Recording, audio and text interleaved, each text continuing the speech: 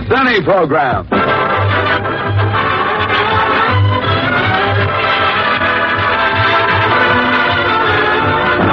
Jack Benny with Barry Livingston, Phil Harris, Rochester, and yours truly, Don Wilson. And now we take you to Jack Benny's home in Beverly Hills. It's early morning. Jack is still asleep, and Rochester's in the kitchen preparing breakfast. Hello, Mr. Benny's residence.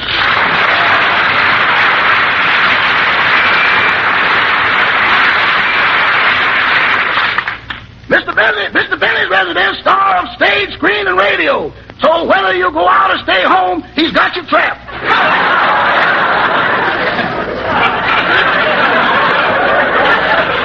Who? Oh, hello, Sam. I'm glad you called. Hurry right over and return that suit I rented you. The boss is back. I know your week ain't up yet, but I'll give you your money pronto, pro rata, and providing I'm alive when you get here.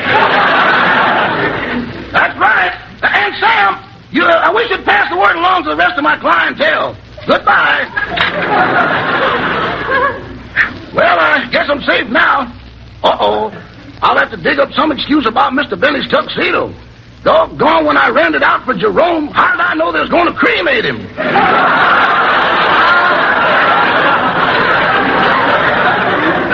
Oh, well, I better prepare breakfast before the boss gets up. Coming! Oh, it's you, Mr. Milkman. Good morning, Rochester. I see by this note you left you want me to start delivering milk again and stop leaving cream. Yeah, Mr. Benny's back. Oh. Say, Rochester, is it true that Mr. Benny is going on the air for a new sponsor? Yes, sir. Brother. You tell Mr. Benny I'll be listening to him. Goodbye. Goodbye. Oh, by the way, there's a little matter of last month's bill. Here it is. $28 for cream.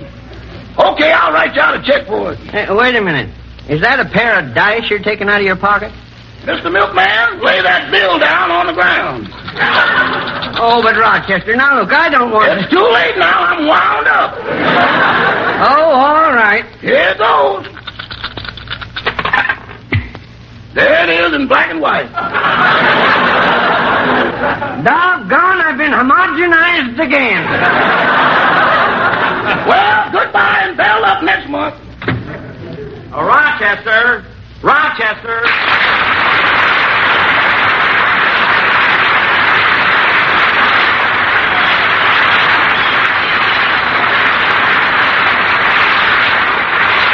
Rochester. Oh, good morning, boss. Sit right down and have your breakfast. Thanks. Gee, it's good to be home. Good to have you home, boss. You'll never know how much I miss you. Did you, Rochester? Yeah. The 3 months you were away, this whole house was so lonesome. I'd go into the living room and see your big easy chair with no one in it, and I'd feel like crying. Gee. The trees outside were in bloom, but they looked barren to me. Oh, Rochester. The birds were singing, but I never could seem to hear them. The sun was shining, but I never saw it. Really, Rochester? Yeah. I never got up till 8 o'clock at night.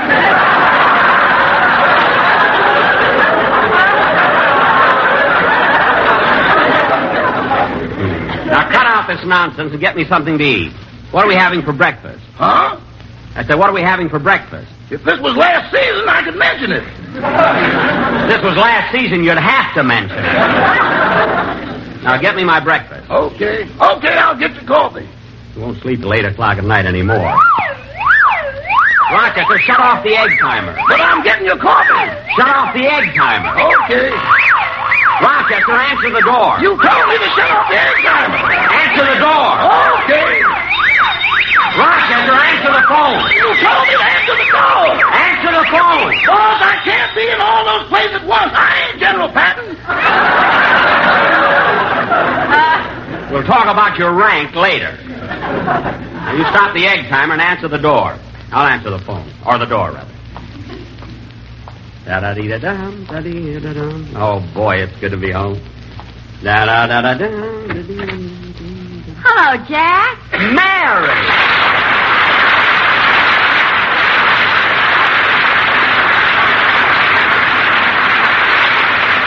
Gee, it's good to see you. Gosh, Jack, you look wonderful. I got to give you a great big kiss. Oh, Mary, not now. on the front porch. Another one.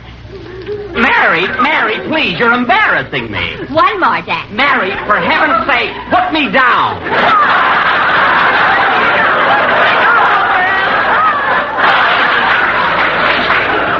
Please.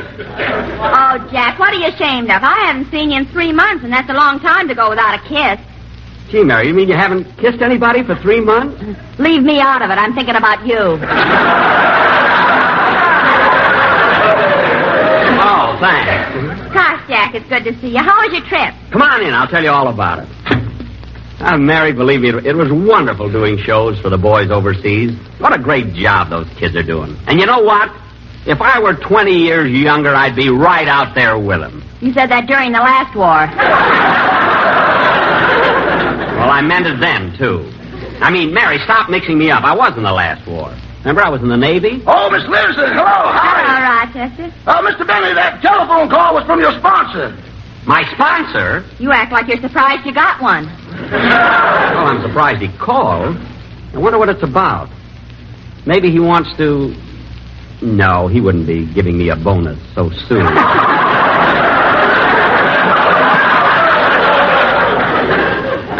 I wonder what it can be. Well, maybe he wants to know who you're going to have for a singer. You still haven't got anyone to replace Dennis Day. That's right, Mary. You know, confidentially, I've been considering Bing Crosby for my singer. You know, he's starting to get popular now.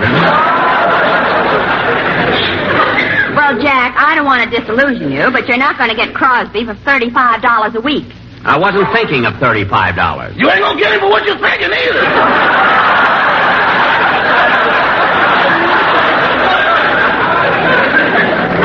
I don't know. Oh, Jack, what are you talking about? You can't hire Crosby. He makes thousands of dollars a week. Well, say, maybe I could get his little son, Larry. He sings, too. Or for $5 more, maybe I could get the twins. Why don't you wait another year? You might have more to choose from. Oh, well, I'm not going to worry about it now. I'll find a singer. Come in!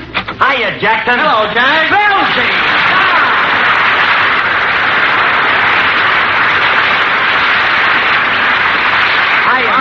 Hello, boy. Oh, Jack, that trip did you a lot of good. You look wonderful. I feel good, Don. I really do. Although I lost about 10 pounds. Well, I lost some weight, too, but on me it isn't noticeable. Really, Don? How much did you lose? 84 pounds. You didn't lose it. You just misplaced it. You know, Jackson, it's like old times having you back. I thought about you every day. Oh, sure, Phil. I bet you didn't even know I was gone. I did, too. You left on the day of Flat Top's funeral. You were gone all through Gravel Gertie, and you got back the day after the Brow paid his debt to society.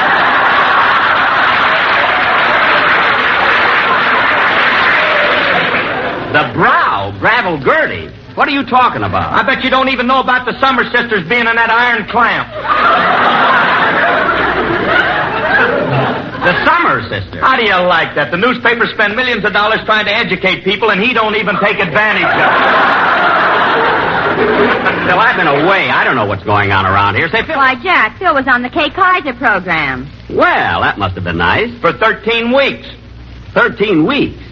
Now I know you're a jerk. What do you mean? If you couldn't answer the questions the first week, why did you keep going back?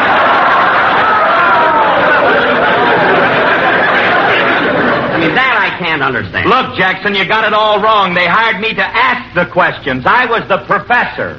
Professor? Yes, professor. P-U-R-F-E-Z. I know how to spell it. O-R. Professor.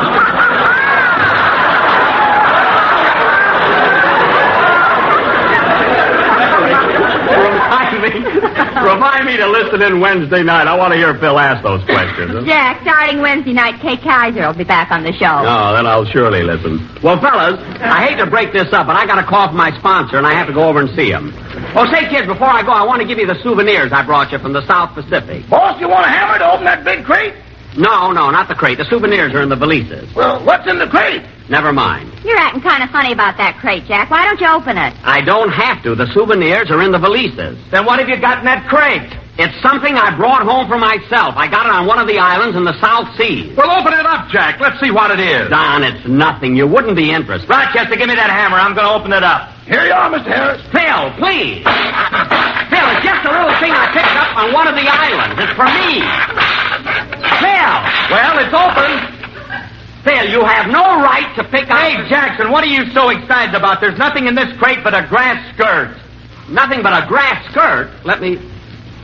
Oh, darn it, she got away. Isn't that awful? Why, Jack Benny, do you mean you actually tried to bring back a... Mary, help is hard to get, and stop leering at me. Now, come on, Mary, we're going down to see my sponsor. See you later, fellas. I'll see you.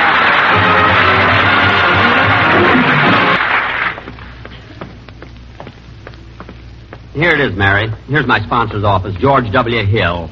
Let's go in. Okay. And, Mary, please try and act nice, will you? Oh, Jack, stop worrying. Even though he is your sponsor, you don't have to fall all over him.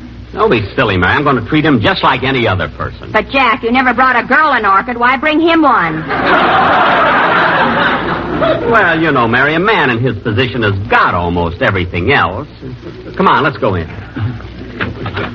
Miss, will you please stop into Mr. Hill's office, step in and tell him I'm here? Yes, sir. Well, I haven't heard that side of it before. But continue. Your opinions interest Pardon me, me. Mr. Hill. Yes, Miss Bates? Jack Benny is waiting in the outer office. Oh, good. Tell him I'll see him in a few minutes. I'm in conference right now. Yes, sir. Now, as I was saying, your opinions interest me. I'd like to hear more of them. Well, first of all, Mr. Hill,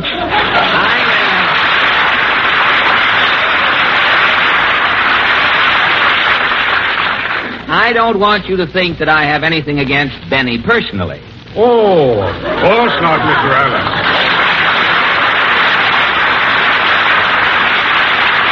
You see, Mr. Hill, with Allen, it's 2 receptions to 1 instead of...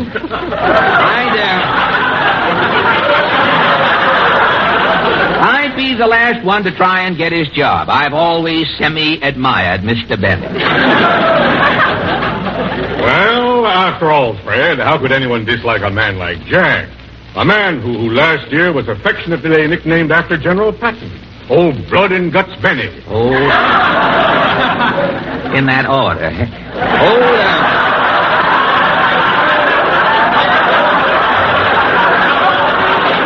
Old Blood and Guts Benny. You mean old Toupee and Wrinkles. Old Blood and... Why, you know, Mr. Hill, last week his doctor took a sample of Benny's blood and sent it to the laboratory to be analyzed. It came back with a note saying, "Congratulations. Put an olive in this and you've got a martini."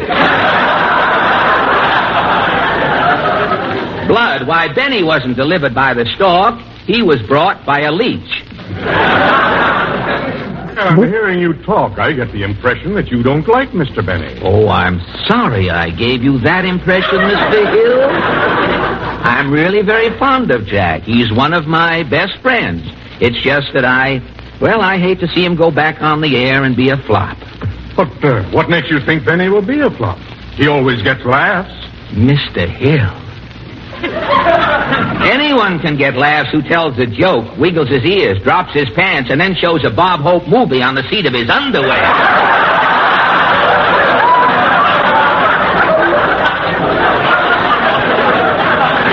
And with Benny's red flannels, it looks like it's in Technicolor yet. How could he miss? You know, Fred, I'm a little surprised hearing all this. You see, when I hired Jack, I thought he had a large following. No, he just looks that way when he's not wearing his girdle. That large following is all Benny. Well, look, Fred, perhaps it isn't too late. Do you think I could help the program if I got rid of Benny? No, by all means keep Jack on the program, Mr. Hill. Just cut his part down a little. Oh, cut his part down a little, huh? Well, look, Mr. Hill, I know you're a busy man, and I want to run down the hall and see your assistant for a few seconds. I may drop back a little later. Okay, Fred. You'll find Mr. Stauffer's office quicker if you go through that rear door. I knew he'd be in the rear. Thank you. So long. Now, let's see. Oh, yes. Yes, Mr. Hill. You may send Mr. Benny in now. Well, hello, Mr. Hill.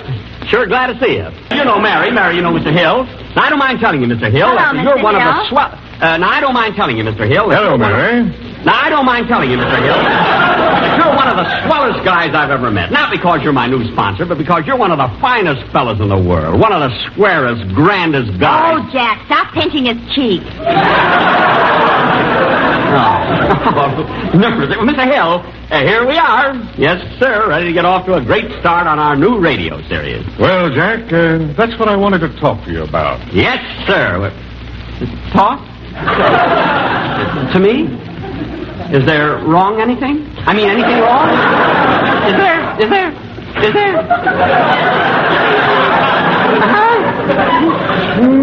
No, Jack, nothing wrong. Just a routine talk. Sit down. Yes, sir. That's my chair. Oh, I'm sorry. I didn't know it was your chair. Well, you should know. You're sitting on him. Oh, yes. Silly me not to notice you, Mr. Hill. I'll sit here. Now you're sitting on me. I guess I am a little excited, Mary. I'll sit here. Now, Jack, I wanted to talk to you about some things. Yes, sir. Yes, sir. Yeah. Oh, by the way, guess who was sitting in this office just a few minutes ago? Well, I haven't the slightest idea, Mr. Hill. Who was it? Fred Allen. Fred Allen. What was he doing here? What did he want? What did he say? Well, Jack, for one thing, he said... That's a lie!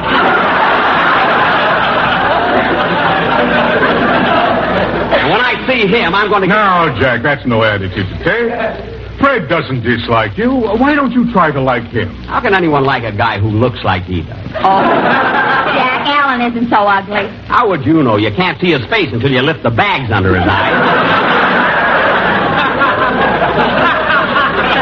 And with that pained expression, he looks like a hen trying to lay a square egg. Well, don't tell me about Allen. Now, Jack, don't get excited. And please stop biting my nails. If I ever meet that sneak face to face, I'll tell him about Well, it. Mr. Hill, I just dropped back to say goodbye, and, why, Jackie Benny. Freddie, old boy. Jack, old pal, it's certainly good to see what's left of you. Hey, Freddie, I was just telling Mary and Mr. Hill how much I've missed you. Yes, sir, Jack, it's great being together again. I'll say it is. Well, tell me, Freddie boy, what are you doing out here in Hollywood? Oh, making a picture. I'm over at United Artists. Oh, yes. I heard that Boris Karloff isn't there anymore. I know, and I heard that since you've been with Warner's, the studio isn't there anymore. Now, listen here, Alan. Jack, it's your own fault. You always have a chip on your shoulder. I haven't got a chip on my shoulder. No, he's right, Mary. That's his head. His head looks like a knothole with skin on it. That settles it, Alan. I've tried to be friends with you, but you won't have it that way. I'd punch you right in the nose if there wasn't a lady present. I'll leave, Jack. You sit down. Now, you listen to me, Alan. And you listen to me, Benny. You'd punch who in the nose? I'd punch you in the nose if it weren't for your wife and children. I haven't got any children. Then why aren't you in the Army? Answer that, civilian. Jack, for goodness You sake. keep out of this. Now, listen, Alan, for the last time, I want you to mind your own business. Jack, why don't you and Fred shake hands and You try shut to... up. Now, listen, I want to tell... Oh, my goodness. I said that to my sponsor. Mr. Hill, I didn't mean to say shut up to you. I meant just to say be quiet. I mean, please be quiet. I didn't mean it at all. I never think to say like that to you. Mr. Hill, don't stand there with your back to me. Freddie boy, please tell Mr. Hill I didn't mean it. It was an accident. It was all a big mistake.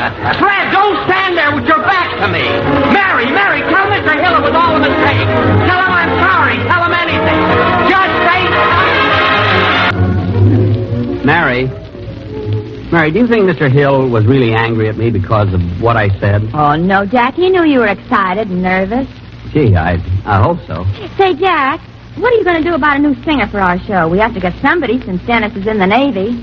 Well, I don't know, Mary. I thought maybe next Sunday I would talk to Frank Sinatra and see if I can make a deal with him. Frank Sinatra? Yeah. But, Jack, he's got 2 programs already. Well, then maybe he'll hire me. We'll get together some way. I'll ask him to drop over next Sunday. Good night, folks. The Jack Benny Program. And now we take you to Jack Benny's house in Beverly Hills. It's Saturday night, and Jack has invited Mary over to spend a pleasant evening. Gee, Mary, I'm glad you came over to help me straighten out my household expenses. These bills have accumulated all summer while I was away. Oh, Jack, this is Saturday night, and I want to go dancing. Let's go to the Palladium. The Palladium? Mary, with all these bills I'm paying. Gee. But, Jack, it doesn't cost much to go to the Palladium. They charge $1.50 for men and 75 cents for women. I know. For you, it's cheap. Take of me $1.55 just to go dancing. $1.55? It's only $1.50. Mary, only a cheapskate doesn't check his hat.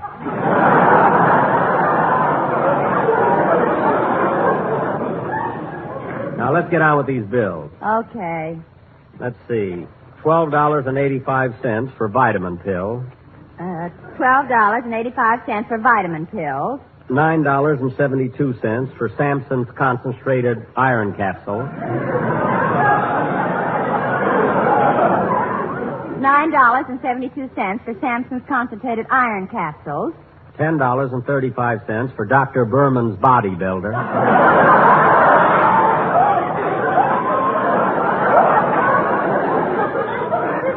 $10.35 for Dr. Berman's bodybuilder. $7.96 for Dr. Horton's health tonic.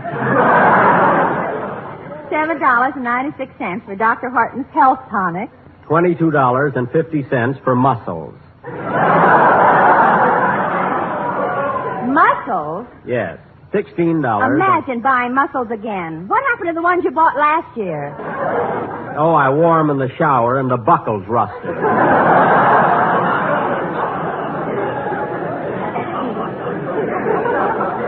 Wish I could get some of that pre-war stuff. Now, let's see.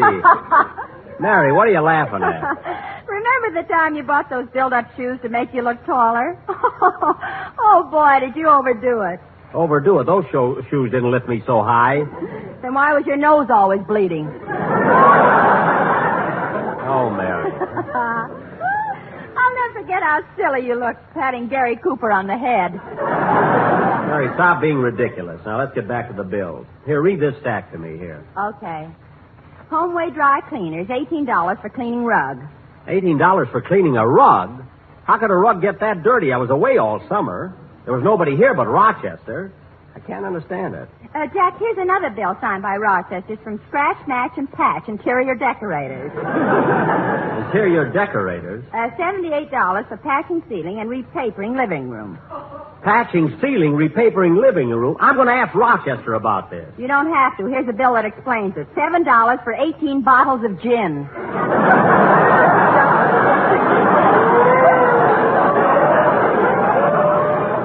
18 bottles of gin. Let me see who that bill is from. The Central Avenue Personality Shop. I'm going to find out about this. Oh, Rochester! Yes, There's something I want to talk to you about. couldn't you write me a letter? No, I couldn't, and come right out here. Okay. Rochester, take a look at this rug cleaning bill. Mm-hmm. Now take a look at this bill for repapering the living room. Mm-hmm. And this bill for 18 bottles of gin. Well, say something. What a soiree! You don't have to tell me. And that party almost ruined my house. What happened? Well, boss, it was kind of a dull evening, so I invited a few friends over. Uh-huh. And some of them got, well, to use the medical term, coagulated. Well, that explains the rug and the wallpaper. What happened? What about the ceiling? Some of them were higher than others.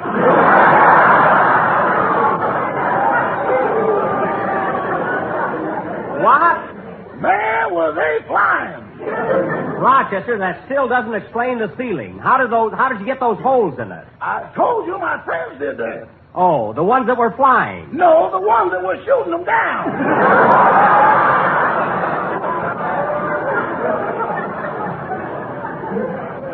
Rochester, this is the last straw. I'm going to punish you. Oh, Jack, put down that hairbrush. He's too old for that. Okay. Anyway, it always hurts me more than it does him. Now, Rochester, this is the final warning. I don't want your friends holding those kind of parties in my house anymore. My goodness, in their condition, how do they get home? Oh, it was easy. You know that white line down the middle of the street? You mean they followed it? Followed it, boss. They were holding on to it.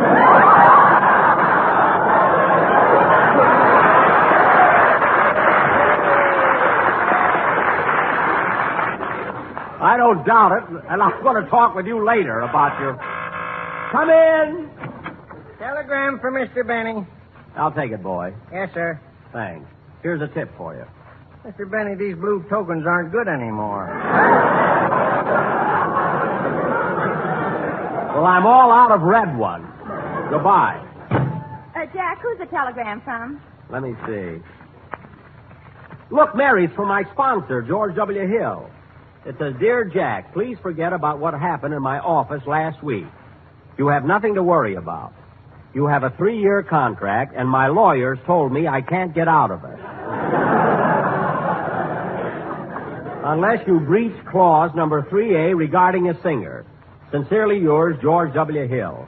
See, Mary, isn't that a nice telegram? But, Jack, he said if you don't get a singer, he'll break your contract. I'm way ahead of him, Mary. I've not only got a singer in mind, but I wrote him a letter asking him to come over for an interview tonight. Oh, you and your singers. Who is it this time? Well, if you must know, Smarty, it's Frank Sinatra. Frank Sinatra? Yeah. Boss, you mean, won't you tell me when we will meet again? That's him, Rochester. Monday, or always. That's enough, Rochester. That's enough! That's enough! Come on, Mary, let's finish these bills before Sinatra gets here. No need to tell me now what makes the world go round. Rochester. When at the sight of you, my heart begins to pound and pound and pound. Rochester, I said that's enough. Come on, Mary, let's finish these bills. All right, but next Saturday night, you got to take me to the Palladium. The Palladium. Oh, Jack, don't be so... Mary, it's a matter of principle. Why should they charge $1.50 for men and only 75 cents for women? Well, Jack, you got in for 75 cents once. That was an accident. I just happened to go to the Palladium right from the studio when I was made up as Charlie's aunt. That's what I mean. You've still got that dress here. Why couldn't you Mary, I'm not dressing up like a girl again. I'll never forget what happened last time. Guy buys you a drink, he thinks he owns you.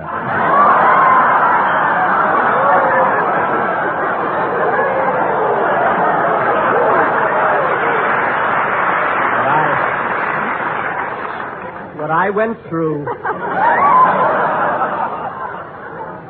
Jack. Jack, it was bad enough being dressed like a girl to get in, but you didn't have to let a fella buy you a drink. Well, for goodness sake, Mary, I danced with him all evening. I deserve something. What a rotten dancer he was. Say, Mary, I wonder what he'd have thought if he knew who I really was. Especially when he tried to put his arm around me. He tried to put his arm around you. Well, gosh, Jack, why didn't you tell him? I didn't have the heart to. He was a Marine, and he was going overseas in the morning. Now, let's get back to these bills. Hey, that must be Frank Sinatra. Come in, please. Hiya, Jackson. Hiya, Mary. Hello, Rod.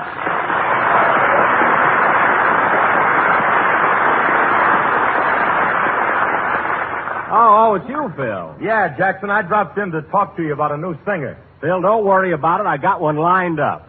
Yeah, but who've you got? You can't get just anybody. I ain't gonna let you hurt the dignity of my band.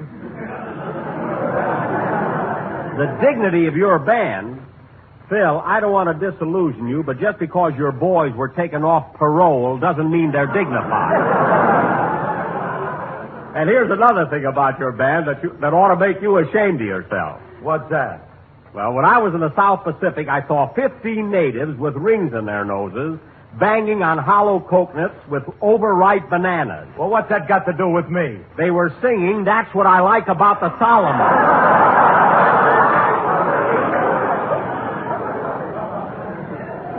You and your dignity. Phil, don't worry about it. Jack has a singer in mind who will lend plenty of dignity to your band. Like who? Like Frank Sinatra. Jack's expecting him over tonight. Now, wait a minute.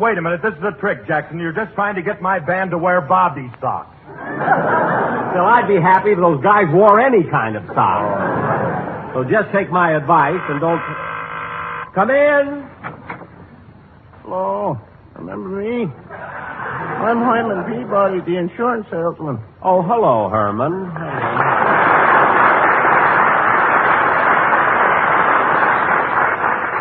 Herman, I'm glad to see you, but I'm busy. I wish you'd come over some other time. I'm expecting someone. Well, okay. But before I go, I'd like to leave this folder with you. Folder? Yeah, it tells all about a new life insurance policy we're putting out. Well, thanks, Herman. I'll read it when I get a chance. Costs $2 a month, and you only have to pay on it until you die. I'll read it when I get a chance, Herman. After you die, you only have to pay 25 cents a month. That's ridiculous. After you're dead and buried, why pay 25 cents a month?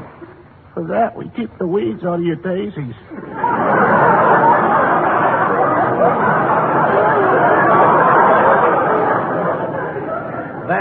That's the silliest thing I've ever heard of. Jack, wait a minute. I just thought of something. What? Frank Sinatra isn't even in town. He's in New York. All right, so he'll come... What? Hey, Jackson, Mary's right. Sinatra is in New York. This is Saturday night, and he's doing the Hit Parade program. But that's impossible. His program is on right now. Tune in the radio and see. Okay, I will. And in the fourth race at Bay Meadows, the winner was... That's the wrong station. Maybe this is it, too. Ladies and gentlemen, do you suffer from upper plate wobble? Do your friends avoid meeting you because your uppers avoid meeting your lowers? If so, try a bottle of Sympathy soothing syrup. Remember, folks, sympathy spelled backwards is your tapamus.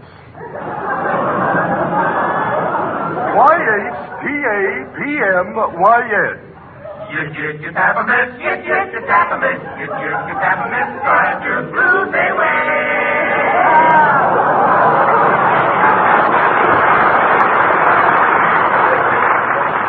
So remember, friends, years of research in our own private laboratories has established the fact that when you pass the age of 35, you will be 36. Mary, don't fool with the dial. I'll get Sinatra. Here, I think I've got it. Gee, that was wonderful. You know, he'd be great on my show. I'm going to phone New York right now. Maybe I can catch Sinatra before he leaves the studio. Hand me the phone, Mary. Long distance. Oh, operator, I want to speak to New York. I'd like to get Frank Sinatra. So would I, Poopsie.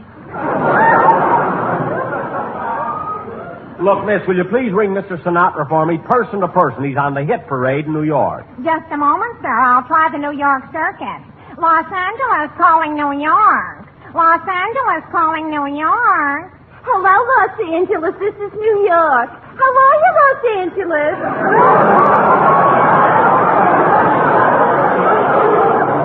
Fine, thanks. And how are you, New York? Oh, I'm feeling grand. But Brooklyn's got the mumps. Look, operator, I don't care if San Francisco's got water under the bridge. I want to speak to Frank Sinatra. Now, please hurry. All right. Keep your shirt on. I haven't talked to New York since she had a baby. Congratulations. Get me my number. Just a moment. I'm sorry, sir. The lion is busy. Will you call back when it's clear? Okay, call back. Goodbye.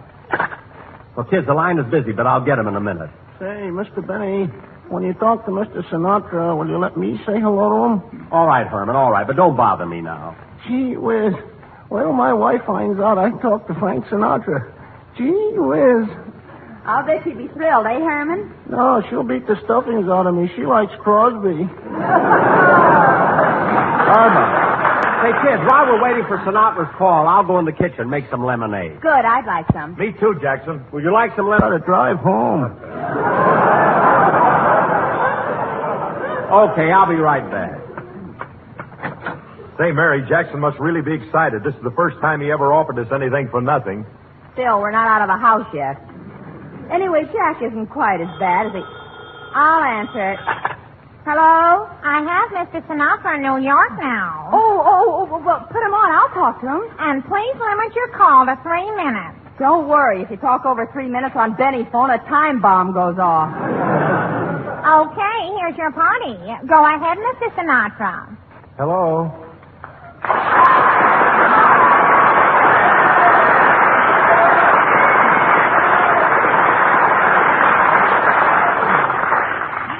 Hello, Frankie. This is Mary. Mary Livingston. Oh, hello, Mary. How are you? Fine. Gee, Frankie, your voice sounds just as nice over the phone as it does on the radio. Well, thanks, Mary. You know, the reason Jack put in this call for you is that he'd like to have you as a singer on his program. Gee, that would be swell. I'd love to be on Jack's show. Then I'd get to see you a little more often. Oh, Frankie, it's a good thing I'm not the type of girl that gets excited, because if I was, I'd be so excited. Mary, who in the world are you talking to? Frank Sinatra. Sinatra, give me that phone. Hello? Hello, Frank. This is Jack Benny. Hello, Jack. Now, Frank, I won't beat around the bush. How would you like to sing on my program? Well, Jack, it sounds interesting, but, of course, there's the question of money. Money? This call ain't gonna last no 3 minutes.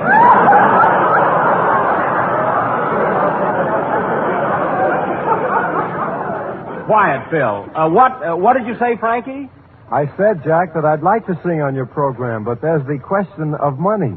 Money? Oh, a minor matter, to be sure. A minor matter. Yes, I know, but unfortunately, I'm not a minor. No kidding, Frank. You come on my program and you'll go places. You know, when Dennis Day left me to join the Navy, he was doing okay. Although I will admit he started for a modest salary. Jack, that salary wasn't modest. It was just ashamed of itself. Now, Frankie, look. After Dennis was with me for 5 years, he worked himself up to $35 a week. Now, I'm willing to give you the same money to start with that he got the hard way. How is that? $35 a week? Frankie, look. All you have to do for that $35 is sing a song that takes 2 minutes, which means you get paid $17.50 a minute or $25,000 a day, which means I'm paying you a weekly salary of $186,000. I know, Jack. I know all about that. You see, there were lots of times that Dennis told me about you paying him $186,000. Oh, really? When did Dennis tell you that? Every time he borrowed lunch money from me. Well, Frankie, I can't help it if Dennis didn't know how to handle his finances. Well, what do you say, Frank? Is it a deal? I'm sorry, Jack, but I can't accept that salary. You see, a man gets into the habit of eating 3 meals a day. What? What did you say, Frankie? I said I'm in the habit of eating 3 meals a day. Well, brother, I've seen you, and you... No, I'm not going to say it.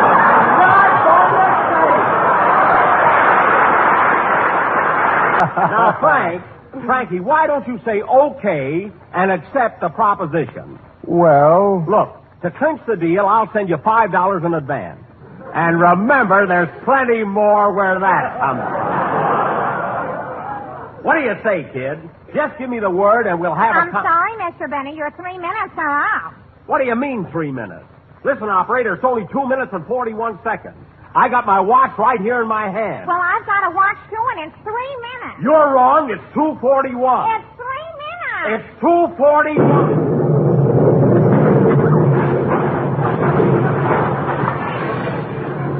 Oh, darn it. There goes that time bomb. I must have said it a little too early.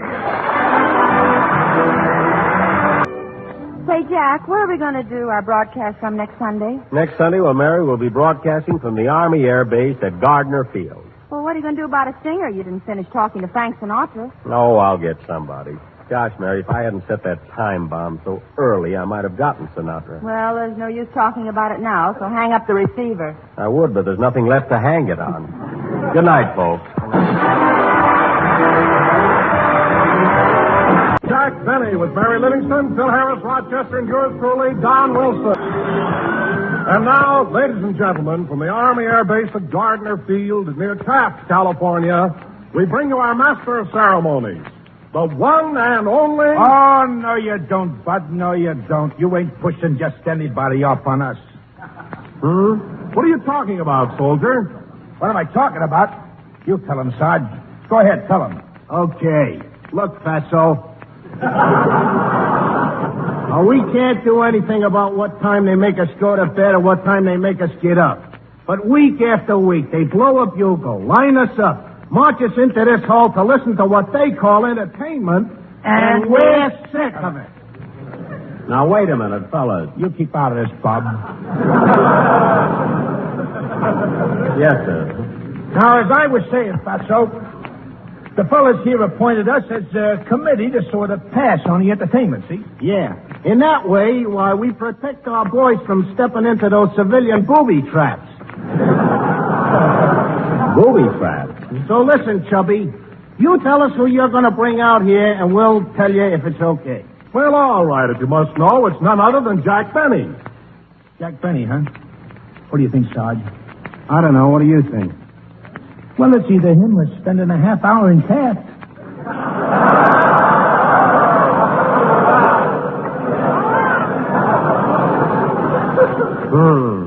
Oh, let's give him a break. Maybe he brought some dames with him. Okay, Blubber, you can bring on your star. Thank you. And now, ladies and gentlemen, from the Army Air Base at Gardner Field near Taft, California, we bring you the one and only Jack Benny.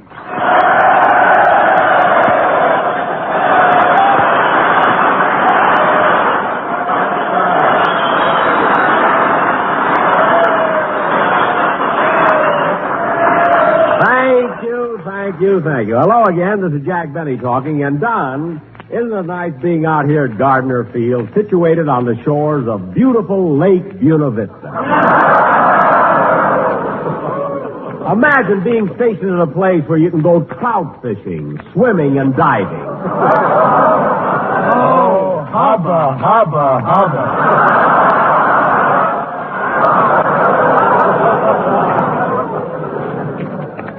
What do you mean, hubba, hubba, hubba? What was wrong with that joke?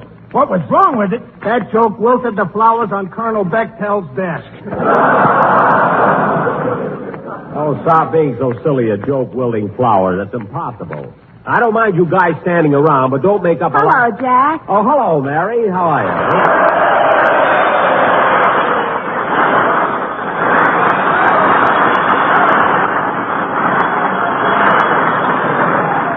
I'm glad you got here, Mary. Now maybe we can get on with the show. Yeah, but you know, Jack, the strangest thing happened just now. Really? What was it? As I walked in here, the flowers in my hair wilted. That I can't understand at all. Anyway, Mary, how do you like being up here at Gardner Field? Oh, swell. But yesterday when we got here, one of the soldiers rushed me over to see Lake Buena Vista. Some excitement. Well, they're proud of Buena Vista, Mary. That's a beautiful lake. Go on. I've seen more water at W.C. Field's party. Oh, stop exaggerating. It's the only lake where a girl can go out for a boat ride and walk back.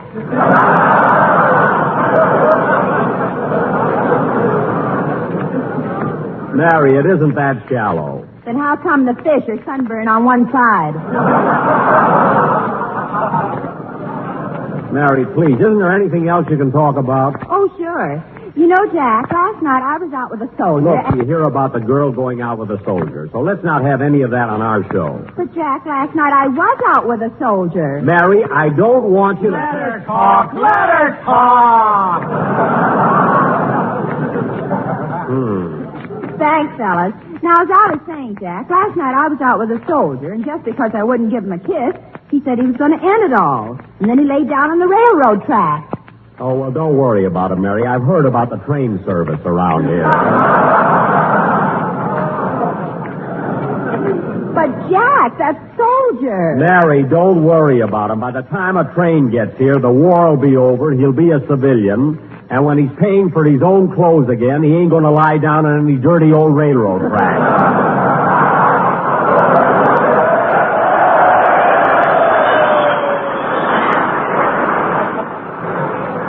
So let's forget about it and get on with the show. Come in. Mr. Penny? Yes? On behalf of the United States Army Air Force stationed at Gardner Field, I wish to present you with these wings. Wings? Yes. I'm sorry the rest of the chicken got away. Goodbye.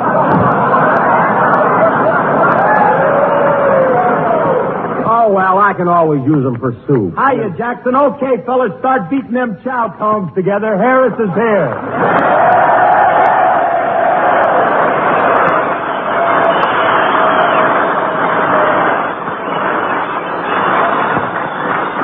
Oh, brother. Thanks, you pretty things. You know something? You guys really know talent when you see it. Phil, keep quiet. But these guys really know talent when they... Phil, will you... Let him talk. Let him talk.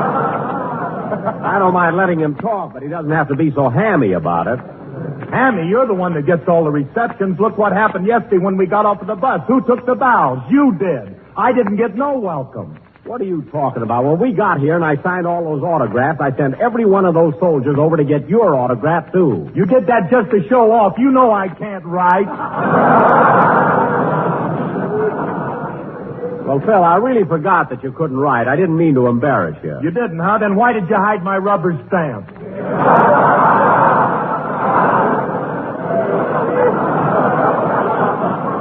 Because you were messing up the whole bus with it, that's why. Just like a kid. And another thing, Jackson, I know the trick you played on me last year. What trick? Well, you switched rubber stamps on me, and for 3 weeks I was signing my name, Fragile This End Up.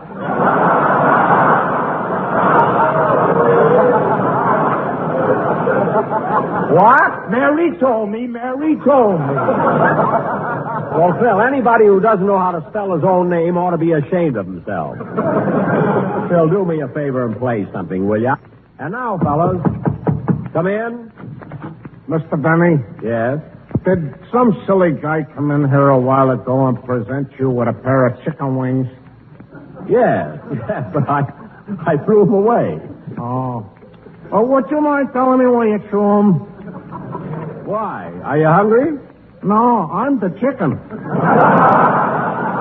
What?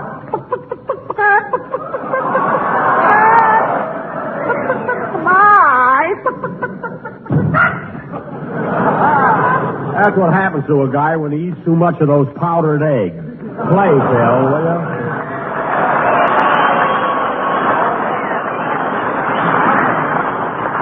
That was It Had to Be You, played by Phil Harris and his Buena Vista Beachhead Commando.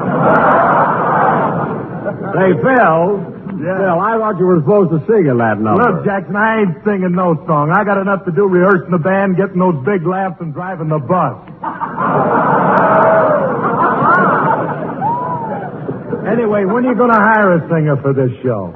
Well, Phil, I tried to get a singer last week. Oh, sure. You tried. Why don't you tell him what happened Thursday night? Mary. Go ahead, Jack. Tell him how you tried to get John Charles Thomas. Mary, please. Well, if you won't tell him, I will. Listen, fellas, it was Thursday night. Mary, I don't want you to... Let her talk! Let her talk! Thanks, fellas. Well, anyway, it was Thursday night, and Jack had invited me over to his house for dinner. There were just the two of us, and we were finishing eating when all of...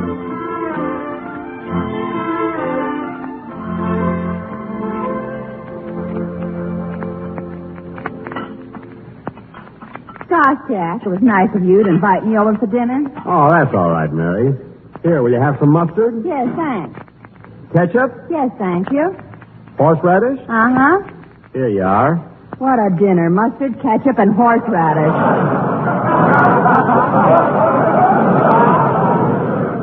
Don't worry, Mary. The surprise is in this casserole. Look.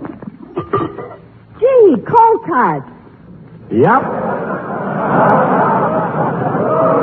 Yes, sirree, cold cut. One cut for you and one cut for me. Yeah? Would you like your coffee now, Mary? Uh-huh. Good. I'll ring for Rochester. Jack, don't you think it's about time you bought a regular dinner bell? Yes, Mary, but it's hard to get what you want these days on account of shortages. This makes a fine dinner bell. But, Jack, it doesn't look nice hitting an empty garbage pail with an old turkey bone. You can't hit it with a cold cup. Anyway, no one notices it. Mr. Benny, did you ring for me, or did you just throw something in the garbage can? I rang for you, Rochester.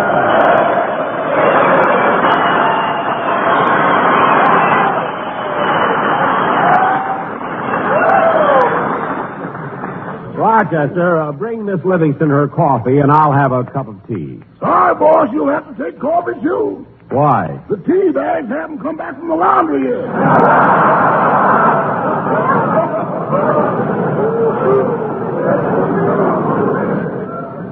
Oh, darn it, I wanted tea. Well, boss, I'll fix you the coffee so you'll like it. I'll add some brandy to it. I've got my own special recipe.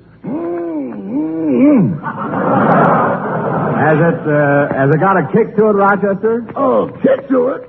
Boss, do you know how coffee is good to the last drop? Uh-huh. Well, when I add just the right amount of brandy to it, the last drop picks up the cup and hits you over the head with it.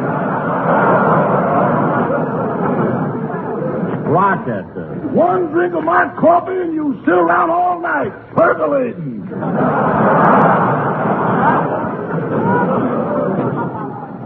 Never mind. Just bring us some plain coffee. Yes, sir. Miss Livingston, would you like some dessert? Yes, I think I would. What have you got? Well, there's ice cream, rice pudding, custard, and chocolate pie. Gee, they all sound good. What would you suggest, Rochester? The custard is the best buy. The best buy? Rochester, I'm not charging Miss Livingston for the dinner. Now bring some coffee and custard. Yes, sir. Say, Jack, it's getting close to Sunday. What are you going to do about a singer for your program? Well, Mary, I haven't given up hopes of getting Sinatra yet. Oh, I think you ought to forget about Sinatra. He has too much radio work already. He's on the hit parade, and besides that, he's got another show of his own. Oh, yes, one man famine. You know, Larry, one of my writers gave me that gag for last week's show, but I'd never used anything that corny, you know. Yes, I know. Anyway, I'm not going to worry about him. I'll find a singer. Say, Mary, do you want to hear some good music? I bought a new record for my phonograph. It's about time. I'm getting tired of the Sheik of Araby. I don't know, Mary. It's a pretty good number to dance to. Anyway, wait till you hear this new one. I'll wind up the phonograph. Oh, darn it, the horn keeps falling off. There, it's fixed now. Here's a new record, Mary. Which side do you want to hear first? How do I know? What songs are on it? Well, on one side of the record is John Charles Thomas singing When My Boy Comes Home. And on the other side is Spike Jones playing I Kissed the Butcher's Daughter Till Her Old Man Put Up a Beef.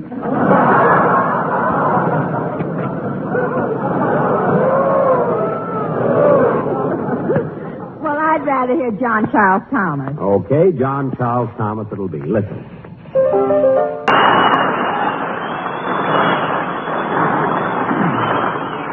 Gee, Mary, wasn't that wonderful? What a voice. What volume. Jack, what an idea. Why not get John Charles Thomas for your singer? Think of the dignity it would lend the program. Say, Mary, that would be terrific. Let's go over and see him right now. Oh, Rochester, get the car. We're going out. But, boss, I expected to have the night off. We're having a big New Year's party.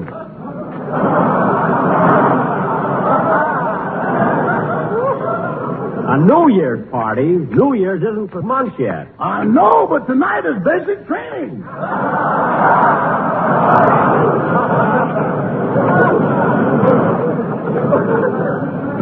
Never mind. Get the car and drive us over to Mr. Thomas's house. Okay. All right.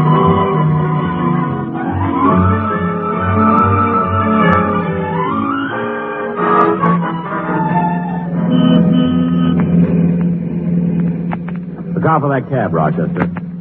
Not so fast. Don't turn the corners so close. Look out for that man. Easy, you'll hit that Pontiac. The light's turning red on the corner. Put your hand out if you're going to turn.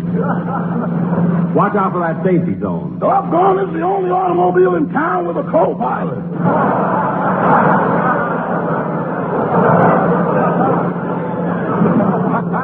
Rochester.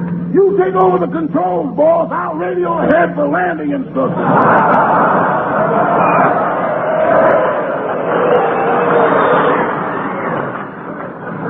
Rochester, will you? Hey, Mary. Mary, look, there's Fred Allen. Hello, Fred. Jack, that isn't Fred Allen. That's a soldier wearing a gas mask.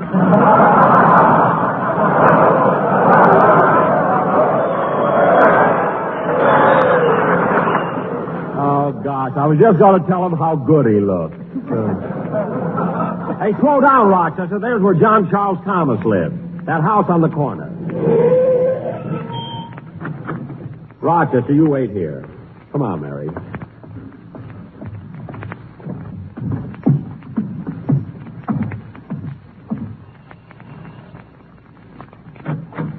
Yes? I'd like to speak to Mr. John Charles Thomas. Who shall I say is calling? Mr. Jack Jerk Benny. Mary, please. Just tell him it's Jerk Benny. I mean, Jack Benny. Yes, sir. Come right in. Mr. Thomas is in the next room.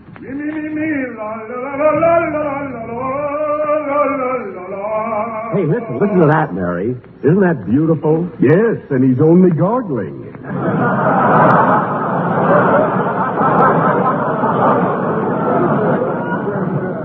Must be a pleasure to hear him brush his teeth. Will you tell him I'm here? Yes, sir. Oh, Mr. Thomas, Jack Benny is here to see you. Well, I'll come right out.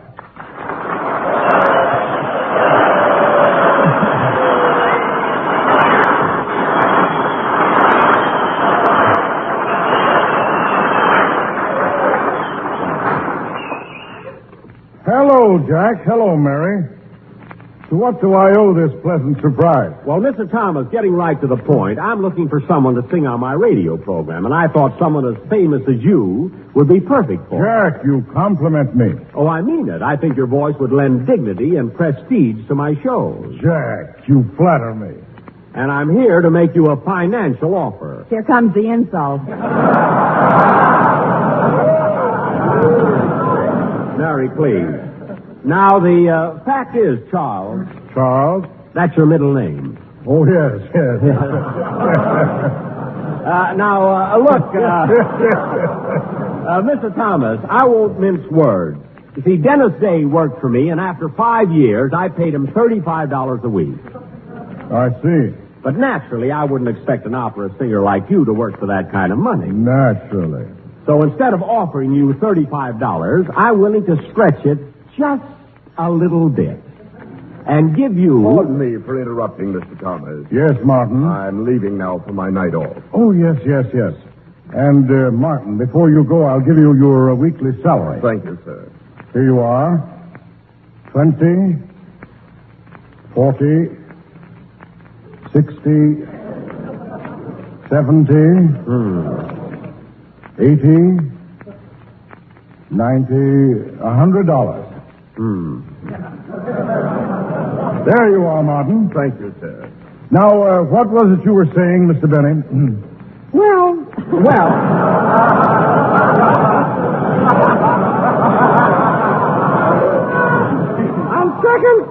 On second thought, Mr. Thomas, I have a feeling that you and I can't get together. You couldn't even get together with his butler. Well, Mr. Thomas, I think I'd better go. I'm sorry I took up so much of your time. Now, wait a minute, Jack. I think I understand your predicament. You're stuck for a singer. Yes, sir. Well, I couldn't possibly take the job, but in order to help you out, I'll be very happy to come over and sing on one program. You will? One program? Did you hear that, Mary? Gee, that's swell, Mr. Thomas. What would you like me to sing? Oh, anything. Doesn't make any difference what you sing. Your voice is enough. And since you're accustomed to paying $35, I may as well take the money. Oh.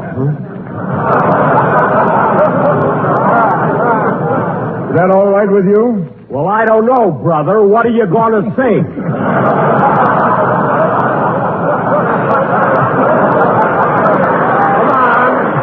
Come on, tell me, what are you going to sing? Well, I don't know, Jack. I don't have a very large repertoire. What? What was that you said? I said I don't have a very large repertoire. Well, brother, from where I'm standing, you have the... I'm not going to say it. I'm not going to say it. Now, look. The Jack Benny Program. Ladies and gentlemen, let's move the clock back 10 minutes and see what happens before a radio program goes on the air.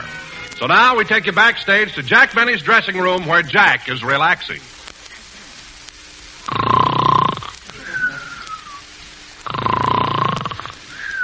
I sure hate to wake the boss up, but the program goes on in 10 minutes.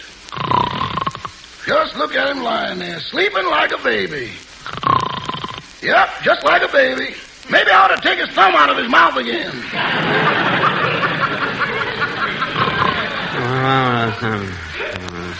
Now, Hetty, please. Wait a minute.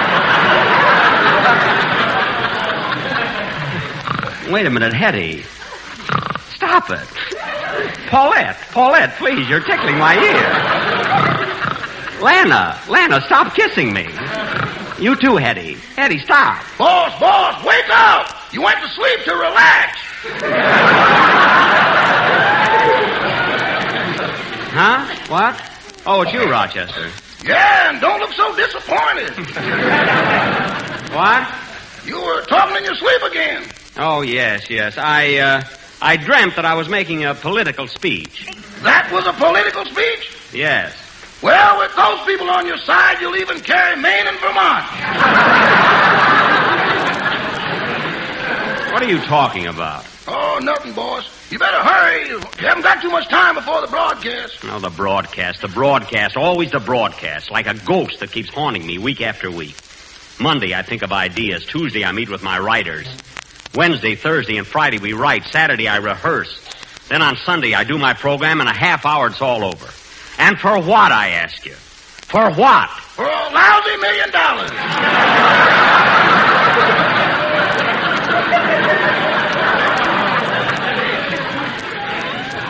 No, Rochester, no. You have the wrong slant on life. Money isn't everything. Boss, wake up!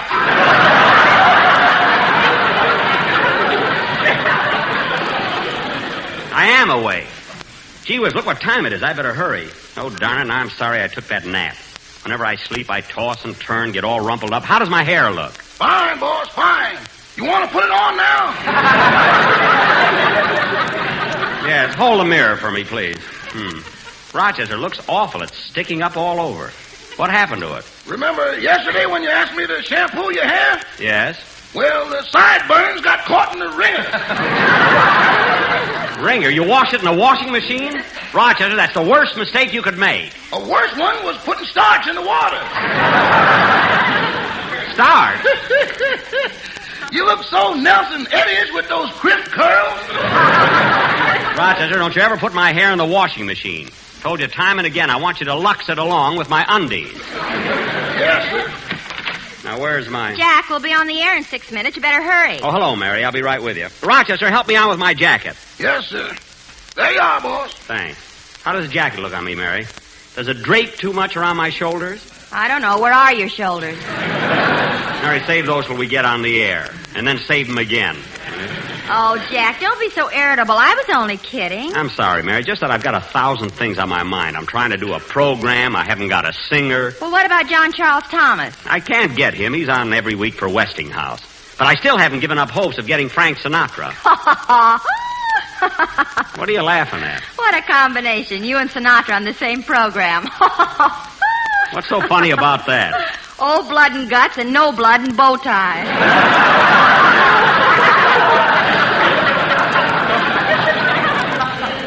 Mary, don't pull that on the show. You'll get hit with a bobby sock. Okay. Let's get going. Wait a minute. Here, Rochester, I want you to spray a little perfume on me. Yes, sir.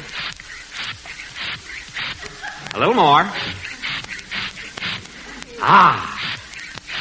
Is that enough, boss? Yes. Now stand back while I sweep the dead flies out.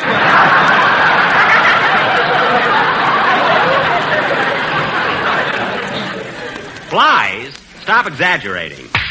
That one put up a struggle. Yeah, now let's go. Rochester, I'll be back in about 35 minutes. While I'm gone, I want you to press the suit I wore down here and the tie, shine my other shoes, darn my socks, and think up a few jokes for next week's program. But, boss, I'm your valet. You got writers to think up jokes. Don't be so selfish. They help you mow the lawn. Yeah, that's right. And since we lost our lawnmower, that rider with the buck teeth and revolving head is a definite asset. Yes, I wish I had more like him. Come on, Mary. Say, Mary, what was happening on stage when you left? Oh, the usual thing. Don was helping Phil memorize his lines. Gosh, isn't it awful the way Phil has to spend all week memorizing his part? I wish he'd learn to read. He can't even find his dressing room with his name on it. Worse than that. I bumped into him twice this morning where he shouldn't have... I know.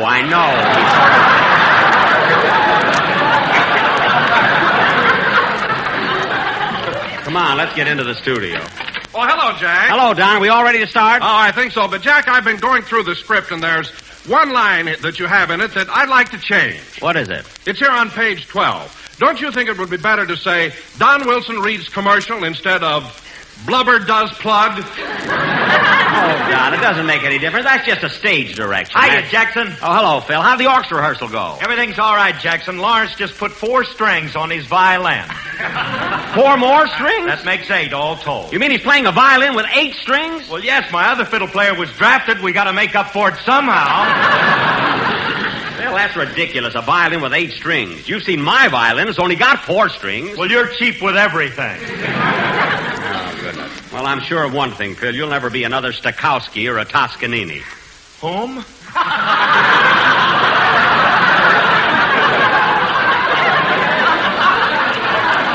Whom?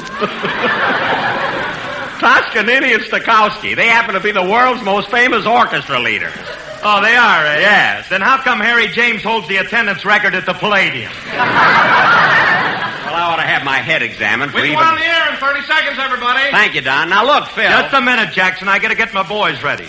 All right, fellas, 30 seconds to go. Put away them cards, take the money off the bass drum, and stand it back up.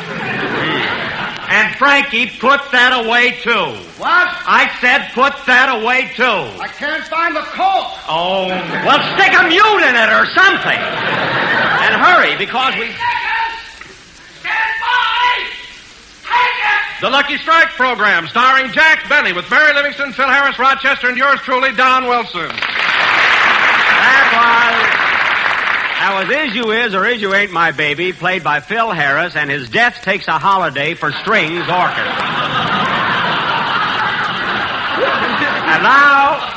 And now, ladies and gentlemen, for the first time in our new radio series, we bring you our thrilling, dramatic feature. Another episode in the exciting, adventurous career of that famous crime-busting, fearless master detective, Captain O'Benny. John, help me pick Jack up. Okay. Are you all right, Jack? Yes, thank you. That fearless, crime-busting master detective, Captain O'Benny. Now, Mary, you play the part of Mrs. H. Beacon Van Storage. You live in a big mansion. Have 4 mink coats, 6 yachts, and $80 million. Gosh, Jack, how did I get so rich? You sold your car to Muntz.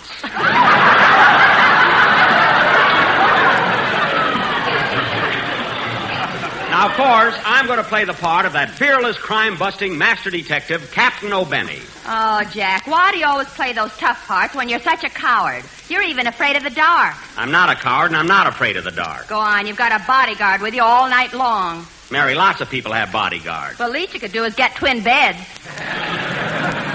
Oh, don't be ridiculous. You fired the last guy because he had cold feet. Mary, save that funny stuff for the sketch. Now, let's get on with it because we haven't got... Excuse me. Come in. Hello. Remember me? I'm Hyman Peabody, the insurance salesman.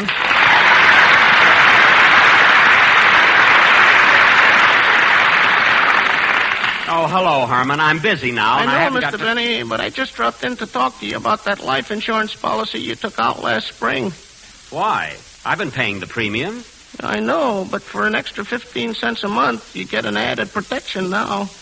An added protection? Yeah, we pay you double if the planet Mars crashes into the Earth.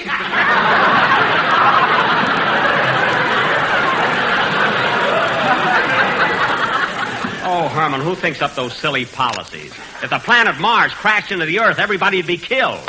The money wouldn't be any good to me. Yeah, but at least you wouldn't feel like a sucker. All right, Herman, all right. If it'll make you happy, I'll take it. Here's your 15 cents. Thank you. And here, Mr. Benny, this goes with the Planet Mars policy. What's that? A telescope. If you see it coming, get out of the way.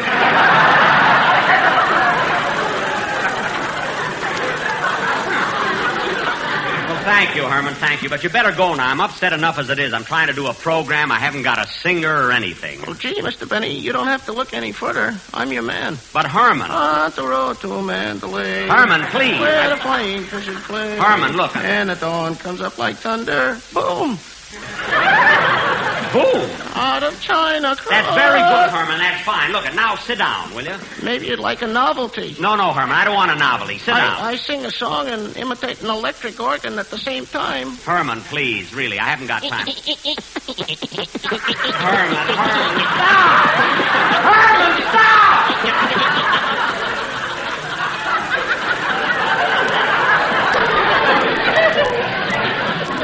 People will think this is the Spike Jones program. Now, will you please sit down? Let me get going with my show. Yes, sir, and I'll hold your telescope. Good. Now, let's see. Where was I? Oh, yes. Now, Mary, as I said before, you're the rich Mrs. H. Began Van Storage, and you murder your husband. Now, Mary, when the scene opens, we find you at your... Excuse me, Mary. Come in. Mr. Benny? Yes? I understand that you're in the market for a singer. Well, yes, I am. But right now, we're preparing... My name is Nazaro, Cliff Nazaro. Well, look, as long as you're here, I might as well talk to you. You're a singer? Yes, sir. You've sung professionally? Yes, sir. How long? 4 years. Where? Western Union.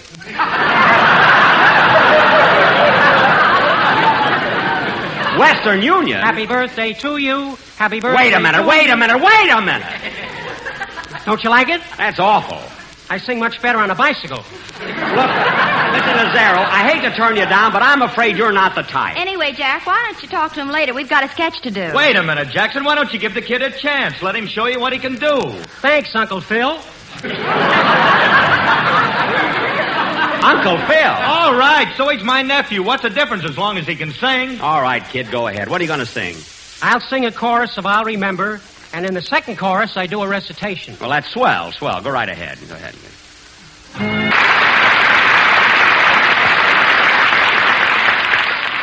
Well, Mr. Benny, how'd you like it? I don't know. I'll tell you what. Keep in touch with me. In the meantime, I'll think about you and your Uncle Phil's option. Now, you might as well sit down and hear the rest of the program.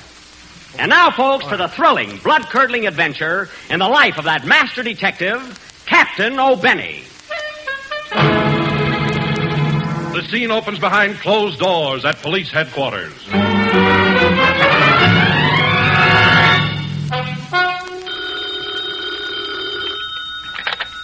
Police headquarters, Captain O'Benny talking. What? What was that, madam? 323 Beverly Drive? Well, what about it?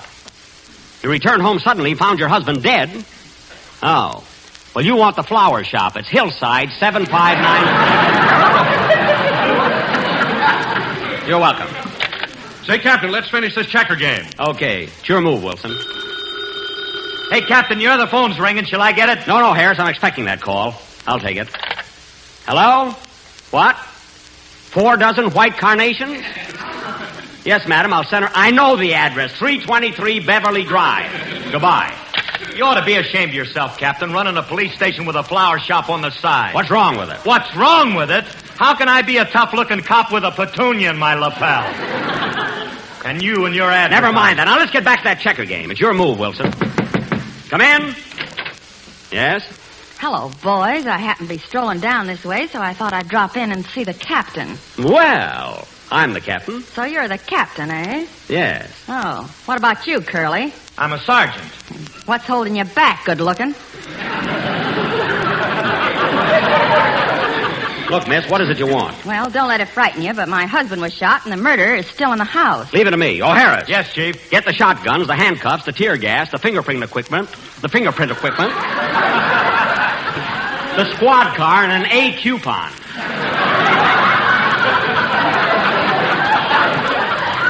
Hurry. Well, say, Chief, aren't you going to finish this checker game? Checker game at a time like this? We got to hurry and catch that. Madam, did you say the murderer was still in the house? Yes. It's your move, Wilson. Go ahead. Oh, Chiefy, come on. Let's go solve that nasty old murder. Well. Will you go if I give you a kiss? Well, I don't want the boys to think I'm taking a bribe, so I'll kiss you. Okay. Hey, wait a minute. What are you feeling around my throat for? Anything that kisses like that must have a keg of brandy around its neck.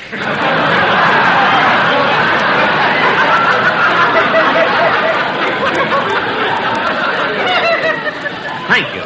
All right, men. All right, men. Let's go. And we'll solve this murder mystery, or my name ain't... Oh, now what? Come in. Come on, son. Mr. Benny? Huh? I heard you're looking for a singer for your program. Oh, no, not now. I'm broadcasting. I'm right in the middle of a sketch. Come back some other time. Now, wait a minute, mister. I dragged my kid all the way up here from downtown to see you, and I ain't taking no brush off.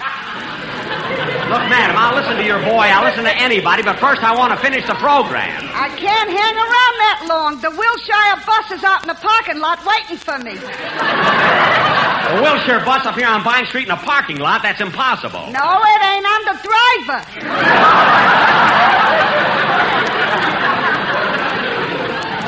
Well, look, I'll have to talk to you later. Right now I'm doing Jack, the sketch is spoiled anyway. You might as well talk to her. Oh, all right. Thanks, Mr. Benny. My boy's really a nice kid. His name is Wilbur. Well, that's a very nice name. Hello, Wilbur. Hello.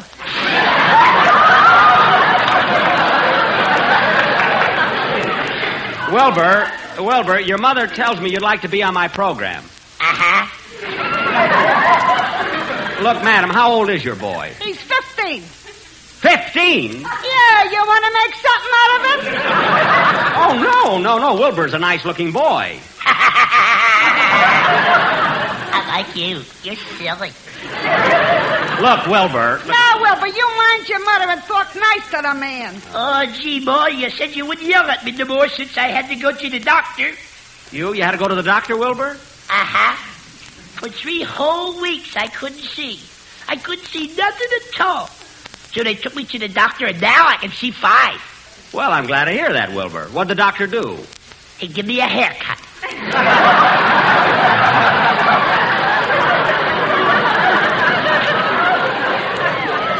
Oh, my goodness. Look, Wilbur, it's no use. I haven't heard you sing, but I know there's something wrong with your voice. I know. I told you I ain't taking no brush off. Go on, Wilbur, sing. Oh, no. Wilbur, sing. Uh-uh. Wilbur, if you don't sing, when we get back to the bus, I won't let you smell the exhaust pipe. You won't? No. Wilbur, stop crying. Oh, this is all my fault. Wilbur, stop crying. Okay. Now, Wilbur, go ahead and sing. Okay, Mom, wait till I get warmed up. Bee-bee-bee-bee! Wait a minute, Wilbur, if you're going to sing, take your hat off. What, let my bees get away? Bees? You keep bees in your hat? For sure. When I put them in my shirt, they keep stinging my rabbit. That's all, brother, that's all. Out. You too, madam, out. I ain't taking no brush. There's the door. Out. Hit him, Bob. Hey, she wouldn't dare. I got a bodyguard. Wait a minute. Out. There's the exit. Out. Wait a minute. You ain't give me no brush. Out. What do I have to go through to get a singer?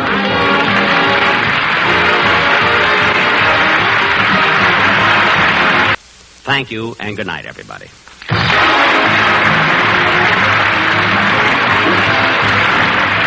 The Jack Benny Program.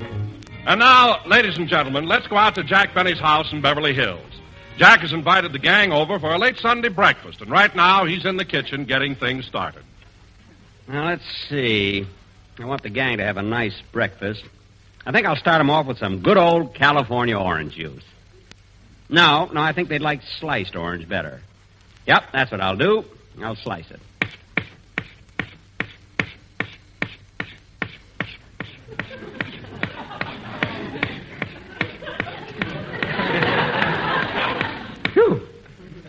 Well, there's no use stopping now. I might as well slice the other half. That must be the rest of the gang. Come in. Hiya, Mary. Well, hello, Mary. Hello, fellas.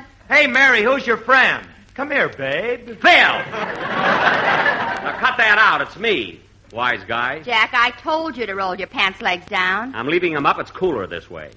Come on, let's go in the kitchen and get things... Phil, stop twisting my knee. Oh, I'm sorry. I thought it was the doorknob. Another remark like that and you won't get any breakfast.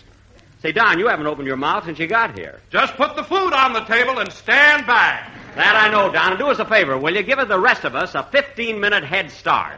Please. Don, the food isn't even ready yet. Get up out of that crouching position. Yeah. And, Phil, get the bacon out of the icebox. Okay. You'll find it in the lower... Hey, kids, look at the stuff in this icebox. 3 quarts of cream and 4 pounds of butter. Yes, sir, and I'm not paying for it either. You don't, and the milkman will sue you for the money. Or breach a promise. What? And them doorknobs ain't going to help you with the jury. Oh, fellas, lay off of that stuff, will you? Stop kidding around and help me get breakfast. Do we have to prepare the breakfast, Jack? Where's Rochester? That's what I'd like to know. I let him have Friday night off. Here it is Sunday morning. He isn't back yet. Maybe he ran away and got married. That's what I thought, but I looked in his hope chest, and everything was there. Rochester has a hope chest? Well, it isn't exactly a hope chest. He won it from an undertaker and had no other use for it. Anyway, he couldn't have got married. I didn't give him his availability certificate. Come on, Mary, help me with the food. Look, if you fellas will get out of my way, I'll have breakfast ready in no time. Mary's right, fellas. Come on, let's go in the other room. Hey, Phil, not so fast. That easy chair is mine. So, Jack, while we're waiting, do you mind if I turn on the radio? No, Don. Go ahead. Never in automobile history have used cars brought such high prices. So if you have a car in your garage that's not working, sell that car to me. I will pay you $8,000 for it, sight unseen. Providing, after selling the car, you will let me live in the garage. Phone number is Granite 864. Get something else, Don, will you, please? Stop moving the dial so much. Okay. Here.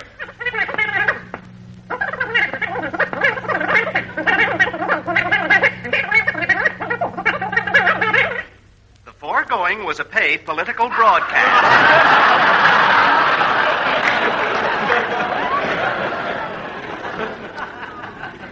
Oh, gosh, my set always does that when something interesting comes on. Get something else, Don. How do you do, ladies and gentlemen? Is your belt buckle tarnished? Do your suspenders give you that over 35 letdown? Is there a deficiency in your diet? If there is, you need bulk in your hunk. So remember, to avoid these annoyances, use Sympathy soothing syrup. Sympathy spelled backwards is Ytapamus. Y-H-T-A-P-M-Y-S. Ytapamus, Ytapamus, Ytapamus, drive your blues away. You know, I gotta try some of that stuff. Remember, folks, Sympathy soothing syrup comes in the 10-cent size, the 25-cent family size, the 49-cent economy size, or for $1.98, we will pipe it right to your house.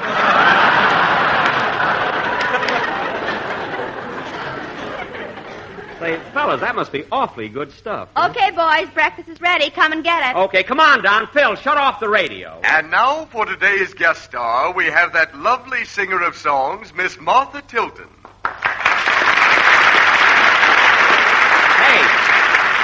Hey, wait a minute. Don't shut it off, Phil. That's Martha Tilton. She was overseas with me in the South Pacific. Let's listen to her. Martha, before you sing, would you tell us a little something about your overseas trip?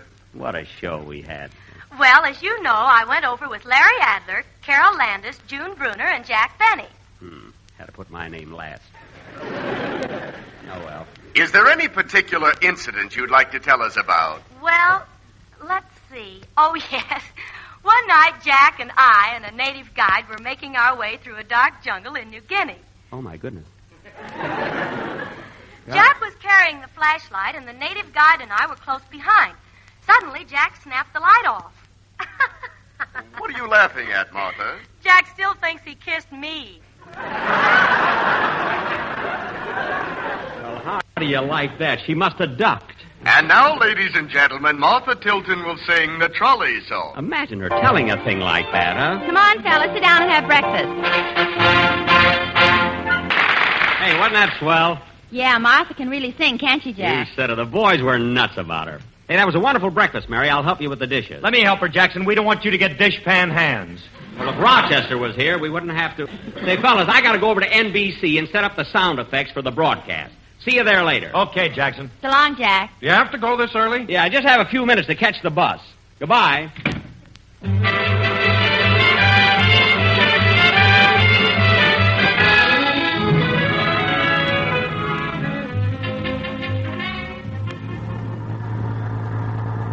Clang, clang, clang went the trolley. Buzz, buzz, buzz went the buzz. Gee, these buses are always so crowded. Oh, well, I don't mind standing. Things are sure happening fast these days. Look at these headlines. Japs driven back in Leyte. That's swell. Both candidates winding up their political campaigns. Gee, I mustn't forget to vote. Russians advancing in Germany. Ah, they're doing a great job.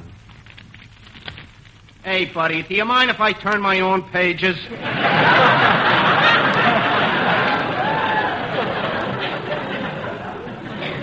Oh, I'm sorry. I just wanted to find out what happened to Snowflake and Shaky.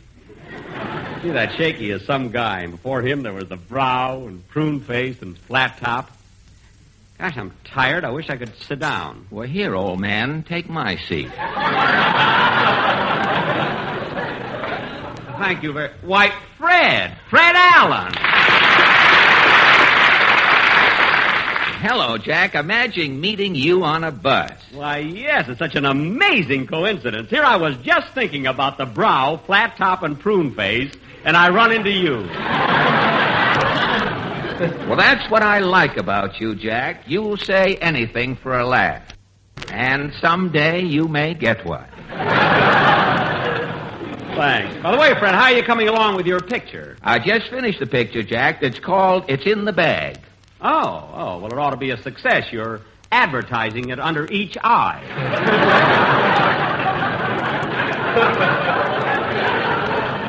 Anyway, good luck on the picture. Well, thanks. You know, Jack, people would sure be surprised to hear you wishing me luck. They think our feud is on the level. Yeah. You know, I wonder how many of my listeners, my ex-listeners, thought I was serious last year when I said, Benny isn't really cheap. It's just that he has short arms and carries his money low in his pocket.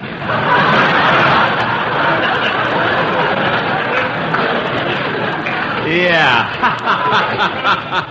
You know, and I bet a lot of my listeners thought I meant it when I said, the way Alan talks through his nose, he's the only comedian on radio who tells them and smells them at the same time.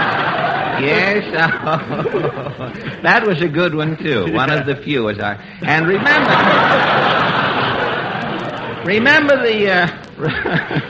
remember the time on my program when I was kidding about you having no blood? Yeah. What a laugh I got that time I said, every time Benny goes out in a polo shirt, he takes a pencil and makes lines on his arms so people will think he has veins. When Mary explained that to me, I nearly died. Remember the time that I said that Alan had so many wrinkles in his face, he looked like a convertible with the top halfway down? I was with Muntz the day that you know, when I explained that to my Pontiac, I thought the exhaust pipe on the car had lips.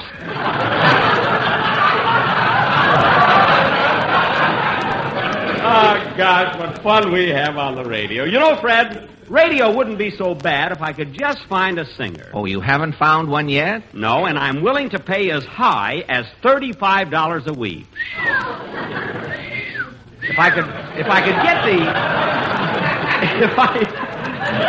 If I could just get the kind of singer the public likes. Well, that's just it, Jack. You have to find out what the public wants. Now, you should take a poll, like Dr. Gallup. Ask the man in the street. The man in the street? Well, certainly. Now, Jack, if you'll come with me, I know just the place we can get a cross-section of public opinion. All right, let's go. Great. But, Fred, do you think this is the right type of neighborhood for me to conduct my poll? Yes, Jack. Here we are, down in Allen's Alley.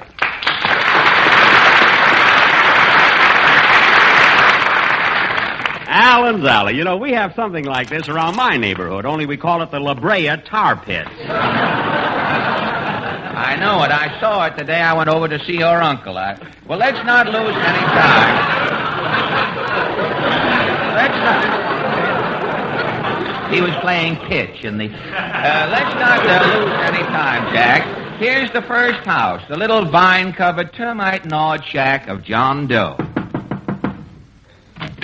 Yeah?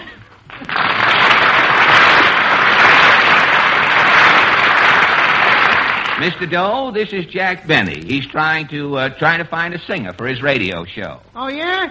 Well, Mr. Benny, who's that jellyhead who's been singing on your show? He always sings the same song. That's what I like about the South.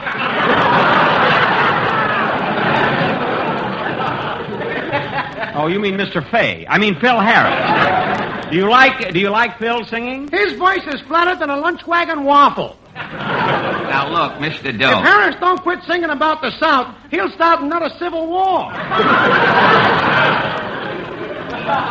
Forget Mr. Harris. Just tell me one thing. Do you know where I can get a singer? Oh, why don't you ask the Andrews sisters? Maybe they got a brother.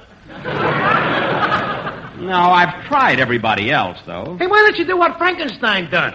You mean make myself a singing monster? Yeah. You could take Singing Sam's mouth, Rudy Valley's nose, Morton Downey's chest, and Nelson Eddy's body. Say, that sounds good. Yeah, you'd have 10% Valley, 15% Singing Sam, 20% Downey, and 49% Eddie.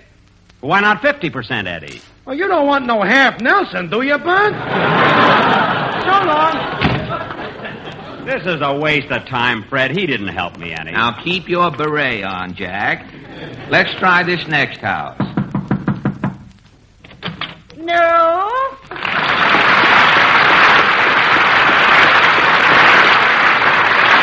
Ah, Mrs. Nussbaum. You were expecting maybe Mr. Skeffington.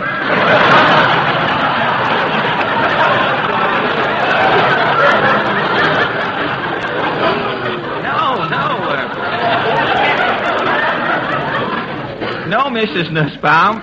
This is Jack Benny, the radio comedian. Yes, haven't you ever heard my program on Sunday night? No, on Sunday nights I'm listening to the other Droop. The other Droop? Droop Pearson. Now, Mrs. Nussbaum, Mr. Benny's looking for a singer for his radio program. Who is your favorite singer, Mrs. Nussbaum? Only one singer I am enjoying, John Charles Shapiro.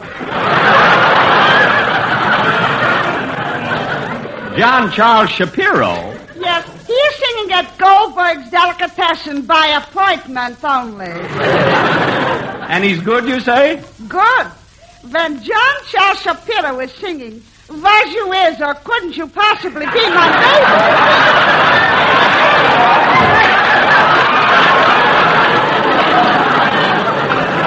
I tell you, when he's singing this aforementioned selection, I am going crazy.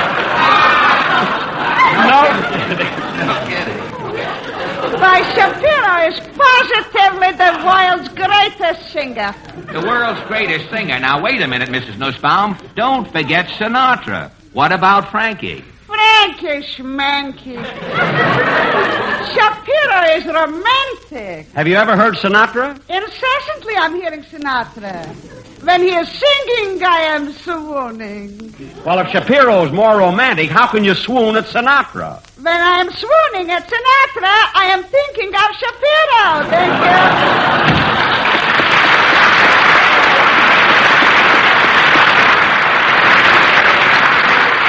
That's all I need on my program. John Charles Shapiro by appointment only. Now, don't be impatient, Jack. We'll find somebody. Let's see who's in here.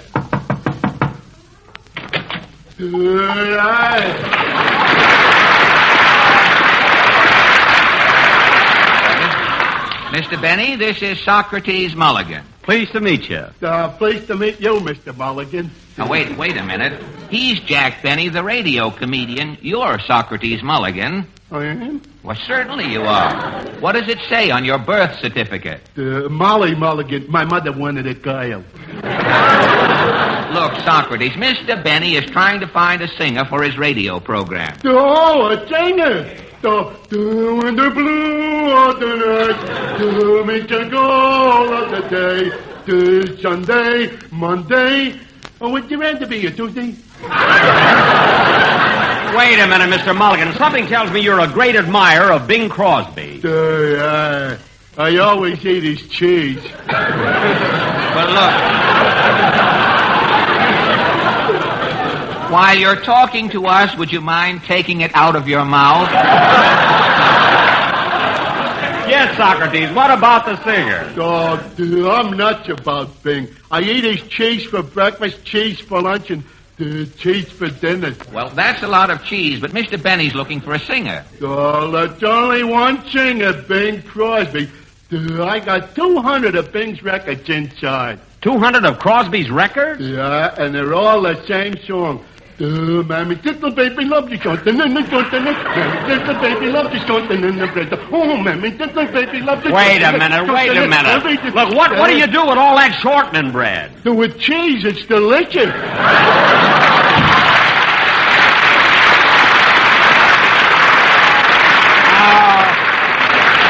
Allen's Alley, this whole thing is hopeless. Well, don't give up now, Jack. Let's see what happens here. Hi-ho all, I'll start my chore. Falstaff's here with poems galore.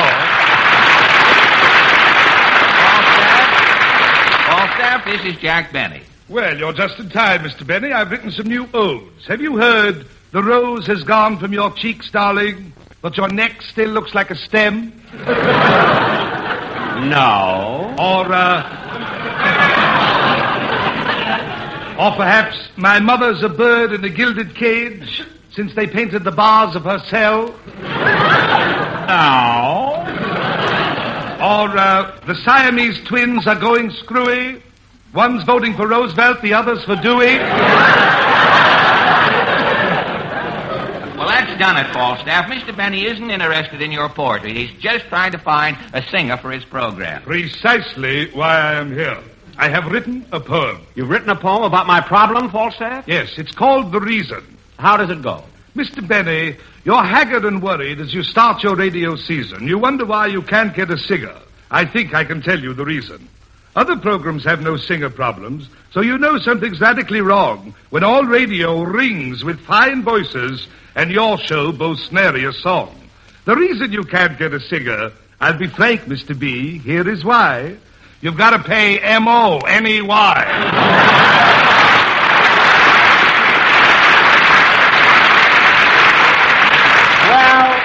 No use, Fred. These people didn't help me at all. Well, I tried. I'm sorry, Falstaff. Thanks just the same. Well, you gentlemen must have had a long journey. Wouldst join me in a cup of tea? Wouldst? Good. This way, gentlemen. Oh, Jeeves, please serve some tea. 2 for these gentlemen and 1 for me. Your order, sir, will be up in a minute. Do you want it straight or do you want something in it? Rochester Van Jones, what are you doing here? Mr. Falstaff gave me a job writing poems. What? Have you heard? Take that handkerchief out of my brother's mouth, officer. He can't go along with a gag. No, I haven't. Besides, I'm not looking for a poet. I'm looking for a singer. A singer? Well, why did you say so? I'll be seeing you in all the old familiar places when you pay me higher wages all year through. Rochester!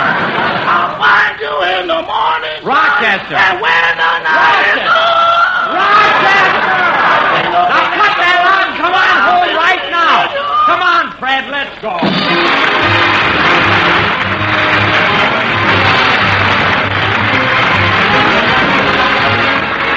I want to thank Martha Tilton, and Fred Allen, and all of Al... Gee, I hate to thank Alan. I have to, though, I guess, huh? And all of Allen's Alley for being here on our show tonight. Good night, everybody.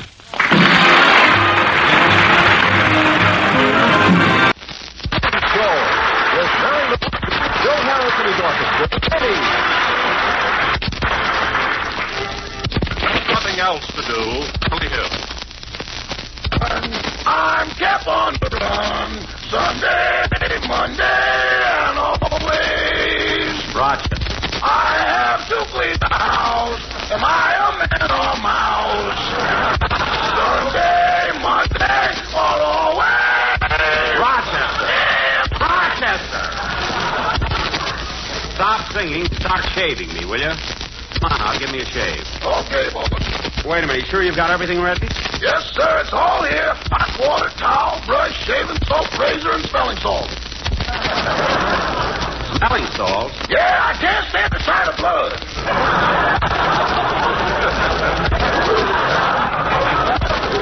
Well, shut your eyes and start shaving me. I mean, hurry up. I've got a date.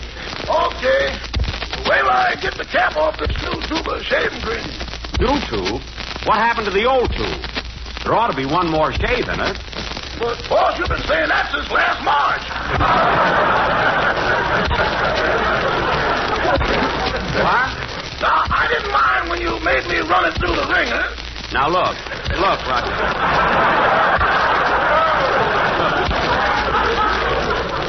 And I didn't mind when you asked Mr. Wilson to sit on it.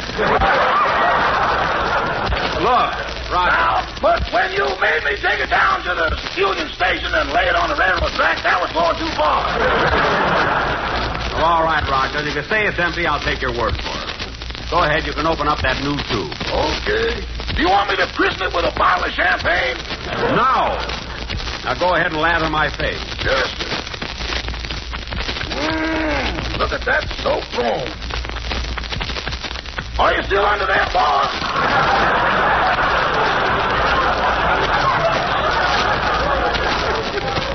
Yes, be careful with our razor. Okay. Now let's see. 2 ears, 1 nose, 1 chin. 2 ears, 1 nose, 1 chin. Rochester, what are you writing that down for? After I finish shaving you, I call roll. What? And if there's anything missing, just call me Shaky. Now, stop being funny. I told you I've got a date. I'm taking Miss Livingston to see Dunninger at the Shrine Auditorium. Dunninger? Yes, you know, the mind reader. So please get started with the shave. Yes. There's the door. Come in. Remember me? I'm Hiram Peabody, the insurance salesman.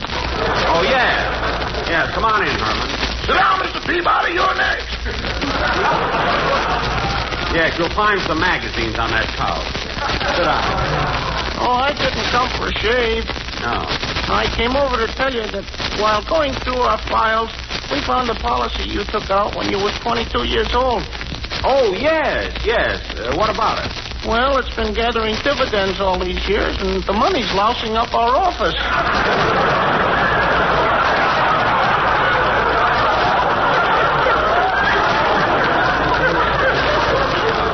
Well, I'll come over in the morning and pick it up. Thank you.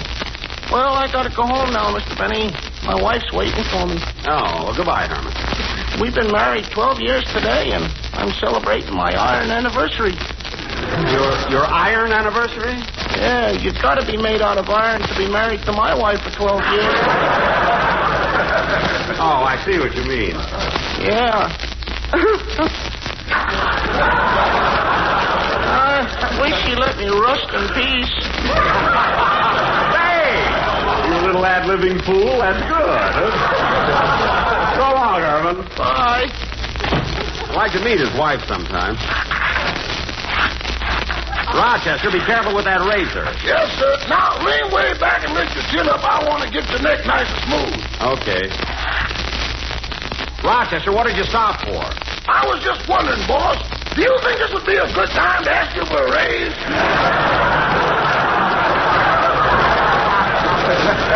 No, it wouldn't, and wipe the soap off my face.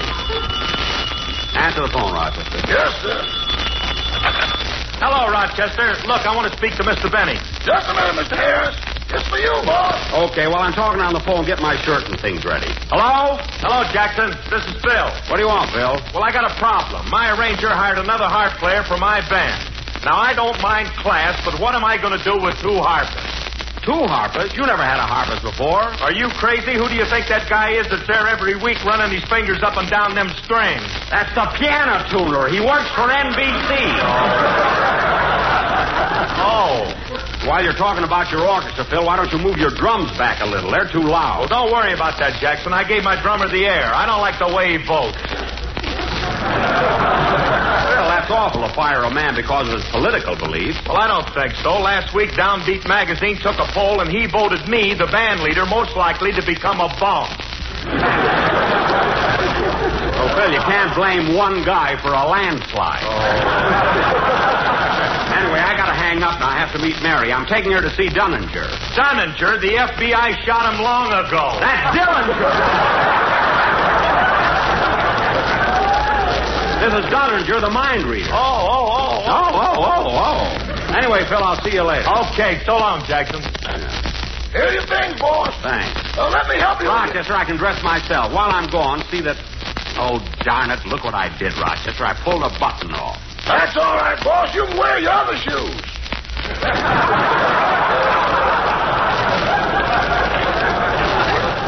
I don't like my other shoes. Well, if you ain't gonna wear them, you ought to nail the ice skates back on.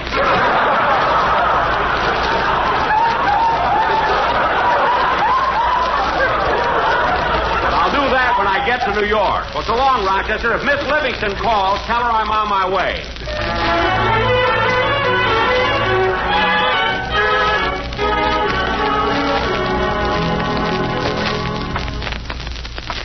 Gee, it's nice out. I'm glad I got my boots on. If I didn't walk over to Mary's house now and then, I wouldn't get any exercise at all. Yada-dee-da-dum, da-dee-da-dum, da-dee-da-dee-da-dum. Hello, Mr. Benny. Hello. Da-da-da-da-dum, da-dum. Gee, she turned around. Oh, well, that's the price of being a celebrity. Yada-dee-da-dum, da-dee-da-dum. How do you do, Mr. Benny? Hello. Yada-dee-da-dum. What do you know? She turned around, too. I'm sorry, Mr. Benny. I really didn't mean to stare. Oh, that's all right. Quite all right. I'm used to it. I wonder what it is that makes girls turn around and look at me. Your garter is dragging.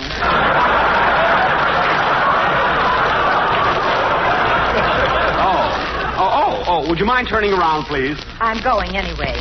Goodbye, Mr. Benny. Darn it, this garter. Oh. Hello, little dog. Come here. Come here, little doggy. Wait a minute. Let go of my garter. Come back here. Come back here. Come. My ankle. I better fix this garter before somebody... Whoop! Madam, that boy of yours isn't funny. For heaven's sake. Junior, put away your bean shooter and come on. Bean shooter.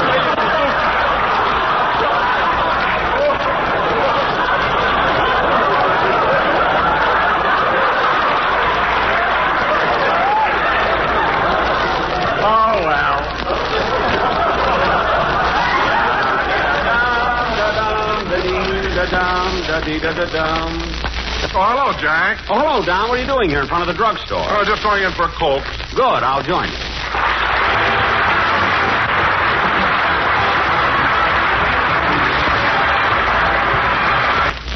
Oh, Miss Livingston. Yes, Pauline. There's a gentleman here to see you. Oh, wouldn't you know it? Just when I have a date. What's his name? It's, oh, gee, I forgot. What does he look like? Well, he's tall and handsome. I wonder who that can be. He's got broad shoulders. Well. And his garter's dragging. Oh, for heaven's sake. I wonder what Jack's doing here so early. Tall, broad shoulders, handsome. Where did that come from? Oh, I'm sorry, Miss Livingston. I went to the movies last night, and I was still thinking about my favorite movie actor. Who's that? Peter Lorre. Oh, well, I guess it's all the way you look at it. Now, Pauline, I wish you'd help me with my hair, please. Yes, ma'am. Gee, Miss Livingston, you have such pretty curls. Well, thank you. Gee, I wish I had curls like that, but every time I make curls, something happens to them, especially when I have a date. Like last week, I had a date and my curls came out, but the week before I didn't have a date and the curls came out anyway, so it really doesn't make any difference, does it? No, I guess not.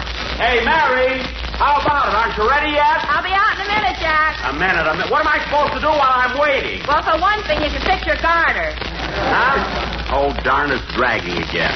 Must have happened when I skipped across the street.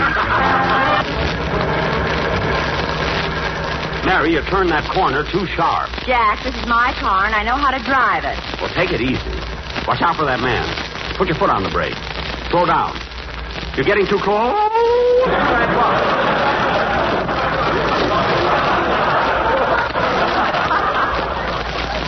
Watch out. Oh, for heaven's sake, Jack, stop being so nervous. I'm not nervous. Now get back inside the car. All right, but take it easy. I don't want to miss Gunninger. Hey, Mary, here we are at the Shrine Auditorium.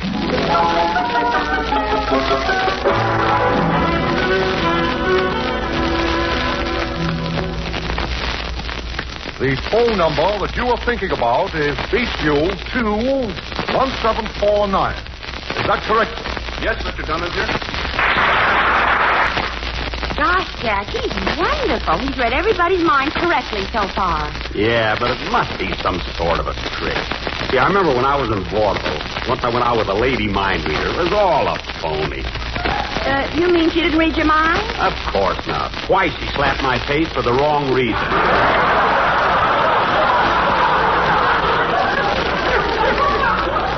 And then once, when... Quiet, Jack, quiet. We get a thought from a lady in the third row, the left aisle seat. Her name is Mrs. Nussbaum. No. Madam, your full name is Mrs. Beverly W. Nussbaum.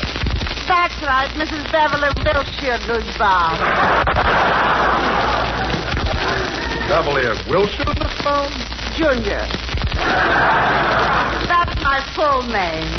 Mrs. Nussbaum, the problem on your mind is a serious one. You're married, and yes, you're in love with another man. Mine is correct so far. You are intriguing me. Continue, please. Well...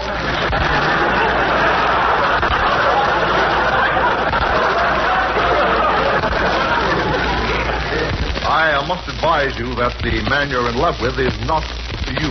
You haven't the chance. I haven't? No. Charles Boyer is already married. Now he tells me. So what are you advising I should do, Mr. Gardner? Well, go back to your husband and forget Charles Boyer. Forgetting him I can't. When Charles Boyer is saying, "Come with me. Come with me. Come with me to the Casbah. I am arriving there 10 minutes ahead of him."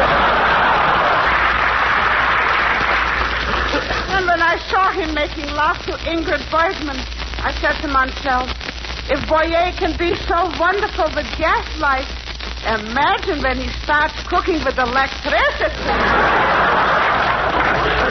What a man. Well, Mrs. Nussbaum, I advise you to forget about Boyer.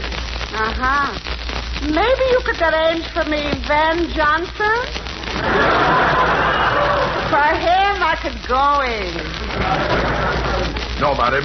My advice is for you to go back home to your husband.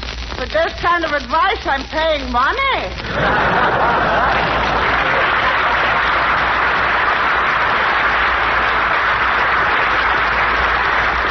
Boy, Van John. See, Mary, he didn't help her. And now, I have fourth wage coming to me from a man on the fourth row. I get the name of Bennett or Benny. Jack Benny. Jack, that's you. Stand up. Oh, I don't want everybody to look at me. Mr. Benny, please concentrate. Stand up. Yes, Mr. Dillinger. Or Dunninger. Darn that Phil Harris. Mr. Benny, a thought comes to me that 2 weeks ago you lost a dollar bill. A dollar bill? Yes, sir. Yes, sir, I did. And the serial number on that dollar bill was K155134. Wait a minute, I don't seem to get the last three numbers. 518. That's what it was. How did you know? What do you think he reads at night? Mary, quiet. Now, Mr. Benny, you have another problem. You have a radio program and you're looking for a singer. Is that correct? Yes, sir. And I've looked everywhere. Well, Mr. Benny, I don't predict, but I do think I can help you out. Really? Well, let me concentrate. I see a gas station. It's on the corner of 3rd and La Cienega. 3rd and La Cienega. If you go to that gas station, you'll find there's a young man waiting there to fill your tank. Is a young gentleman with red hair. I get the name of Larry Stevens. Larry Stevens? Yes. The boy never sung professionally. He has been working in that gas station for several months, since he was honorably discharged from the Army Air Force. Gee. He is 21 years old, weighs 165 pounds, and is a graduate of Fairfax High School in Hollywood. Larry Stevens, huh? He has a very nice voice and sings all the time, even when he's working. He does? Yes, and now, Mr. Benny, the thought is fading away. That's about all I can tell you. Well, thank you very much, Mr. Dunninger. Oh, Mr. Benny, one thing more. Yes, sir? Your garter is dragging. Thank you. Mary, please, I'll fix it myself. Mary, why are you turning here? This isn't the way home. I'm going to 3rd and La Cienega to that gas station. Oh, Mary, are you falling for that stuff? How does Dunninger know? Well, what have we got to lose? Anyway, there's a gas station he was talking about, and I'm driving in. Oh, all right. This is so silly. Jack, look. Here comes the attendant, and just like Dunninger said, he's got red hair. Yeah. Oh, it's just a coincidence, that's all. Yes, ma'am? 4 gallons of gas, please. Yes, ma'am. Got red hair. So what? Dunninger. Sings while he works. Listen to that. Some voice. That's the gasoline pump. Anyway, you fall for anything. As soon as he puts the gas in, let's get out of here. Well, what do you know about that? Say, Mary, he's pretty good. Of course he's good. I'm going to tell him. Hey, Larry. Huh? Come here a minute, Larry. Well, how did you know my name? Oh, I know everything. Your full name is Larry Stevens. Gee. And not only that. Oh, brother. Quiet, Mary. You're 21 years old, and you graduated from Fairfax High School. Gosh. You were in the Army Air Force, and you weigh 165 pounds. 166. You had lunch.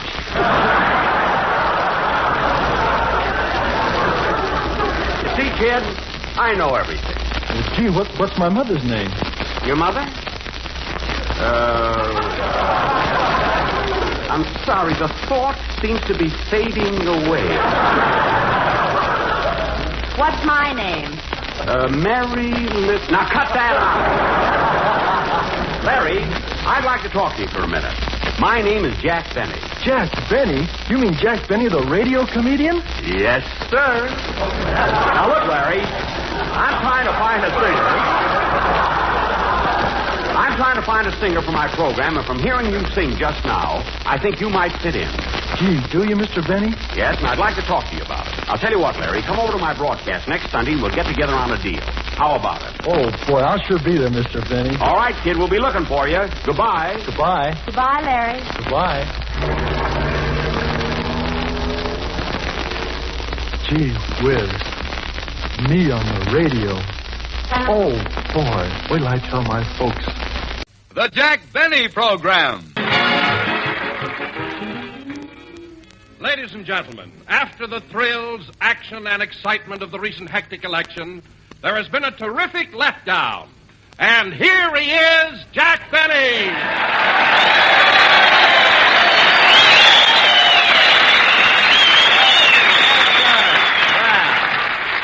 Thank you. Hello again. This is Jack Benny talking, and you're right, Don. This past election really was exciting, wasn't it? Sure was, Jack. What a close race. 24,307,598 for Roosevelt, 21,224,407 for Dewey, and 2 for Jack Benny. Yes, sir. 2? Now, wait a minute, Jack. I know you voted for yourself, but where'd the other vote come from? I've got friends, brother. I've got friends. Anyway, Don, here we are at the Army Airfield at Muroc, and I've got an idea. These boys want real impromptu entertainment, so let's forget the script and give them an informal show. You mean you're going to ad-lib? Sure, I'll make up the jokes as I go along. Here, take my script. Okay. Now watch the real Benny operate. Now, fella, watch me ad-lib here. Well, fellas, here we are up at Muroc, located in the middle of the desert. Which reminds me, when I got here, I took a girl for a walk in the desert, and even the sage gave me the brush. Get it? Sage, brush? Who needs a script? You do, and here it is. All right, wise guy, but I still think that I can... Oh, hello, Mary. Hello, Jack. Hiya, fellas.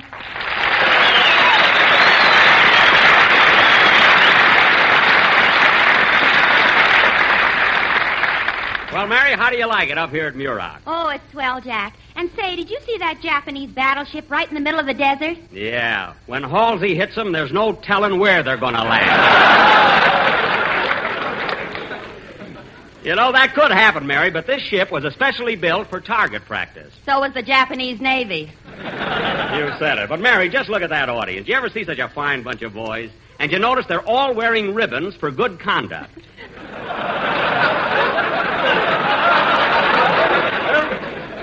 Good conduct? Yeah. Well, up here, what else can they do?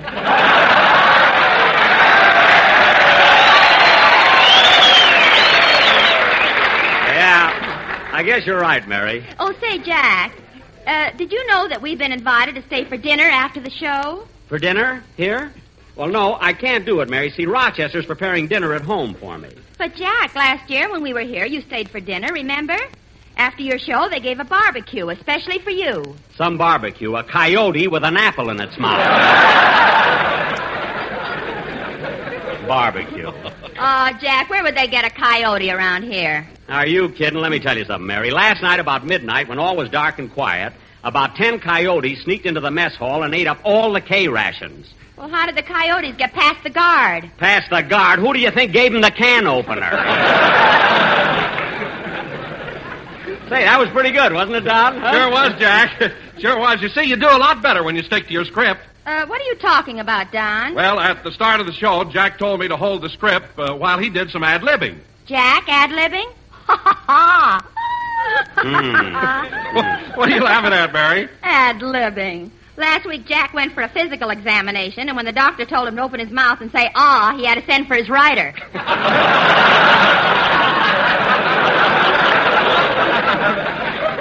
Send for his rider. Send for his rider. Don, this whole thing wouldn't happen if you didn't open your big fat mouth. You could show me a little gratitude for the $1,000 a week I'm paying you. You pay Don $1,000 a week? I hired him by the pound. Hey, did you hear what I just said? That's a terrific joke. What a beauty. What a sensational gag. Why, Jack Benny, I heard Fred Allen on a program Thursday night, and he told that same joke. He did? You know he did. We were both listening to the radio at the time. Oh, yeah? Whose radio was it? Yours. Well, anything that comes out of my radio is mine.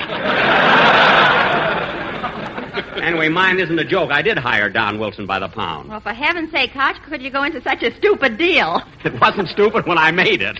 12 years ago, Wilson looked like Sinatra. And if he doesn't stop eating all that kind of stuff... Hiya, Jackson. Okay, fellas, make for the patty cake. Harris is here. Yes, you pretty fast.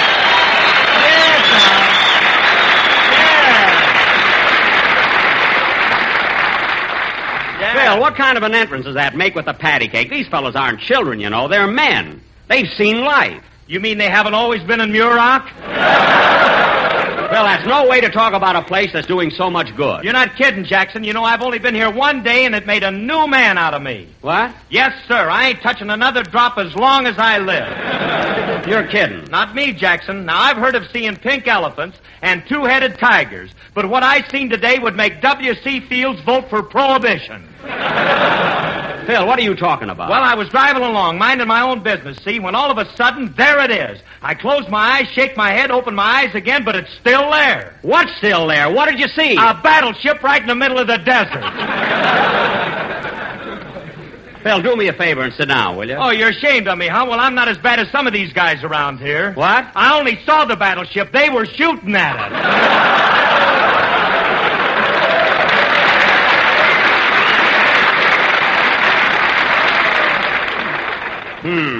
Phil, they've got that battleship in the desert for target practice. That's how they've Mary, done it. don't explain it to him. And Phil, if you feel up to it, I wish you'd stand up in front of your band and scare your boys through 2 choruses of...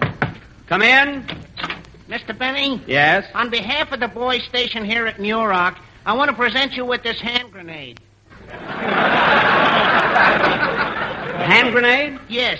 Hold it in your right hand, pull out the pin, count 10. Yes? Then change hands. Thank you, I will. I wonder if I should pull it now or wait till after the show. Oh, well, go ahead and play, Phil. What's the difference? That was How Many Hearts Have You Broken, played by Phil Harris, and his Makes You Wanna, But You Wouldn't Dare Because It's Against the Law orchestra. Say, Phil, after the broadcast, we're going to do another show, so have your boys stick around. You too, Mary. Okay. And now, fellas... I think I'll change it to my low-cut evening gown. Phil, that's Mary's line. Oh. Low-cut evening gown. You know, if you'd get here early enough for rehearsal once in a while, you wouldn't make those mistakes. Well, I couldn't help it, Jackson. I started out early enough, but I got lost in Rosemont. How can you get lost in Rosemont? Why, there's nothing there but 2 stores and a bowling alley. Maybe he went up the wrong alley. Mary, please. That's exactly what happened. Now cut that out! Imagine getting lost in Rosemont. That town is so small, the city limit signs are back to back.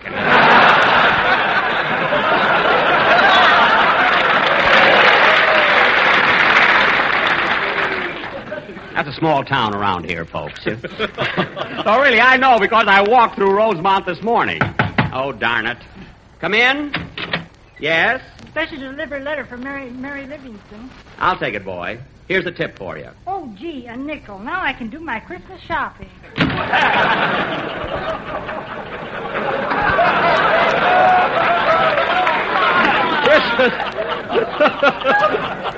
Christmas shopping with a nickel. What a cheap guy.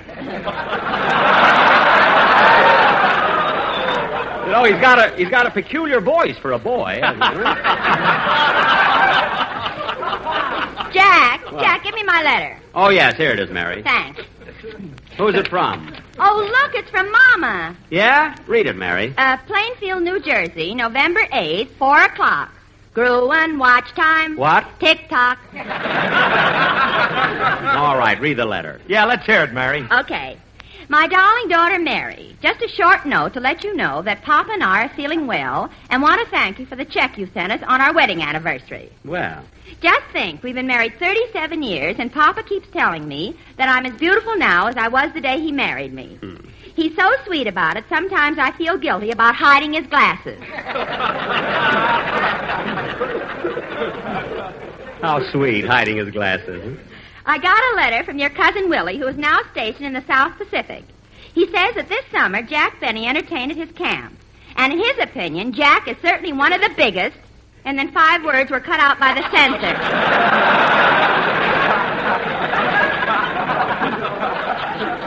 That was a big hit there. Willie wrote me all about the food they serve him in the camp. And science is certainly wonderful. But they must give those hens a lot of basic training to get them to lay powdered eggs. I never could figure that out either. I'm glad the election is over because now Papa and Uncle Julius can be friends again. They were always arguing about politics. And Uncle Julius is such a hard loser, he never gives up. A lot of people are like that. When the election results were final, Papa started teasing him about it, and Uncle Julius lost his temper and hit Pop over the head with his Hoover button.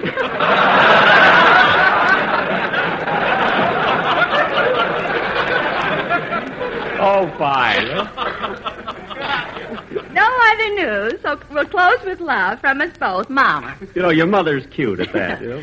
P.S. If Jack is reading over your shoulder, give him my regards. If he isn't, what I told you over the telephone still goes. How do you like that? I hope your father finds his glasses. And, Mary, next time have your letters delivered at home. Now, where were we? Hey, Jackson, I meant to ask you, how about that new singer you hired? When are we going to get to meet the kid? Larry Stevens? Oh, he'll be along soon. I haven't exactly hired him yet. You see, we haven't discussed money. Well, if he don't bring it up, you never will. I'll bring it up, don't worry. And this kid's going to... Shh. He comes now. Hello, Miss Livingston. Hello, Larry. Hello, Mr. Benny. Hi, Larry. Larry, this is Don Wilson, my announcer. Hello, Larry. It's a pleasure to meet you, Mr. Wilson. And this is Phil Harris, my, I might as well say it, my orchestra leader. Hiya, kid. I'm glad to know you, Mr. Harris, and I've always enjoyed your music. You see, Jackson, the kid's hep. He ain't no long hair. He's melon on the beam, and when he beats his gums, his jive is groovy. Jive? Groovy? Phil, did you vote Tuesday? Yeah, why? How could you prove you were a citizen? Now, Larry. Yes, Mr. Benny? You and I are going to talk a little business today, but first I'd like to have you sing a number for the boys. How about it? I'll be glad to. Good. Now, don't be nervous. Just relax and take it easy. We're all with you. So are these fellas here. So go ahead and sing. Should I pass the music around to the orchestra? No, it'll only make it tough for them, you see. They make less mistakes guessing at it. Go ahead, kid. Go ahead.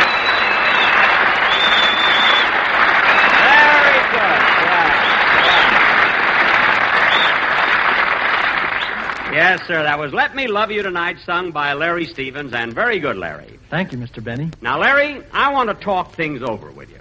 You know, your future, your career, your salary, your...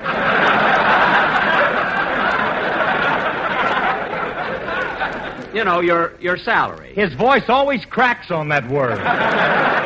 Never mind. Come here, Larry. Sit down. Yes, Mr. Benny. Larry, my boy, you're young. And you have many, many years ahead of you. And, kid, there's something I'm going to tell you. Money isn't everything. Money isn't... Mary, will you please leave us alone? Now, Larry, when I was your age, I was a poor kid in Waukegan. I used to get up at 5 o'clock in the morning. He was an eager beaver. Miss Livingston, please. Yes, Miss Livingston, I want to hear this.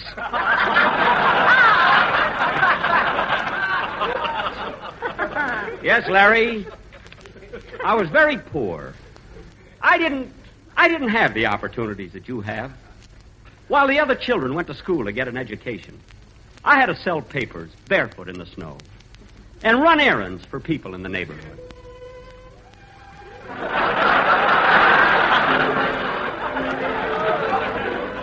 And when I ran those errands, I'd be happy just to get a nickel or a dime and clench tight in my little fist. I'd bring it home to my mother and father. Phil, I was only trying to coagulate. Oh. So you see, kid, I've never forgotten those early days when I started from the bottom. So, Larry, let's talk about your salary. You're going to hit a new bottom, kid. Now, Larry. Yes, Mr. Benny? Dennis Day came to work for me, and after being on my program for only 5 years, I paid him $35 a week. Oh, boy, as much as that. Sit down, son. I want to talk to you.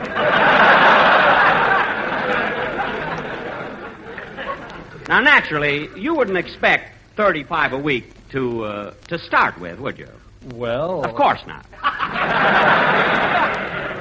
So I'll tell you what I'm going to do, kid. Larry, my boy, I'm going to pay you.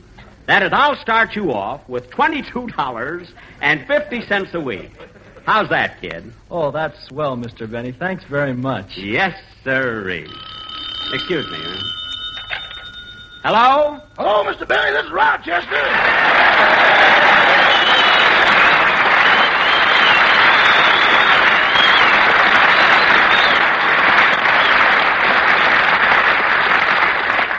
Yes, what is it, Rochester? I called to tell you that if they invited you to dinner up there, by all means accept. No, I'm coming home to dinner. Did you roast that chicken like I told you to? I was going to, boss, but that chicken was so smart I didn't have the heart to kill it. What do you mean, smart? Well, when I brought it into the kitchen, it jumped up on the stove, looked into the pot, and said, "Is you is or is you ain't my gravy."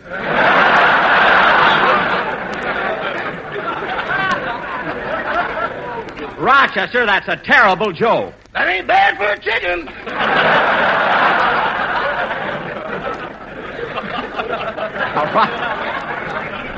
Now, Rochester, stop being silly. And I hope you prepared something else for dinner. Well, I put on that pot roast you bought yesterday, but I think it's a little too well done.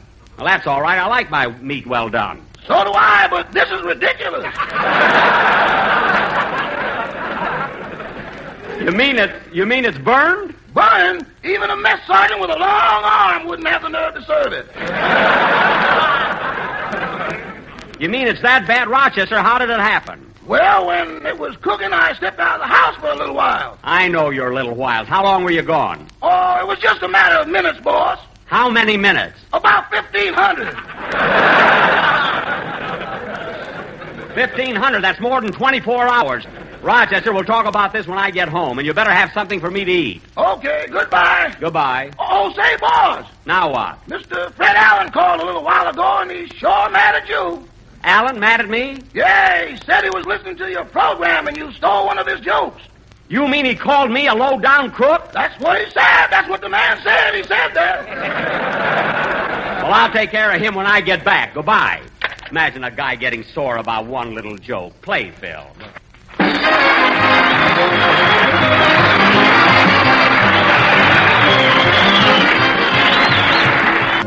Well, folks, we've had a wonderful time here at the Army Airfield at Muroc Dry Lake, and I want to thank all the boys for inviting us up here and being such a swell audience. Next Sunday night, we'll be broadcasting from the U.S. Naval Hospital at Corona. So we'll see you next week, boys. Well, Larry, how did you feel being up here on the stage and singing in front of an audience? Oh, I liked it very much, Mr. Benny. You weren't nervous? Well, a little bit. Oh, well, that's all right. You'll get over it. Say, Mr. Benny, where do I have to sing tomorrow night? Tomorrow night? Oh, no place, kid. You don't have to sing until next Sunday. You mean I have the whole week off? Why, certainly. Gee, and you're paying me $22.50 a week? Well, I happen to like you, kid, and... You know, when I like anybody, the sky's the limit. But, Mr. Benny... Forget it, kid. Forget it. That's all. Good night, folks.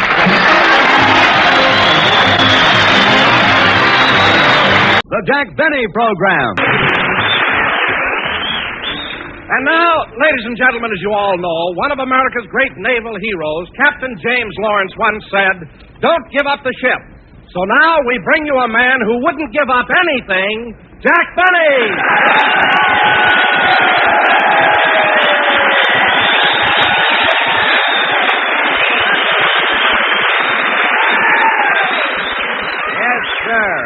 Yep. Thank you. Hello again. This is Jack Benny talking. And, Don, that was a very clever introduction, except for one thing.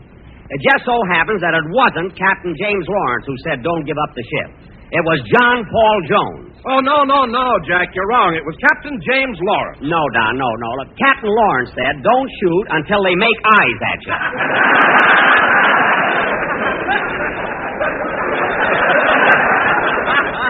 It was John Paul Jones who said, "Don't give up the ship." It was Captain James Lawrence. It was John Paul Jones, and I ought to know because I'm an old Navy man myself. Say, that's right, Jack. You were in the Navy during the last war, weren't you? Don, not only was I in the Navy, but wherever there was any fighting going on, Benny was right in the thick of it. Okay, I'm right in there every minute. Really, Jack? Where were you? At Great Lake.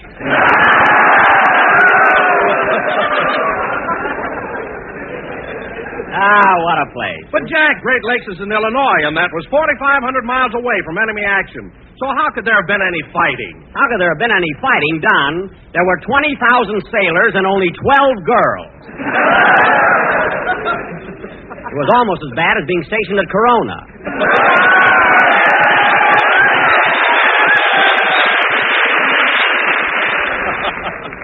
after 6 o'clock. Say, Jack. On a rainy night. Say, Jack. When you're flat broke. Say, Jack. And no matter where you go, you're followed by a smooch patrol.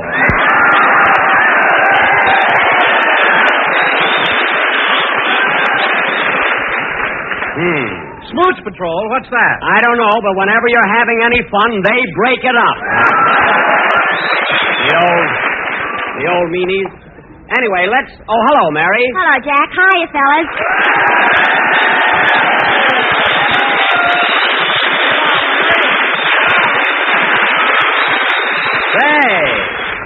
Say, you got a nice reception there, Mary. Why not? These boys know a trim craft when they see one. Well, now, wait a minute, Mary. That's pretty egotistical. My goodness, you think you were Betty Grable or somebody. Look, Jack, as long as Betty Grable is in Hollywood, I'm somebody here.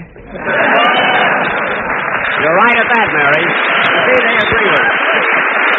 You're right at that, Mary. You really look nice today in that new outfit you're wearing, but that material's kind of thin, isn't it? Well, it's supposed to be, Jack. This is what you call a peekaboo blouse. A peekaboo blouse? First one I've ever seen with a Venetian blind. Peekaboo. Jack, that's lace. Lace? You know, like the kind you've got on your shawl. Oh, yes, it is. But, Mary, you didn't have to mention my shawl here. You know, I only wear it around the house. I know. What are you laughing at? Every time you sit in a rocking chair, you look like Whistler's mother. Mary, when you're knitting socks for the boys in the service, you don't care how you look. So there. Say, Jack, you mind if I ask Mary a question? No, Don, go ahead. Well, you see, Mary, Jack and I were having a little discussion. Oh, Don, don't be such a hard loser. What's the matter? What's it all about? Mary, tell Don who it was that said, don't give up the ship. Admiral Farragut. Oh, for heaven's sake. Mary, Admiral Farragut said, full speed ahead and oh fudge to the torpedo.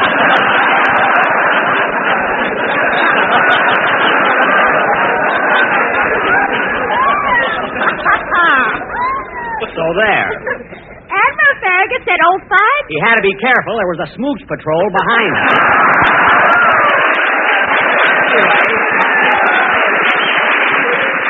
Anyway, Mary, it was John Paul Jones who said, don't give up the ship. No, Jack. John Paul Jones said we have just begun to fight. Don, let's not argue about it. We're up here at the Corona Naval Hospital, so let's do a good show, because after... Mr. Benny, call surgery. Mr. Benny, call surgery. Hey, Mary, that's me. Mr. Benny, call surgery. Excuse me a minute. Hello? Mr. Benny, are you still looking for a singer for your program? No, I'm not. Who is this? Joe Surgery. Bye.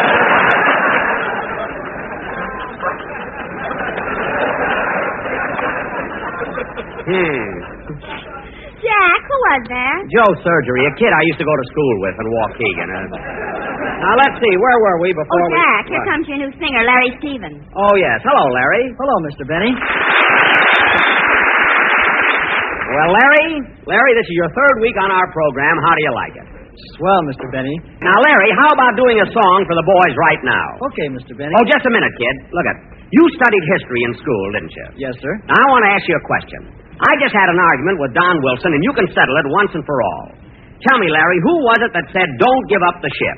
Was it Captain James Lawrence or John Paul Jones? Captain James Lawrence. What? John Paul Jones.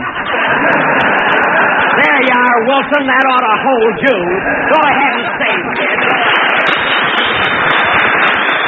Very good, Larry. Wow. Very good, Larry. Thank you, Mr. Benny. Say, Larry, aren't you thrilled being here today and singing for all these sailors? I sure am. And say, Mr. Benny, didn't you tell me that you were a hero during the last war? A hero? Oh, did I mention that to you, kid? Mention it? You had him down with your knee in his chest.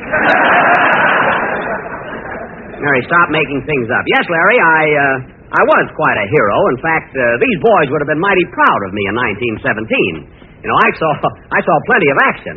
Some action. You joined the Navy, went to bed, fell out of your hammock, and when you came to, the war was over. Well, those hammocks are pretty tough to sleep in. I wonder why they always hung mine where the lifeboat was supposed to be. Oh, say, Mary, I meant to ask you, did you see Larry Adler when you came in? Larry Adler? No, why? Well, he promised to come over today and play his harmonica for the boys. He ought to be here pretty soon. Well, Jack, when Adler gets here, you ask him what naval hero said, don't give up the ship. Don, look, I don't have to ask anybody. It was John Paul Jones. But, Jack... Oh, for heaven's sake. If John Paul Jones said, don't give up the ship, then who said, we've just begun to fight? The Republicans.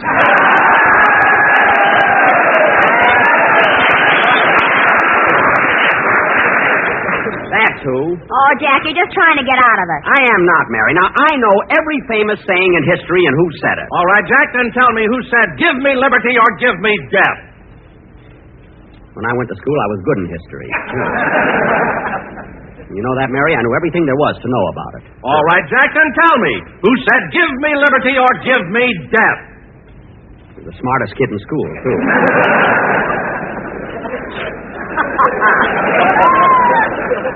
You know, Mary, I knew more about history than any kid in my class. There wasn't a thing... Then for heaven's sakes, tell me who said, give me liberty or give me death. I don't know. He must have said it after I left school.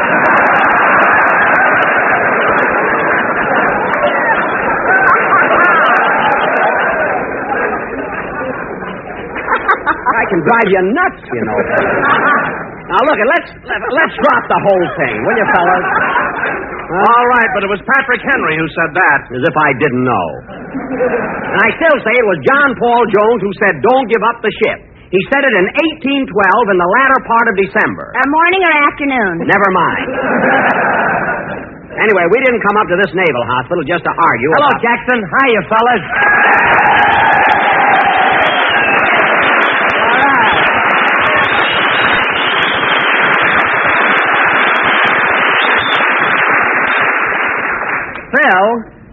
Phil, what happened to those big entrances you usually make? You know, where you come in and you say, okay, fellas, stand up and cheer. The show's going to start because Harris is here. Yahoo! How come you didn't make an entrance like that today? Listen, Jackson, I ain't doing that stuff anymore. It's too hammy. Well, I've been telling you that for 8 years. What finally convinced you? Well, it just ain't paying off anymore, that's all. The last time I made one of them entrances, I yelled, okay, kids, beat your skin and get ready to laugh because Harris came in a zoot. Zoot? And would you believe it, Jackson, when I made that entrance, the people just stared at me like I was a dope. Phil, when did this happen? This morning when I got on the Corona bus.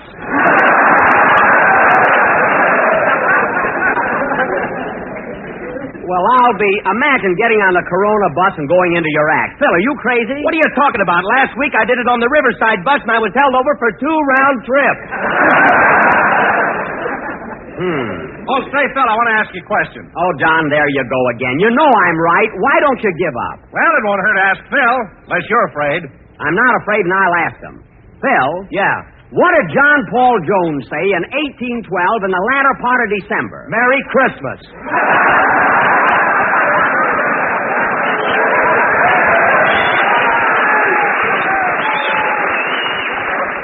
He didn't. Don't you know anything about history? Don't you know any famous sayings? Sure, I know one. What? You're not shot till they see the reds of your eyes.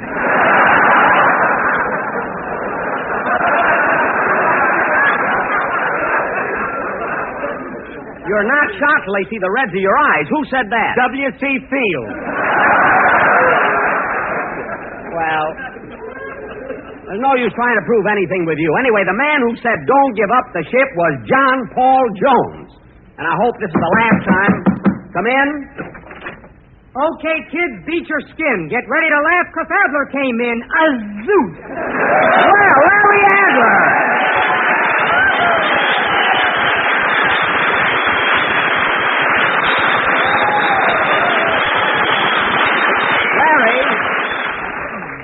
Larry, where did you ever pick up an entrance like that? Oh, I was riding on the Corona bus this morning, and I don't know, some jerk got on and he did it. Just as I thought. I know the rest of the story. Say, Larry, I'm glad you got here, because now you can play your harmonica like you did on our show overseas. All right, Jack. And I'll accompany you on my violin. Oh, no, Jackson, no. Send me back to boot camp. Make me a medicine, but not...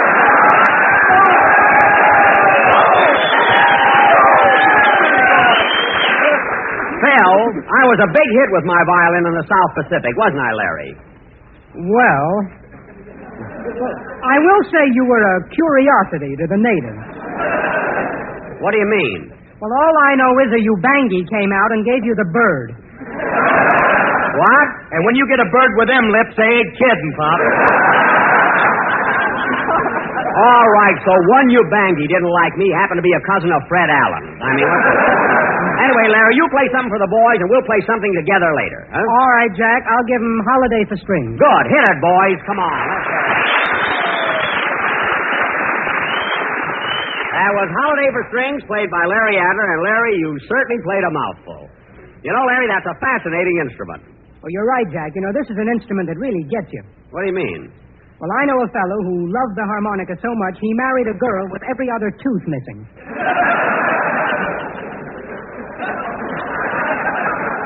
Oh, I see. Now that I think of my aunt, I guess my uncle was in love with a bass fiddle. That gag's no good at all. Anyway, Larry, that number you just played, Larry, that number you just played was terrific. Yes, it was, Larry. I enjoyed it very much. Why, thanks. And say, Mary, I meant to tell you, that's a very pretty outfit you're wearing. Well, thank you, Larry. But isn't that material awfully thin? Yes. In fact, when I bought it, my dressmaker said those famous historical words. What was that? Don't give up the slip. Yeah, I nearly missed my cue there, didn't I? I thought Larry was supposed to say what was that. Pardon me, Larry. I was all set to jump in. Listen, you didn't have... Anyway...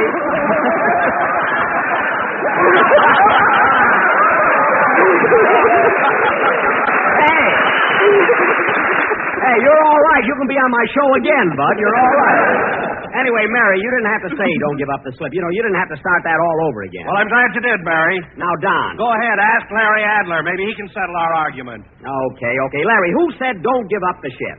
Was it Captain James Lawrence or John Paul Jones? Captain James Lawrence. Well, that's gratitude. After all I did for you. What did you ever do for him? I introduced him to that girl with every other tooth missing.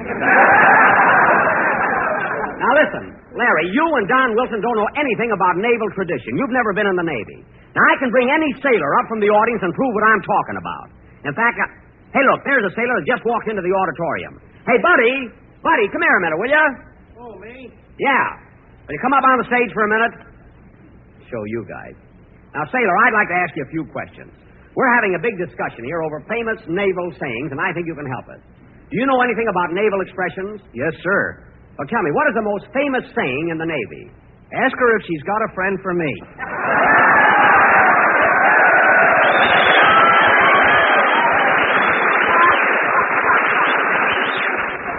I don't mean that one. The saying I mean is over 100 years old. Well, this one didn't start yesterday, Bob. Well, thanks anyway, sailor, for coming up here. You're welcome. Now, listen, Don, and that goes for you, Mary, Phil, and everybody. John Paul Jones was the one who said don't give up the ship, and I'll prove it once and for all. I'm going to call up my house and have Rochester look it up in the encyclopedia. Give me that phone. Prove my point. Oh, operator. I'll show you, kid. Operator. Number, please. For goodness sake, operator, what took you so long to answer? I'm bashful.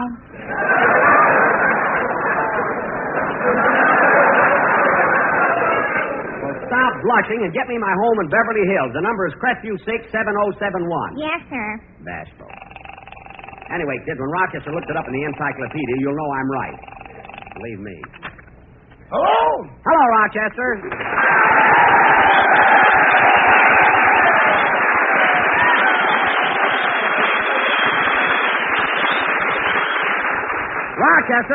Rochester, we're having a big argument here, and I want to ask you something. Do you know any famous sayings? I know one. What is it? Don't shoot till you're faded.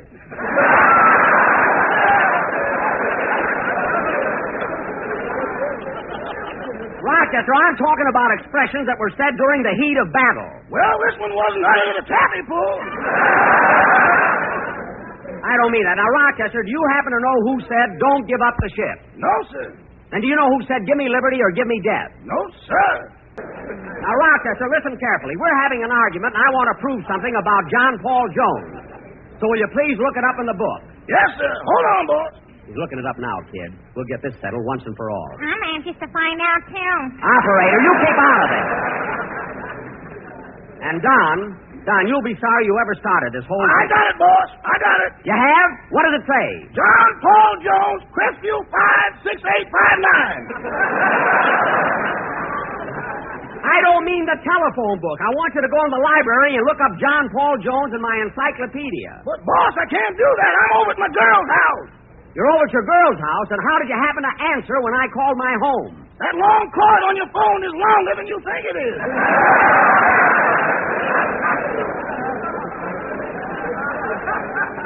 Rochester, that's ridiculous. Where does your girl live? In Pasadena.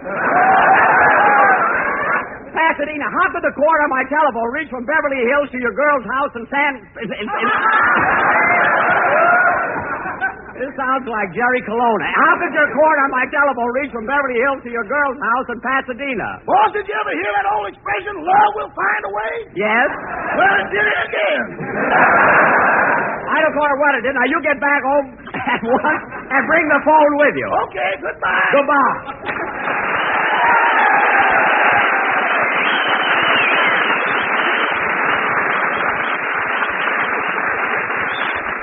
Well, I guess that'll show you, kid. What did Rochester say? He looked it up in the encyclopedia, and I was right. It was John Paul Jones who said, don't give up the ship. But, Jack, I heard you say something about Pasadena. That's where he said it in the Battle of Pasadena. I don't want to hear any more about it. This is the National Broadcasting Company. The Lucky Strike program starring Jack Benny with Barry Livingston, Phil Harris, Rochester, Larry Stevens, and yours truly, Don Wilson.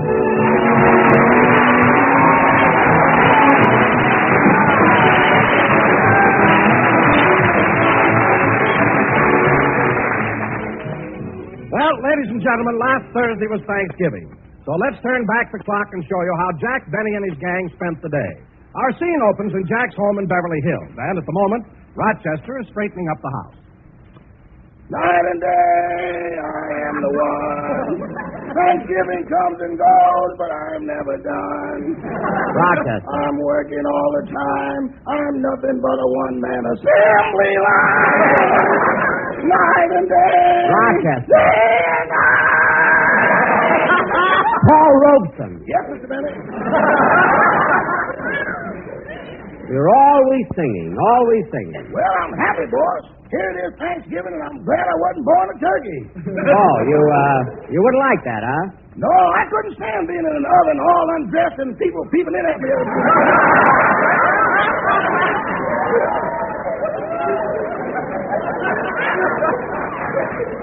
Oh.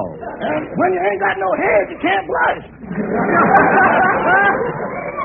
Rochester, stop being so silly. You know, I'm going to Miss Livingston's house for a Thanksgiving party, so help me get dressed. Okay, boss. But if I were you, I'd change my mind about wearing that old tuxedo. Why? What'd you do to it? Oh, it's nothing I did, boss. But when I went to get it, the closet was full of moths. Moths? Oh, my goodness. Were they eating my tuxedo? Eating it? They didn't even look up when I came in. Well, maybe it won't show. What part did they eat? Well, to put it geographically, the South ain't solid anymore.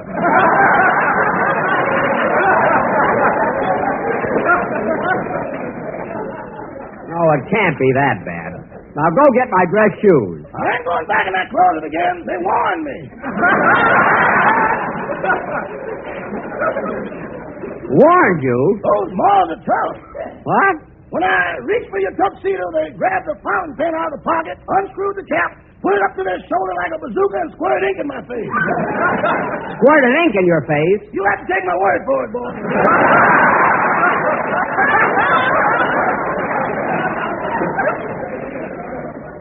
Rochester, why is it that every time I get dressed, I have to go through all of... Come in.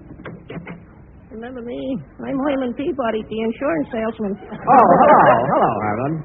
I just dropped by to wish you a happy Thanksgiving. Well, thanks. Thanks, Herman. Come on in. I'd like to, but this leash won't reach any farther. Oh, you've got your dog with you?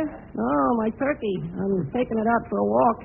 Herman, you're taking your turkey out for a walk on Thanksgiving? It was his last request.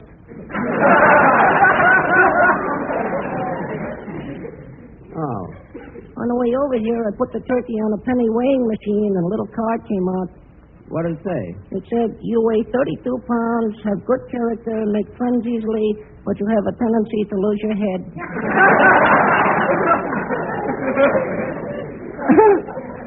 Now, wait a minute, Herman. Have you been celebrating Thanksgiving? Uh-huh. I thought so. Well, goodbye, Herman. Have a nice dinner. Well, goodbye, Mr. Benny. Come on, Dolores. You're a peculiar sort of a fella. Here, Rochester, before I put my coat on, you better fix my bow tie. Yes, sir. Lift your chin up a little. Someday I'm going to learn how to tie a bow myself, and I won't... Rochester, don't just stand there holding it. Tie it. I'm waiting for your Adam's apple to clear the runway. Rochester, this is no time for jokes, so hurry up with my bow tie. Yes, sir. Wait a minute. Tie it below my Adam's apple. But, boss, last time you went to a party, I tied it above your Adam's apple. I know. Every time I swallowed, I pulled my shirt tail out. So this time, tie it... There's the phone. I'll get it. Mr. Benny's residence, star, stage, screen, radio, and we'll sit with children 50 cents extra. Rochester, just answer the phone and don't... Hello, Rochester. This is Miss Livingston. Is Mr. Benny there? Yes, Miss Livingston. Just a minute. It's for you, boss. Hello? Jack, what's taking you so long? Everybody's here but you. Well, Mary, I've got a little surprise for you. I'm going to dress formal tonight. Formal? Yes. What are you going to do, wear your black toupee? No, I'm wearing my tuxedo. Oh, Jack, that faded old thing is so green and splotchy. It is not. It is, too. The last time you wore it, you looked like a Jack sniper. I'm going to wear it anyway, and I'll be over in a few minutes. Okay, goodbye. Goodbye. Oh, Jack. Yeah? I hate to ask you this, but, well, I've worked hard making this dinner for the whole gang, so I thought maybe you'd stop over at the florist and bring me some flowers. Okay, Mary, I'll bring you half a dozen roses. Only a half a dozen? But, Jack, they don't cost much. Well, no, the roses alone don't, Mary, but you're going to the expense of the entire dinner. Why should you spend any more?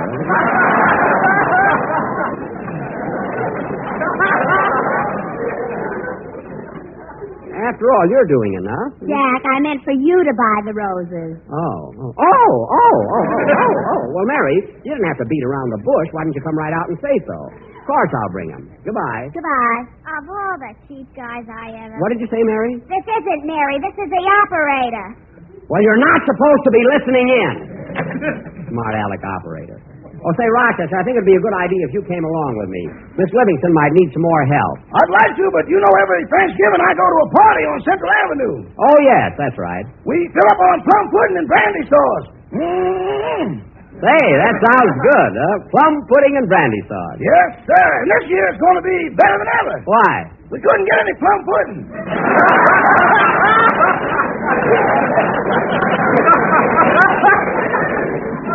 Oh, well, you go right ahead, Rochester, and have a good time. I better be running along, too.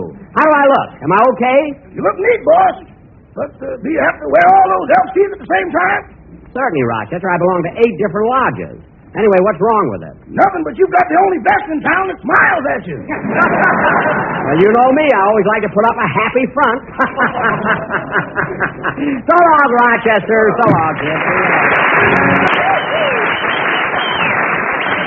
Hey, that was great, Phil. It sure was. Gee, I wish Jack would get here. Come on, Phil, play us another one. Yeah, get hot. Swing it. Say, Phil, that's a swell idea, bringing your whole band over here to Mary's house. Yeah, wasn't it, Mary? Phil, I don't mind your band being here, but your boys have got a lot of nerve putting one of my best dishes on the piano for an ashtray. That ain't no ashtray, that's for tips. Tips? What a game. Say, Mary, when are we going to eat? I'm hungry. Me too, Miss Livingston. Now, take it easy, fellas. We'll eat as soon as Jack gets here. Meanwhile, let's have some fun. Okay, let's have some more music. Hit it, George. Hey, Let's wait play a some. minute, Phil. Can I play the drums? Sure, go ahead. Beat it out, Don. Come on, George. Hit it out there. Play it, Donald. Yeah, Donald. Hey, Don, look out. Look out, Don.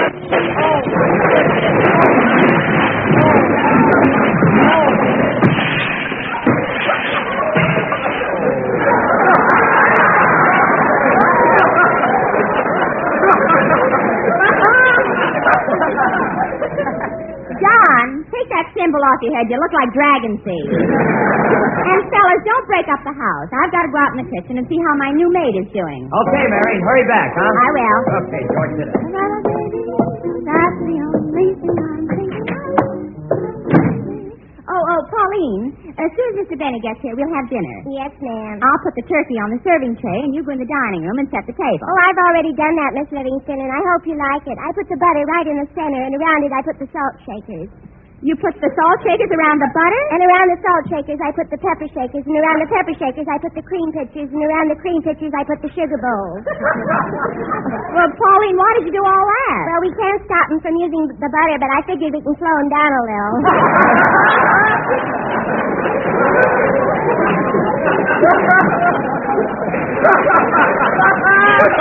Well, that was thoughtful of you, Pauline, but I'll rearrange the table later. Yes, ma'am. Right now, you better help me. I've been having trouble with the cranberry sauce. What's the matter? Can't you get the berries to cram? Pauline, you don't cranberries, you mash them. Gee, I'm sorry, Miss Livingston. I don't know much about cooking, but if I did, it would probably help me to get a boyfriend who's interested in marriage. Like my girlfriend who wanted to get married, so she went to school to learn how to cook. Then after she learned how to cook, she met the cutest fella, and they were married. And after they were married, she found out he was a chef, so it really doesn't make any difference, does it?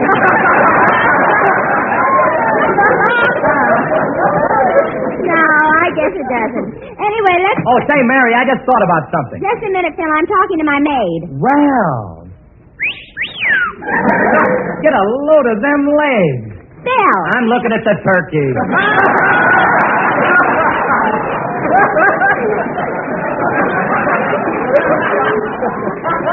Oh. Anyway, Livy, when the food's all ready, let me know and I'll help you serve it. Thanks, but it won't be necessary, Phil. I've hired a butler for the day. Okay. I'd sure love to see that turkey in a bathing suit. Phil, get out of here. Say, he's cute, isn't he? Yeah. Now, Pauline, you mash the potatoes while I get the ice cubes out of it. Oh, there's the door. Oh, that's all right, Pauline. I'll get it. I can't give you anything but love, baby. That's the only thing. Oh, hello, Jack. Come on in. Hello, Mary. So nice, I thought I'd walk over. Isn't it a bright, sunny day? Yeah. Here, I'll take your parasol.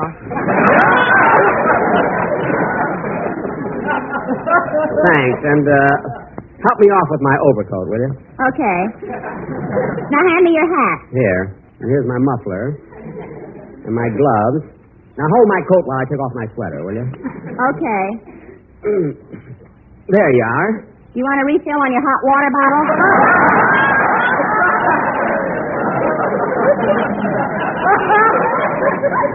Well, you can kid if you want to, but this is the season for cold.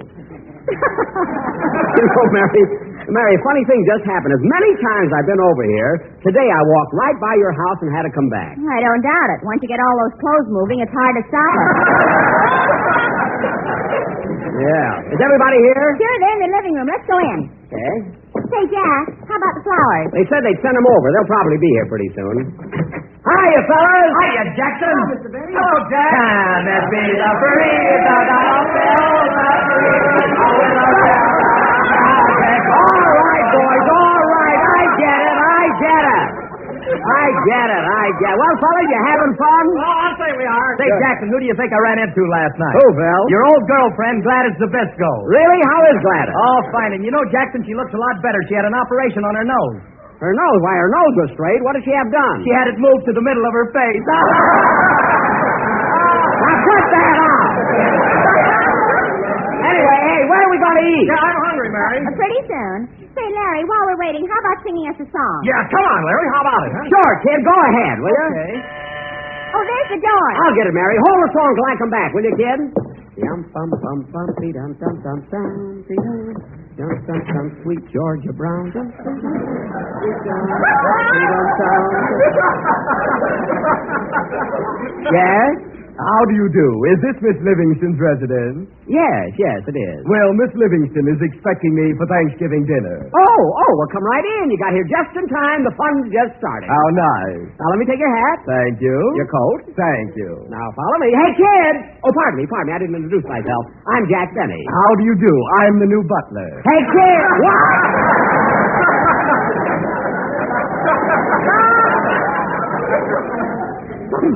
The butler? Yes. Are you the downstairs man? I happen to be a guest here. If you're the butler, the kitchen's right through that door. Thank you, sir. Jack, who has was that at the door? Nobody. Well, whose coat and hat are you carrying? Who's holding cat? Oh, Don, it's your butler, and he just came in. All right, laugh. I know how to keep help. Go ahead and sing, Larry. Go ahead. I sing, Larry. Good. Very good. That was great, Larry. Hey, fellas. Everybody in the dining room. Dinner's on the table. Oh, boy. Let's go. Hey, kids. Kids, wait a minute. Let's all march in. You know, conga line. Okay. Da, da, da, da, da, boom. Da, da, da, da, da, boom. Da, da, da, da, da, boom. Don, if you can't control it, don't swing it.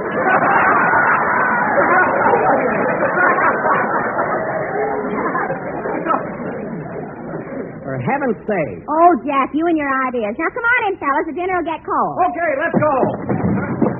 Jack, bring in an extra chair. Okay, I'll be with you in a minute.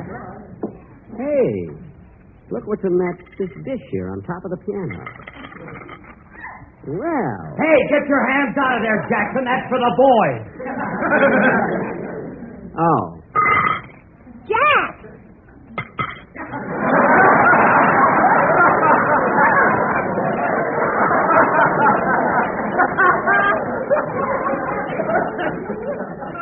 How in the world could she see from the other room?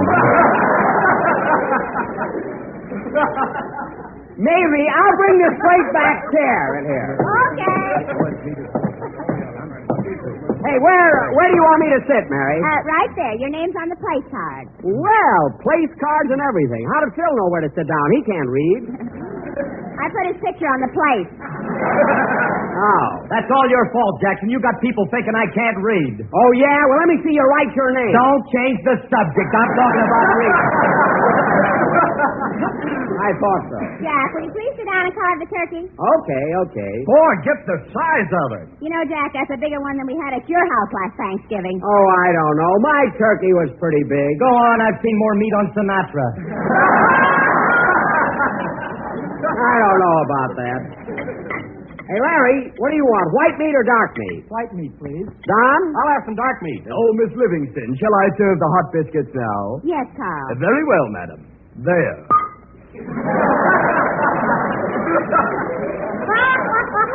Carl, don't throw the biscuits. Yeah. Why don't you stand closer to the table? I've been watching these people eat, and I don't want to get any on me.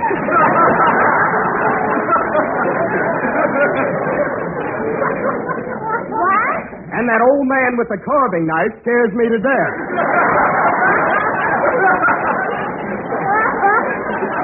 Now, wait a minute. I know your type. Those blue eyes aren't fooling me a bit. You're just mad because my tuxedo is better than yours. Now, Carl, your job is just to serve the food and not to antagonize the guests. Yes, madam. Hey, Jackson, how about making a speech? Come on, huh? Come on, make a speech for us. Go ahead, Jack. Say something. This is the first time we've all had dinner together in a long time. Okay. Well, kids, it's sure nice for all of us to be gathered here on Thanksgiving. I know that during the year we've had our little differences and a few arguments, but this is a day to forget all that and cement our friendship so that it's stronger than ever. Here, here. Thank you. And now...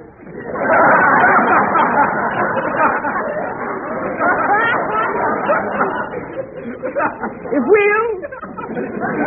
we'll just forget our little differences. But, Jack, we've never had any real arguments. Of course not, Jackson. Oh, I was just thinking about little things like last week when Don and I had that argument about what naval hero said, don't give up the ship.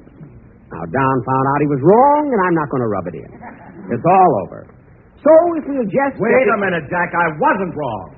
So if we'll just It was Captain James Lawrence who said, don't give up the ship. No, Don. It was John Paul Jones. So if we'll Jack, just... I still insist you're wrong. It was Captain James Lawrence. Don Wilson, you can argue till you're blue in the face. It was John Paul Jones. And I'm going to prove it. Jack, put down that carving knife. Oh, pardon me. Beast.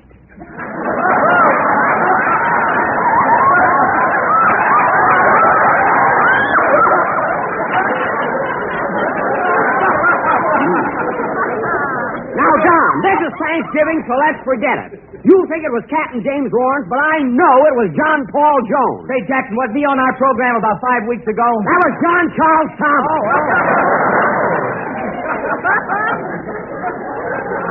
Now, Don, take my word for it. I know what I'm talking about. Well, so do I. It was Captain James Lawrence. It was John Paul Jones. Oh, for heaven's sake, cut it out. Carl, serve the dessert, will you please? I will if those two gentlemen don't get off the table. I will if he will. I'll have some more of that white meat. That's my leg. Now, Don Wilkins, I think it's awful for you to come here on Thanksgiving, accept Mary's hospitality, and start a big argument like this. I didn't start the argument. You did. And any schoolboy knows that Captain James Lawrence said, don't give up the ship. Well, every schoolboy knows that it was John Paul Jones. And you're just being stubborn about it, that's all. Yes, for goodness sake, finish the speech you started. I'll do it if everybody will shut up. Now, as I was saying, we're gathered here on Thanksgiving Day in a spirit of friendship. A word that in itself represents that binding tie between all people. Let's try, friends. Let's try to keep the feeling that is so prevalent on this day throughout the entire year. So whenever you feel discouraged, just think of those famous words of John Paul Jones. Don't give up the fight. Say, Mary, I enjoyed your Thanksgiving dinner very much, but I wish Don wouldn't be so stubborn. After all, when a man's wrong, why doesn't he give in? But Jack, Don is right. It wasn't John Paul Jones. It was Captain James Lawrence who said, don't give up the ship. Mary, Captain James Lawrence said, I do not choose to run. He did not. Then who said it? One of Crosby's horses. All right. Well, I'm not going to argue. I got to go over to Joe E. Brown's program and congratulate him on his 44th anniversary. I don't have to. I want to go. There's the door. I can't give you anything but love, baby.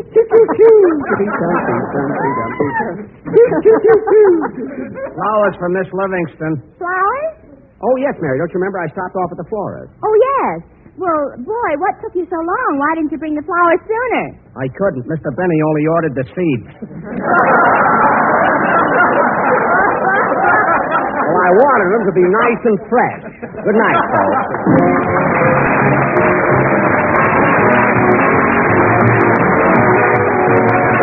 The Lucky Strike program starring Jack Benny with Mary Livingston, Phil Harris, Rochester, Larry Stevens, and yours truly, Don Wilson.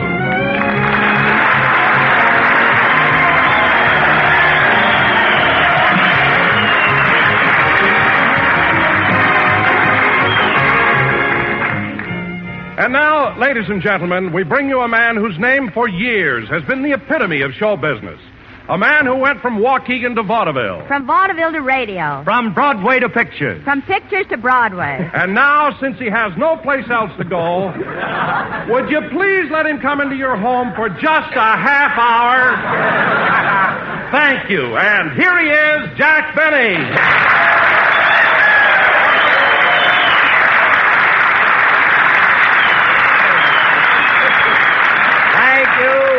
Thank you. Hello again. This is Jack Benny talking. And, kid, you're absolutely right. I have been in show business a long time.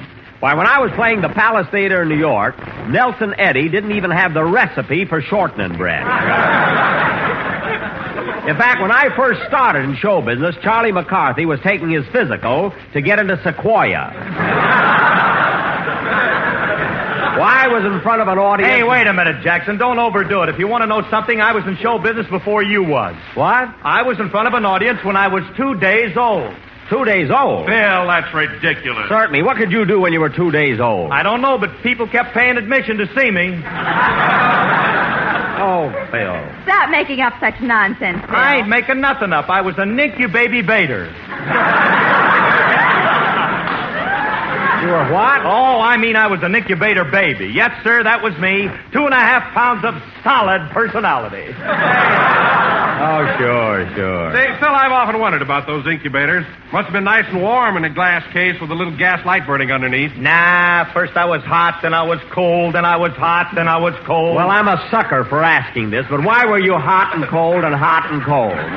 His father kept blowing out the flame, and his mother kept lighting it.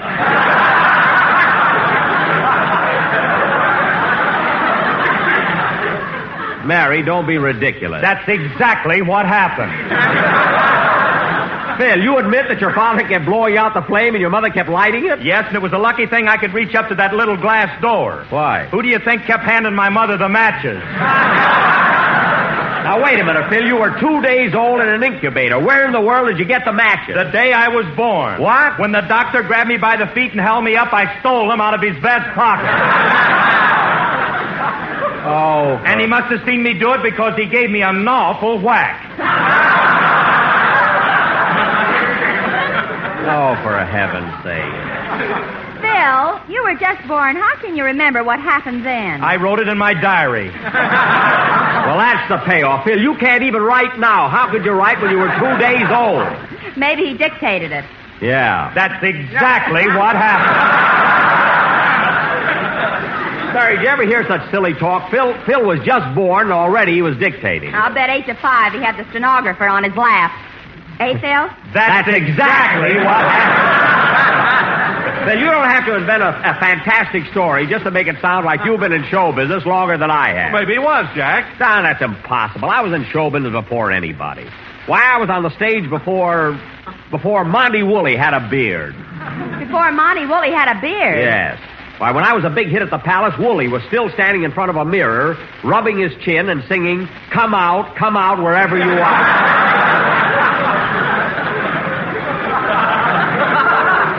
I'm telling you, kids, I've been in show business longer than anybody. Oh, yeah? How about C. Aubrey Smith? You mean little Aubrey? Why, he was only a kid when I was starting out in it. Come in. Mr. Benny? Yes? I'm from Esquire magazine. We printed a story about you and have all the information in our files except one thing. What would you like to know? Your age, please. 36. But, well, okay. Now, where were we? Well, you were informing us that you were a thespian in the legitimate drama prior to the inauguration of the cinema.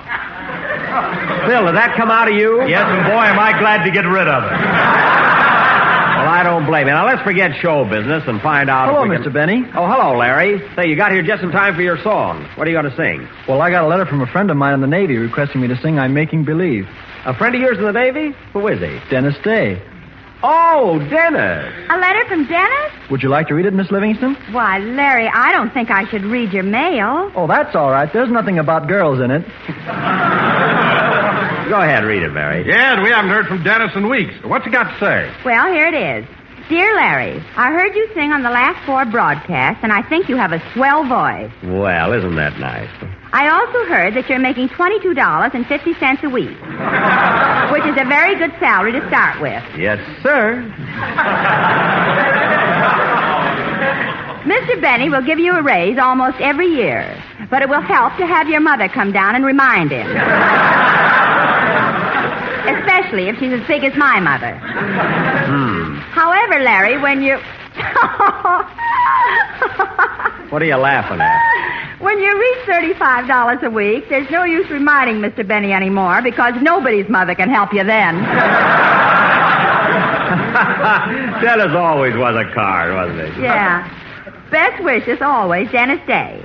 P.S. By the way, Larry, I'd appreciate it very much if on next Sunday's broadcast you'd sing I'm Making Believe. That's the part I told you about. Yes, I know. Go right ahead and sing it for him, kid.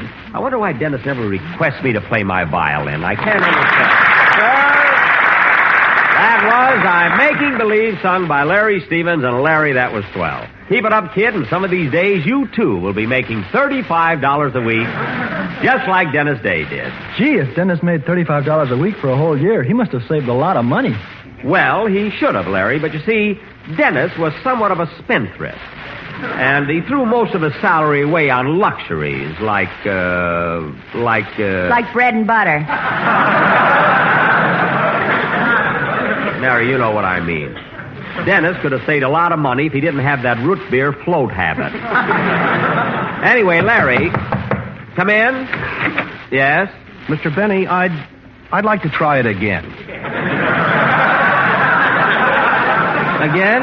I'm from Esquire magazine. We printed a story about you and have all the information in our files except one thing. Well, what would you like to know? Your age, please. I told you I'm 36. Look, Mr. Benny, this information isn't going to be printed. It's only for our private files. I don't care what it is for. I'm 36. But, well, okay.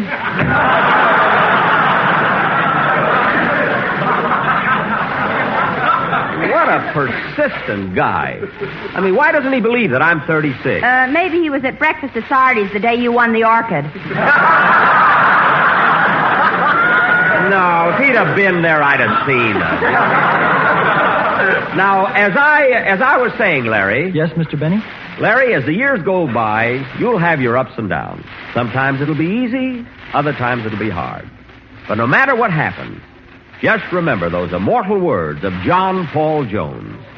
Don't give up the ship. And now, ladies and gentlemen... Jack, I'm not even going to argue with you today. Well, Don, I'm glad you finally see it my way. And now, ladies and gentlemen... I don't see it your way at all. It was Captain James Lawrence who said, don't give up the ship, but I just don't want to argue about it. Well, neither do I, but it was John Paul Jones. For your information, Don, Captain James Lawrence said, go west, young man, go west. So there. What are you talking about? It was Horace Greeley who said that. Horace Greeley? Yes, Phil. Well, how could he say it? Horace Greeley's a statue in Westlake Park. Well, I'm better off if you're on Don's side. Now, Larry, you forget everything that was said and listen to me. Yes, Mr. Benny. As I told you before, and even though you may have your ups and downs, always remember those immortal words of John Paul Jones. Don't go west in a ship. I mean, don't give up the west. I mean, the ship. Don't give up the ship. Which was said by Captain James Lawrence. Now, Don Wilson, if you say that once more, there's going to be trouble. It was Captain James Lawrence. Well, you asked for it. Hold my coat, Mary. What are you going to do? I'm going to put it on. I'm going home.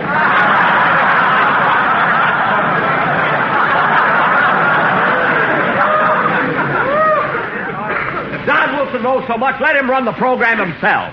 Goodbye. Jack, come back here. I'm going home, and that settles it.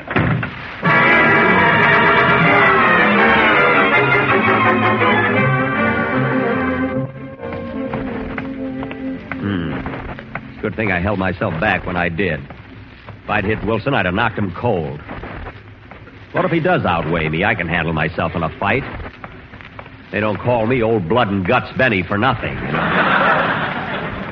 I know when I'm right, and when I'm right, I fight. Say, that sounds like a good motto. I know when I'm right, and when I'm right, I fight. Gee, I wonder if that'll ever become as famous as Don't Give Up the Ship. It could, you know. Imagine years from now, people might be saying, remember those immortal words of Jack Benny. I know when I'm right. And when I'm right, I fight.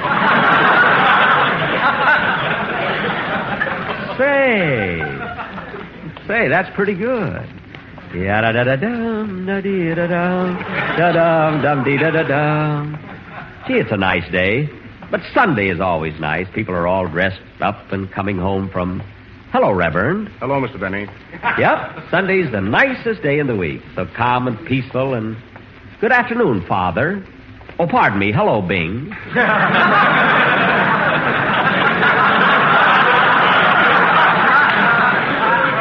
Maybe I should have asked him if he was going my way. I like him, you know, I do.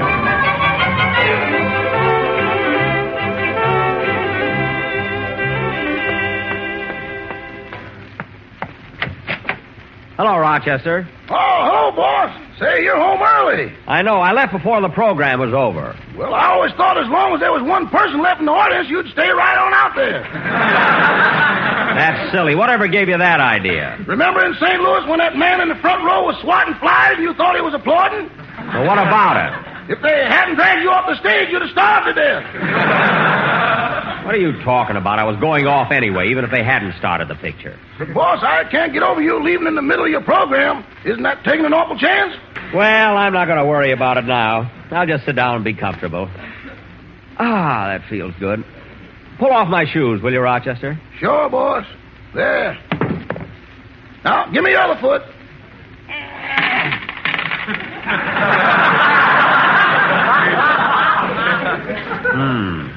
Wiggle your toes, boss. There's a dime missing.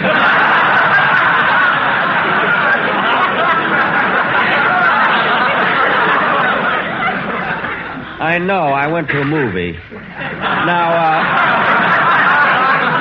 I wish you'd go out and fix me something, will you? I feel like I need something to pep me up. Okay, I know just the thing. I'll fix you a super zombie. A super zombie? What's it made of? I can't tell you the recipe. It's a military secret. A military secret? Yeah, that's the stuff they use in flamethrowers. Oh, well, I don't want anything like that. Let's fix me some tea and toast. That's Yes, all. sir. I'll answer the door. Yada-da-da-dum-da-dee-da-dum-ba-bum-bum-bee-da-da-dum. Yes? I'm from Esquire magazine. We printed a story about I know. Listen. Well, look, Mr. Benny, now that you're in the privacy of your own home and away from those microphones, tell me, just how old are you? I told you I'm 36. Look, Mr. Benny, I've got a job to do, and I've got to go back to my editor with the facts. The facts. Well, I'm trying When I show him this, you'll never believe me. I'll be the laughing stock of the office. I don't care about myself, but I've got a wife and 2 children. Now, look, Bud, I'm trying to tell you the truth. Kick me, beat me, but tell me the truth. Think of me. Think of my wife and kids. Tell me the truth. That's all I want, the truth. The truth, Mr. Benny. How old are you?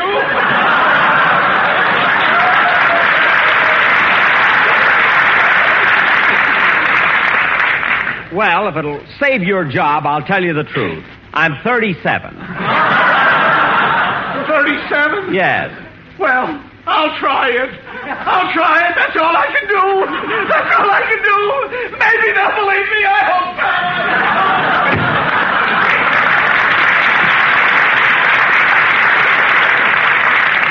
so. What an emotional young man, isn't he?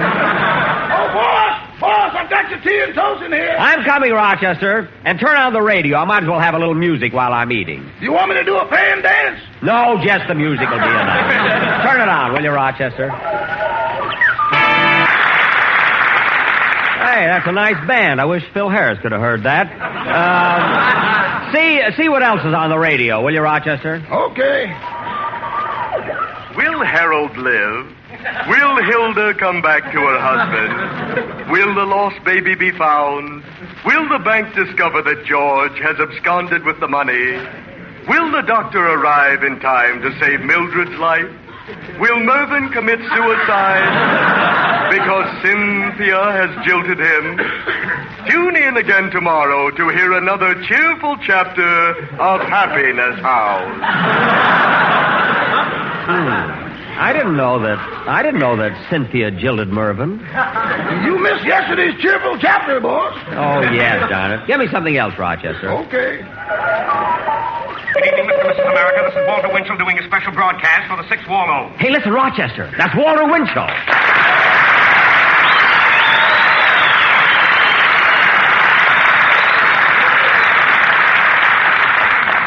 Ladies and gentlemen, this is the 6th time we are having a war bond drive, but the war is an expensive proposition. There is no way to economize. There are no bargain basements in war, no cut-rate sales. Everything must be paid for in cash and in blood. And you are only asked to put up the cash. I know you bought bonds during the other drives, but so did everyone else. Your bond is just as important as your neighbor's. There are no slackers on a battlefield, so let's have none here. Remember, do your share. This is no time to pass the buck unless you pass it across the counter for a war bond. Gee, Rochester, isn't he sensational? He sure is, boss. Yes, sir. And now for some news the time will allow. New Delhi, India. Admiral Mountbatten has exceeded all expectations in the Battle of Burma. He has captured a 100-mile stretch of railroad north of Mandalay. His commandos are striking south of the Irrawaddy. Gosh, that guy Winchell knows everything. And here's one from the Far East. The B-29s are changing the name of Tokyo Harbor to Bombay. What a sense of humor. Hollywood, California. Ladies and gentlemen, the whole movie town is talking about a certain radio comedian who lives in Beverly Hills, who tortures the violin and is tighter than Dorothy Lamour's sarong. This fugitive from the cornfield who wears a size 44 girdle is making a complete and utter fool of himself by insisting that it was John Paul Jones who said, "Don't give up the ship." What? Because of radio censorship and the laws of libel, I am not allowed to mention the name of this Waukegan wit who is making such a dope on himself, but his initials are J.B. Rochester, you hear what I heard? Did Winchell insinuate that I'm a jerk? That's what he said. That's what the man said. He said. Oh, he did, huh? Although he has been corrected dozens of times, ladies and gentlemen, this blue-eyed boob will not admit that it was Captain James Lawrence who said those famous words. Rochester, turn that off. Out of my way, Rochester. I'm going to see that guy Winchell right now. Hand me my hat, coat, and cane. My heavy cane.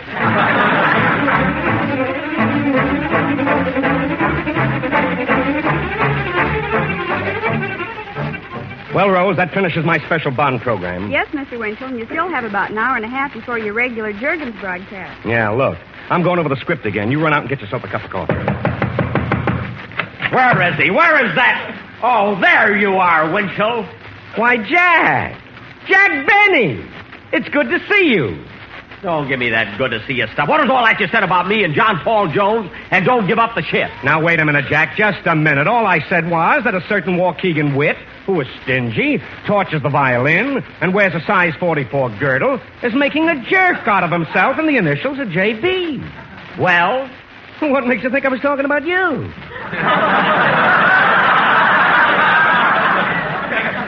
Well, for one thing, the initials J.B. But, Jack, I might have been talking about Joan Bennett. Joan Bennett doesn't wear a size 44 girdle. To think that you would do this to me, Walter, after all I've done for you. What did you ever do for me? Plenty, but not anymore. Yesterday was positively the last time I'll ever wash my toupee in Jurgens. And another thing, Winchell. Now, Jack, that's no attitude today. Suppose I did mean you. I wouldn't have mentioned it if I didn't know the facts. Oh, so now you know everything. Who do you think you are, Luella Parsons? I know my rights, brother. Oh, Jack, calm down a little. Aren't you getting a little too excited about this? No, I'm not, because I believe in those famous immortal words. I know when I'm right. And when I'm right, I fight. Who said that? Jack Benny. Why don't you read your history?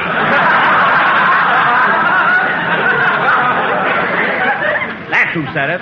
All right, Benny, I try to be patient with you, but now I can get tough, too. Just who do you think you are trying to change history by saying John Paul Jones said don't give up the ship, when any schoolboy knows it was Captain James Lawrence? Oh, yeah? Well, let me tell you something, Winchell. You're not going to... Pardon me, Jack. Certainly, Walter. Yeah? Winchell speaking. What? Your wife had a baby this morning? But how could she? You promised me it wouldn't happen until next week's program. Oh, never mind. It's too late to apologize now. Now, getting back to you, Benny, everybody on your program knows that you're wrong about John Paul Jones. But because you're the boss, you bully them and shove them around and make them take orders from you. Well, you can't do that to me. Oh, yeah? Well, let me tell you something, Winchell. You're not going to... Pardon me, Jack. Certainly, Walter. Yeah, Winchell speaking. Yes. Yes. But, Elliot, I told you can't keep a secret all week long. Oh, all right. Congratulations. Now, getting back to you, Benny. Why don't you admit it like a good sport instead of acting like an arrogant boob? It's guys like you with big mouths and little brains who think they know it all. Oh, yeah? Well, let me tell you something, Winchell. You're not going to stand there and... Wait a minute. How come that telephone never interrupts you? Now, listen, Winchell, if it was anything but the famous saying in Navy history, I might admit you're right. But I know Navy history. I was a sailor in the last war. Well, so was I. I was a sailor in the last war, too, and let me ask you something. Do you know anything about Captain James Lawrence? Well, That's what I thought. Now, shut up and let me tell you something about him. James Lawrence was born in Burlington, New Jersey on October the 1st, 1781. He entered the Navy at the age of 17 and rose to the rank of lieutenant 4 years later. He fought on the Enterprise in 1804 during our war with Tripoli. We had a war with Tripoli? Stephen Decatur selected Lawrence as his first lieutenant. He commanded such ships as the Argus, the Vixen, and the Wasp. In 1813, commanding the Hornet, he distinguished himself by capturing the enemy ship, the Peacock. I know, but the Peacock... As a result, but John he was Paul commissioned Jones captain was in there and someplace. received a gold medal from Congress. On June the 1st... I know, but what about Paul? John Paul Jones? Lawrence, commanding the Chesapeake, sailed to meet the enemy ship, the Shannon, about 30 miles away from Boston. Well, John Paul Jones was in Boston, The enemy you know. crew was better trained, but that didn't stop the courageous and the confident Captain Lawrence. Well, John Paul Jones, you know, was courageous. Just as good as Captain Lawrence. The Chesapeake lay helpless. With Captain Lawrence... What was Lawrence doing? As his men carried him below, he beseeched them to keep on fighting by saying, Don't give up the ship. Well, all right. Later, the same war cry was used by Captain Perry I don't care in the what Battle of Captain Lake Perry Erie. said. But it was Captain James Lawrence who said it first. I know, but I don't care. KFI, Los Angeles. The Jack Benny Program.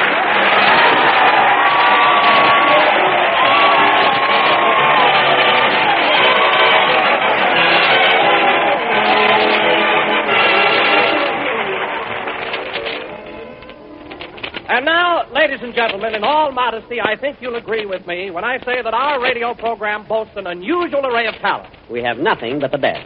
For instance, our orchestral ensemble is conducted by that learned symphonist, that gifted maestro, Phil Harris. That's right, folks. Phil is a great musician. Why Spike Jones doesn't grab him is beyond me.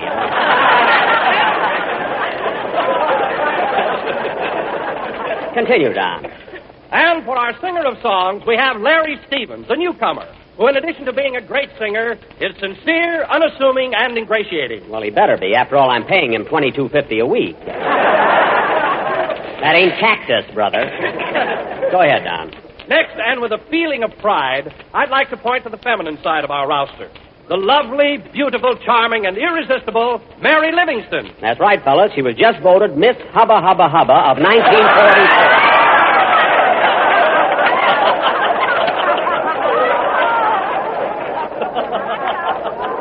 Sounds like the auctioneer there for a minute. Continue, Don, will you? I'd like to pay tribute to the man, the one man, who is responsible for bringing this program into your home Sunday after Sunday. Yes, sir, Sunday after Sunday. Neither rain, nor snow, nor sleet, nor storm shall stay this courier from his appointed round. I copied that off the post office. The Cucamonga branch. Go ahead, Don. Don't keep him waiting. This man, whose talent is summed up in one word, genius, has the rare faculty of knowing what the people want and seeing that they get it. Oh, Don, please. So now we present the one man chosen by the sponsor for this all-important job. And here he is, our producer, Bob Ballin. What? Hey, Bob Ballin? Now, wait a minute. Hey, what's this all about? Wait a minute. Wait a minute! Hey, Bob, how do you like that? For 12 years, I'm the star of this show, and who does he introduce? Bob Ballin. How do you do, ladies and gentlemen? This is Bob, Air Technical Command Ballin. Now, look, Mr. Ballin. Mr. Ballin, stop imitating Bob Hope and get back to your control room. All right, but before I go, remember, folks, Ballin spelled backwards is Nilab. I don't care what it is, now get back in that control room. You know better than to leave my writers in there alone. They'll kill each other. Don, let's not waste any more time. Now go ahead and introduce me like you were supposed to. Okay. Ladies and gentlemen, in introducing Jack Benny, the star of our show. The star of our show. I always have to remind him of that, always. Huh? It is only fitting that I say he is one Hello, of the Don. greatest... Hello, Jack. Hi, fellas.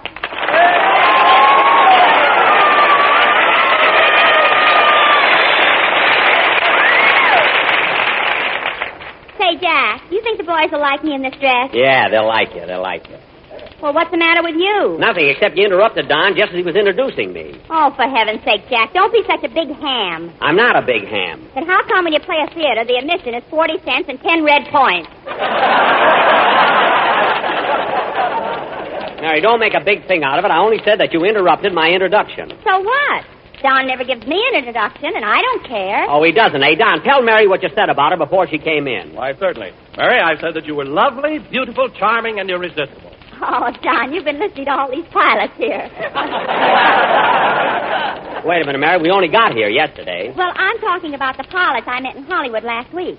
And I wasn't with them 5 minutes before I knew they were stationed out here with the technical command. You knew they were stationed with the technical command? Yes. Well, I'll hate myself if this doesn't get a laugh, but here goes. You mean the pilots started to get commanding? No, they try to get technical. Now we can both hate ourselves. Say, Jack, how about your introduction? Do you want me to give it to you now? Oh, yes, Don. We must get started with the program. Ladies and gentlemen, in introducing Jack Benny... The star of our show. The star of our show... It is only fitting that I say he is one of the greatest... Hello, everybody. Hello, Miss Livingston. Oh, hello, Larry.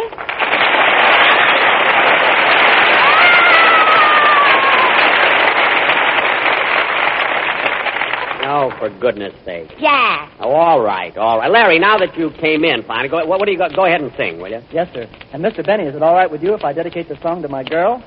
Well, sure, kid. Go right ahead. I didn't even know you had a girl. Oh, yes. We've been going steady for 3 years. Say, that must be quite a romance. What's your girl's name? Fanny.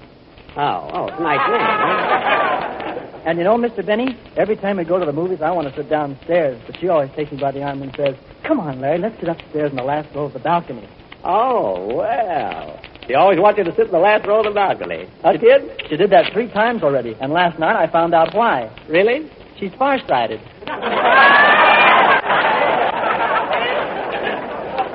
Oh, well, you had me worried for a minute. Go ahead and sing, kid, will you? Go ahead.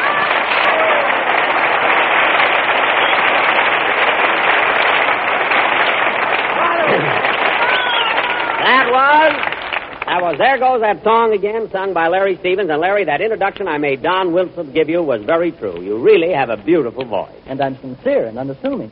And ingratiating. And underpaid. Mary, he's not underpaid. I'm giving him $22.50 a week, and that's plenty. After all, what does he do with it? He goes to the movies and sits in the balcony. If I pay him more, he'll buy his girl glasses, and then where'll he be? Downstairs again. Now, let's get on with the... Hey, Jack, talking about glasses, you ought to get regular ones and get rid of those bifocals you're wearing. Listen, sister, I wouldn't get rid of these bifocals for anything. I use the top half for reconnaissance and the bottom half to see what I got after I whistle.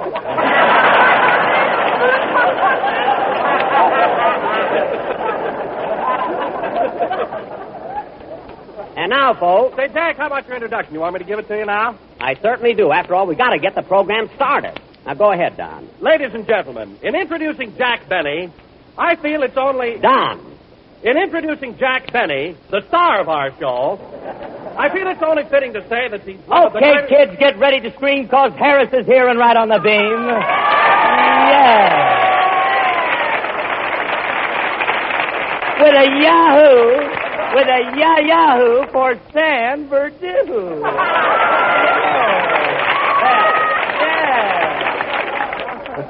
Well, he gets all out of it that he can, doesn't he, fellas? I'm not kidding, huh? Phil, it's bad enough coming in here trying to get laughed with a corny entrance, but you don't have to bring props with you. Props? What are you talking about, That thing hanging out of your sleeve, what is that? Well, it's an extension. When I pull it out, it gives me an arm 12 feet long.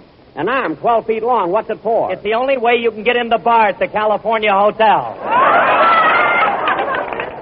Look, Phil, I hate to keep bringing this up, but instead of wasting your time being a playboy, why don't you try to improve yourself? Do something educational. What are you talking about, Jackson? I'm way ahead of you. I'm studying foreign languages. Foreign languages? Are you kidding? No, I'm studying Russian. I got the book right here with me. See? Russian book. That's ration book. Don't you ever learn anything? How can I? Alice keeps tearing the pages out. Well, now I've heard everything. Oh, Jack, you didn't even know when you're being ribbed. Phil's been kidding you all the time. He's a whole lot smarter than you think he is. Smarter. I'll lay 8 to 5. He doesn't even know the alphabet. Ha ha! That's one on you, Jackson. I knew the alphabet when I was 4 years old. Oh, yeah? Let me hear you say it. All right. A stands for antelope. B stands for bear. C stands for cantaloupe. And D stands for dare. E stands for elephant. Wait a minute. Look at it. Look, can't you say it without the name? That's the way I learned it, Jackson, and I ain't gonna let nothing throw me. Even jet propulsion couldn't get you off the ground. Believe me. Jet propulsion? Yeah, he's the bouncer at the 467 Club. Oh, yeah, I remember old Jet. Old Jet.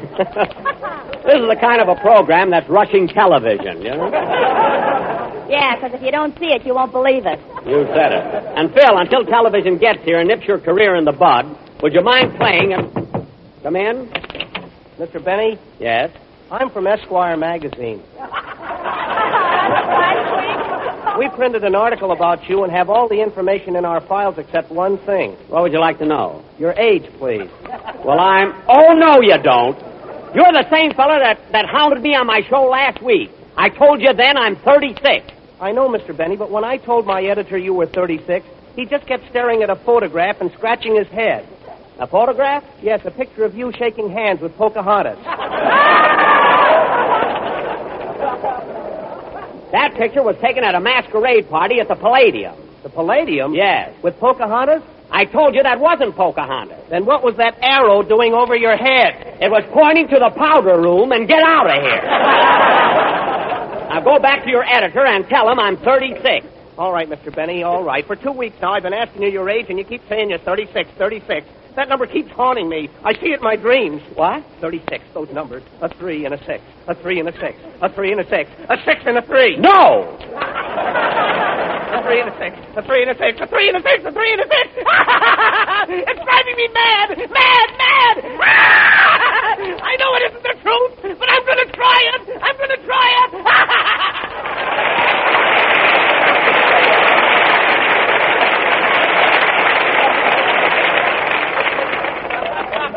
I wonder why he was laughing so much. Maybe he's wearing GI underwear. I don't know.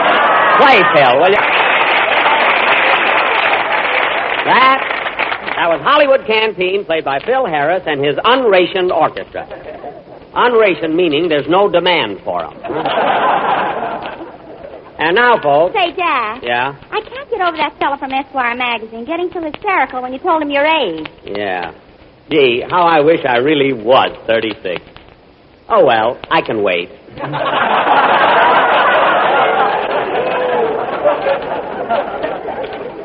Say, Don. Jack. What? If I were a man and you weren't the boss and you took your glasses off, I'd punch you right in the nose. Oh, you're just sore because my stockings are nylon. Oh, Don. Yes, Jack. You know, the program will be over pretty soon, and you still haven't given me my introduction. Okay. And now, ladies and gentlemen, I'd like to introduce a star who is known and loved by all. A star who has a long way to go before reaching the age of 36. Well. And here she is, Miss Dorothy Lamour. Dorothy Lamour?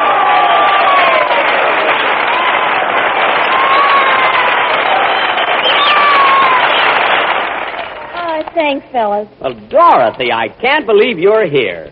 I must be dreaming. I'm going to find out if I'm awake or asleep. Jack, you're supposed to pinch yourself, not Dorothy. Mary, I know what I'm doing. Dorothy, I really am surprised to see you here. I thought you lived in Hollywood. I do.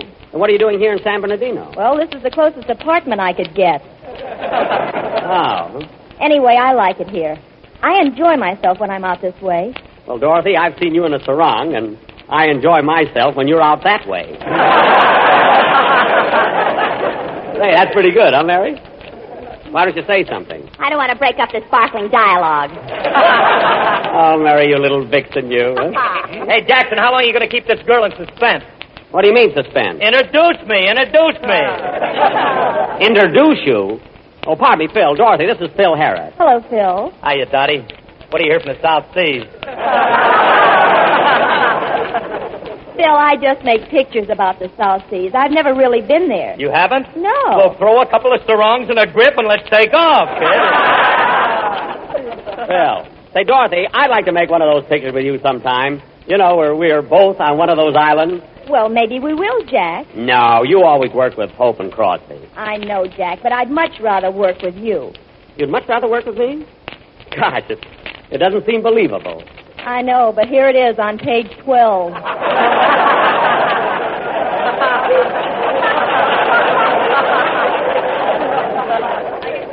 Oh, yeah. But no kidding, Dorothy. Maybe sometime we can all make a picture together. You, Crosby, Hope, and me. Yes, you can be the girl that Hope gets.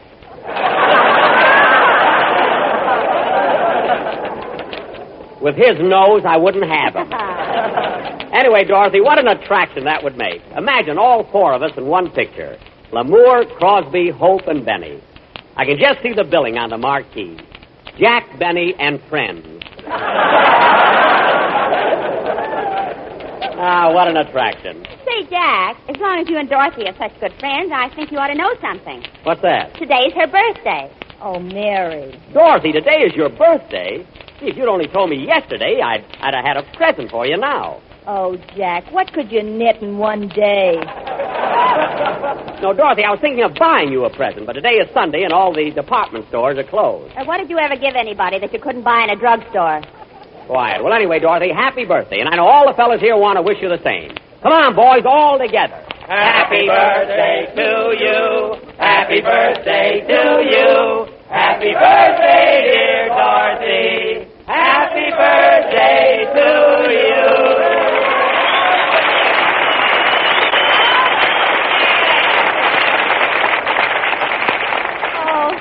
Thanks, fellas, and thank you, Jack. You're welcome, Dorothy. And to show you that I'm not really cheap, come here and I'll give you a kiss.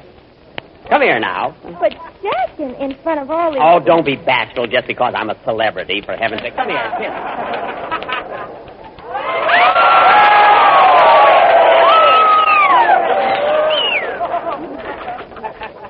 Did you like it, Jack? Jack, say something.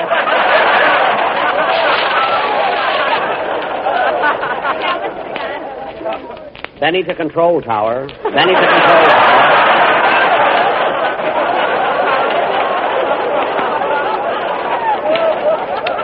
Clear the runway. I'm coming in for a landing. Roger! No kidding, Jack. Did my kiss really do that to you? Yes, Dorothy. All those lips.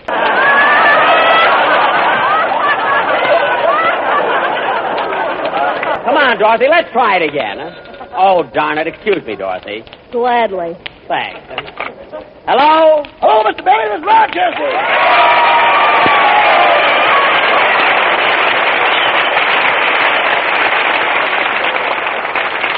Rochester, you were supposed to be here this morning. Why are you so late? Well, I had a little accident while driving up here. An accident? Yeah, and by the way, boss, do you have that kind of insurance that covers the other party? Oh, for heaven's sake. Rochester, the last time you drove my car, I had to fix somebody's fender. The time before, I had to buy a man a taillight. What now? The state of California wants a new bridge.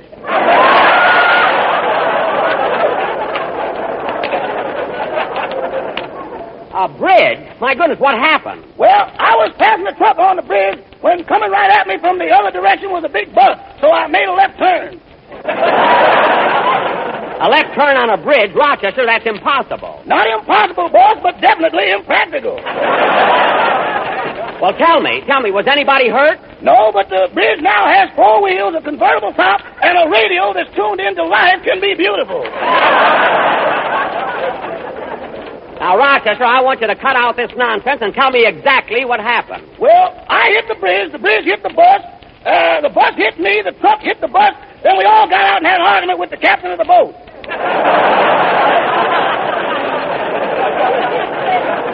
The captain of the boat? How did the boat get there? Easy. Well, when the bus turned in, I turned out, the bridge went down, the boat came up.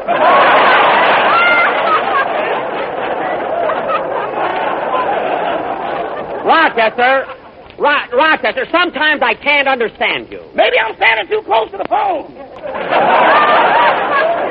Rochester, if this is as bad as you say it is, you're going to be in trouble. Going to be in trouble?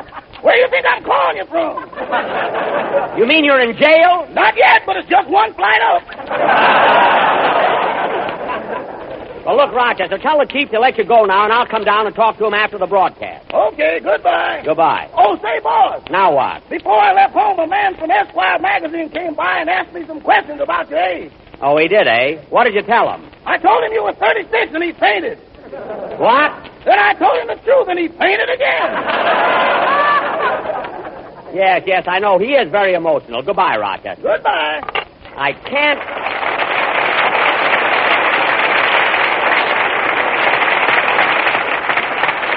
I can't understand Rochester. He's such a terrible driver. Maybe if it had turned out when the bus turned in, the bridge wouldn't have gone down, then the boat couldn't have come up. Oh, well. He should have had his hand out anyway. Play, Phil.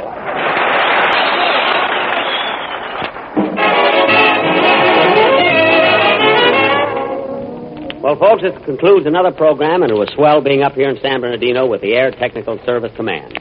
And thank you very much, Dorothy. It was awfully nice having you on our program. I enjoyed it too, Jack. Hey, Dorothy, what's the name of the picture you just finished at Paramount? Well, Mary, it sounds like a gag here, but it really isn't. The name of the picture is A Medal for Benny.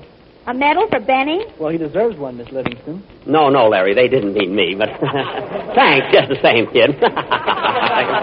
And Dorothy, I'm glad you spent your birthday with me, and I hope you'll be with me on my next birthday, when I'm 36. 3 and a 6. A 3 and a 6. A 3 and a 6. A 6 and a 3. No! A 3 and a 6. A 3 and a 6. A 3 and a 6. A 3 and a 6. Oh, for heaven's sake. Good night, folks.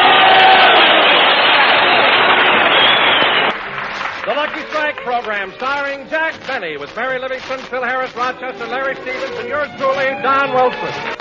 And now, ladies and gentlemen, we take you to Jack Benny's home in Beverly Hills, where we find Rochester very busy addressing Christmas cards.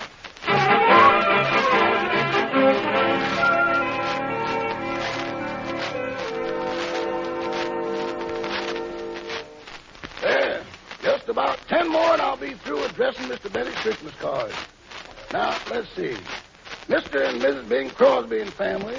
Mr. and Mrs. Eddie Cantor and family. Man, he sure killed a bunch of birds with those two stones.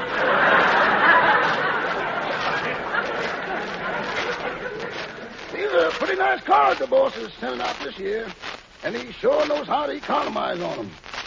Just look at that. Christmas greetings 1944 to 1950 included.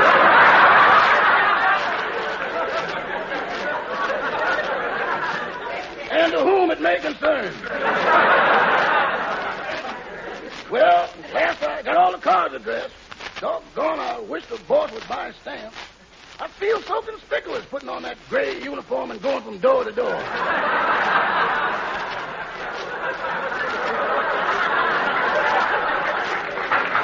Oh, Rochester. Are you through addressing those cards? Yes, Mr. Benny. Good. I'll be down in a minute. Okay. Say, I wonder what the boss is going to get me for a present. I heard him say he was going shopping this afternoon, so better start dropping a few hints. No, he's immune to hints. I better lay it right on him.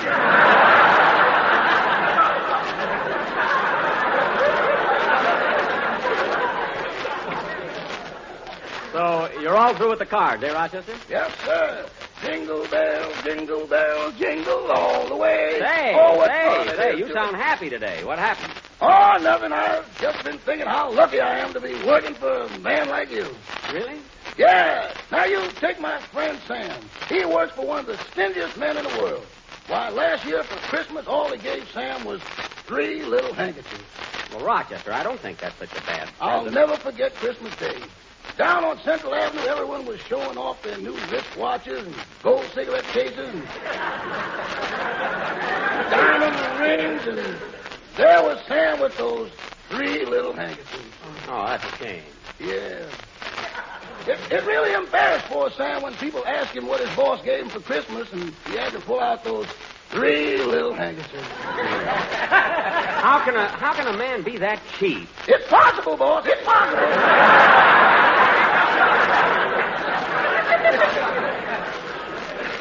Well, Rochester, you don't understand the spirit of Christmas. The important thing is the fact that you'll remember. The gift itself is nothing. I know. That's the kind of propaganda I'm trying to overcome. Oh. Say, I better hurry up if I want to get my shopping done. I've got to pick up Miss Livingston first. Rochester, while I'm dressing, turn on the radio, will you? Okay, boy. And in case you don't like chops or steaks, then simply take a 12-pound standing rib roast. Cover generously with strips from 2 or 3 pounds of bacon, and then place in oven. While this is roasting, you can make a tasty frosting for your cake by mixing 1 quart of sweet whipping cream with a large-sized can of crushed pineapple and a pound of butter. Then call in all your friends and neighbors to help you eat this simple meal. Ladies and gentlemen, you have just listened to another weekly broadcast of Memories of Yesteryear. Rochester, wipe off my chin and get another station. Yes, sir. Ladies and gentlemen, does your complexion suffer from tattletale gray? Do the crow's feet around your eyes have fallen arches? Do you have dandruff? When you comb your hair, do your shoulders remind you of a white Christmas? They do? Then why don't you try a bottle of Sympathy soothing syrup? Remember, folks, sympathy spelled backwards is yatapamys. Y-A-T-A-P-M-Y-S. Yes, yatapamys, yes, yatapamys, yes, yatapamys, fight your blues away. Hey, Rochester, That's pretty good stuff. Did you ever use any of that Sympathy soothing syrup? Boss, if it comes in a bottle, I've tried it. I know. And now, ladies and gentlemen, the Sympathy Soothing Syrup Quartet will sing Dance with the Dolly, accompanied by Snoochie Getz and the sweetest music this side of the La Brea Tar Pits Orchestra. Well, Snoochie Getz. You've got a good band, Rochester. See, I'll just have time to listen to this, and I'm going to walk over to Mary's house. That's what I'll do. Gee, it's nice out today. I hope Mary will be ready when I get there. Ya-da-dee-da-dum, da-dee-da-dum, ba-dum, ba-bee-da-da-dum. Hello. Hello, little doggy. Ya-da-dee-da-dum, da-dee-da-dum, da-dee-da-da-da-da-dee. Da-da-da-da-da-dum. Go away, doggy. That's my own fault. Try to be nice to people. Yum-dum-dum-dum-dum-dum, sweet. Yum-dum-ba-da-dum-dum, sweet Georgia Brown. Here's the drugstore. I think I'll go in and try some of that Sympathy soothing syrup. Seems to be good for everything. And that's just what I've got. Anyway, I've got a few minutes before I have to call for Mary. Might as well go in. What can I do for you, sir? I'd like to try a bottle of that Sympathy soothing syrup. Sympathy soothing syrup? Yes. Sympathy, spelled backwards, is yet-tapamiss. I know. Yet-tapamiss, yet-tapamiss, yet-tapamiss. Drive your blues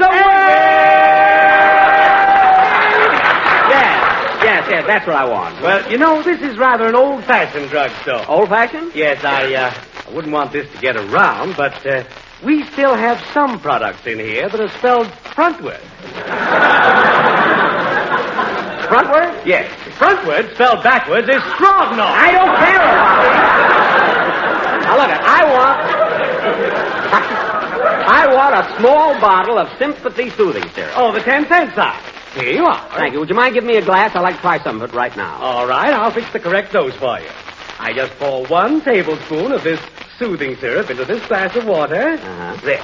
Now, listen to it. Fizz.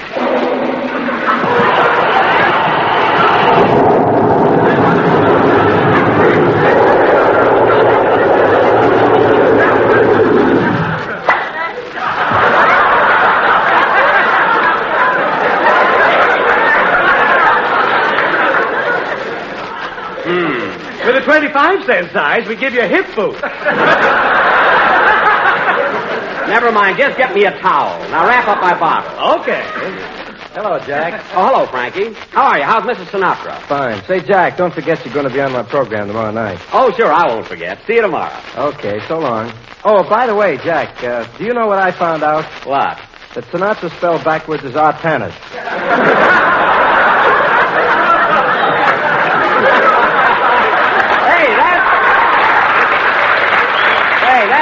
That's pretty good. So long, Frankie. So long, Jack.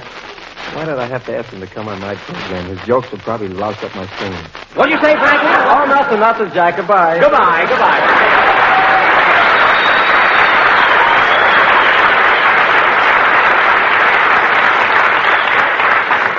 Yeah, sorry I promised to go on his program, and singing will louse up my jokes there. Oh, gee, look how late it is. I better go over and pick up Mary. Pardon me, Mr. Denning. Yes? What is it, honey? Well, all the girls in my class in high school are collecting autographs and... Well, how do you like that? I only spoke to Frankie, and I got some of it on me.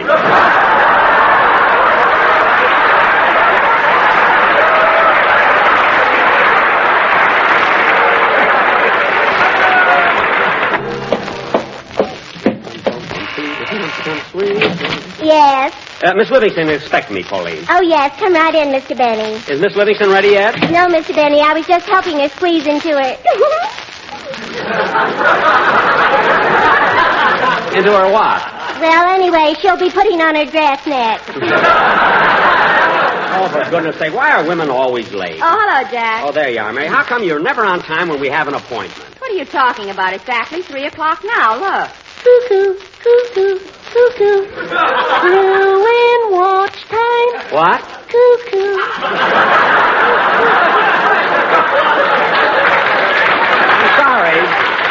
I'm sorry, Mary. I thought you were cuckoo. I mean late. Anyway, you were supposed to pick me up 10 minutes ago, so you're the one that's late. Well, I would have been here sooner, but first I gave a girl an autograph, then when I got to the corner here, I gave an autograph to a little boy. You know? Oh, for heaven's sake, Jack, why don't you stop chasing him? I didn't chase him. They asked me. In fact, the little boy said that he'd be very happy if he could have the autograph of an actor as famous as I. Naturally, I couldn't refuse such a request. Well, Natch.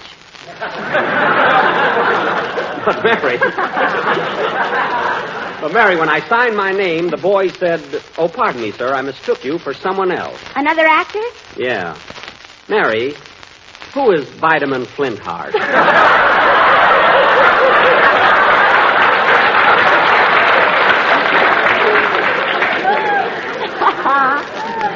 It's hard to explain, Jack, but Vitamin Flintheart is the same to Snowflake as you are to me.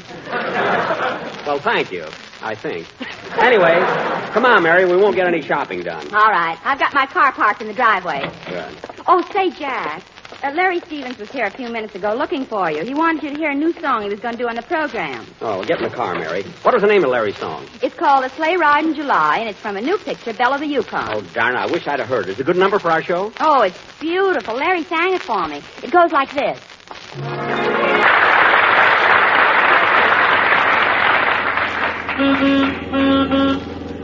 Drive carefully, Mary. Not so fast. Slow down. Watch out, there's a red light. Now it's green. Now it's red again. Hey, wait, there are 3 red lights. No, they're green. No, they're red, but there are 3 green lights, too. Hey, there's a blue light. Jack, put on your glasses. That's a Christmas tree.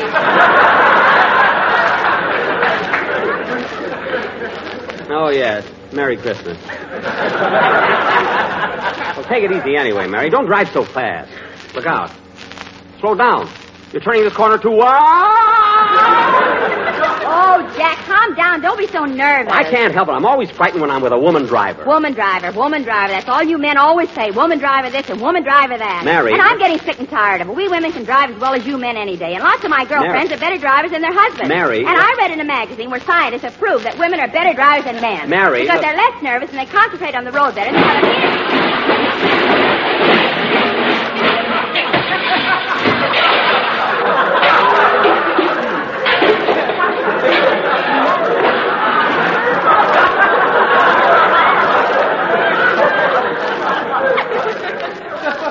Mary.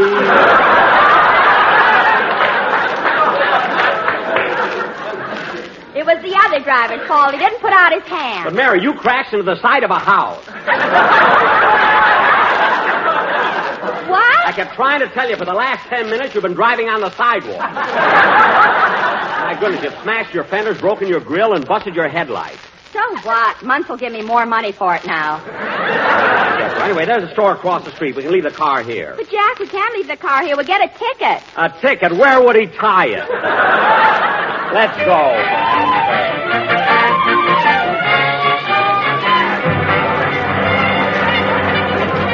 Take it easy, will you? Hey, stop pushing.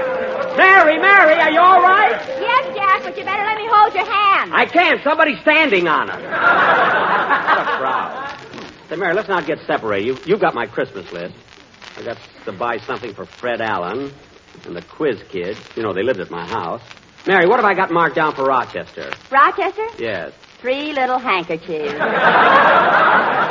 Oh, yeah, I better make that an even 4. I wonder where the perfume counter is. I want to get a present for my sister Florence. Well, why don't you ask the floor walker? Yeah. I beg your pardon. Are you the floor walker? Yes, and stop breathing on my carnation. It's not as rugged as I am.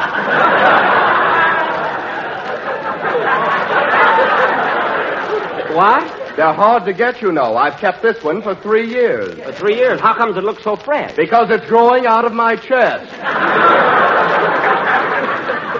Anything else you want to know, nosy? Yes, I'm looking for the perfume counter. Where is it? It's straight down this aisle on the left. Oh, there it is, Mary. Let's go over and see I beg your pardon, mister. Who, me? Yes, what do you think I ought to buy my wife for Christmas? Well, I don't know. Besides, that's a personal thing between you and your wife. You ought to figure that out yourself. Figured out myself, he says. I've been racking my brains and knocking my head against the wall, and do I know what to buy my wife? No. Well, I'm sorry, mister, but That's all right. I'll figure it out. You ask the guy a simple question, what does he tell you? Figure it out yourself. That's fine Christmas spirit.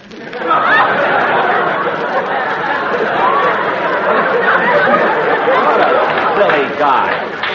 Come on, let's go to the perfume counter. All right, but you never get waited on. The girl is so busy. Well, I'll just reach over the counter and see what they have. Oh, no, you don't. What? I saw you trying to steal some perfume. I wasn't stealing it. I just wanted to see if it was alluring. At your age, what difference does it make? Now, look here. I told you I'm not trying to steal this perfume. I was only... Stop breathing on my carnation. I'm not breathing on your carnation, and get out of here. Oh, you're just mad because my eyes are bluer than yours. They are not. It's just this suit I'm wearing. And furthermore... What can I do for you, sir? I'd like to get some perfume. What would you recommend? Well, we have a very popular brand called Friendship, 68 cents a gallon. 68 cents a gallon. What do you think, Mary? The same as you. The price is right. I didn't mean that. I was thinking about my sister in Waukee, and I wonder if she'd like this bottle of perfume. Well, pull out the cork. You can smell it from here. Oh, stop. Say, miss, haven't you got something else? What's in that bottle over there? That's the new French perfume that just came in. It's called La Nuit Toujours Très Jolie Ici Maintenant. That sounds nice. What does that mean in English? Condensation of steam that's been forced through a motorman's glove.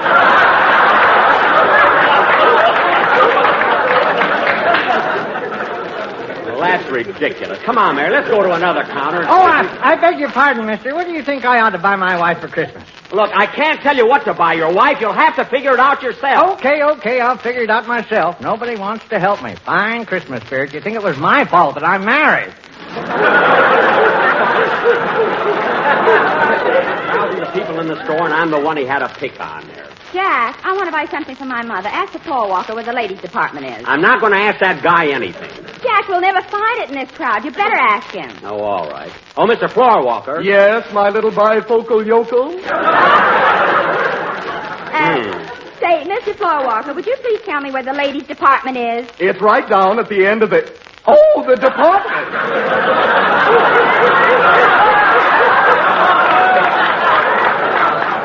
That's over to your left. Thank you. Come on, Mary.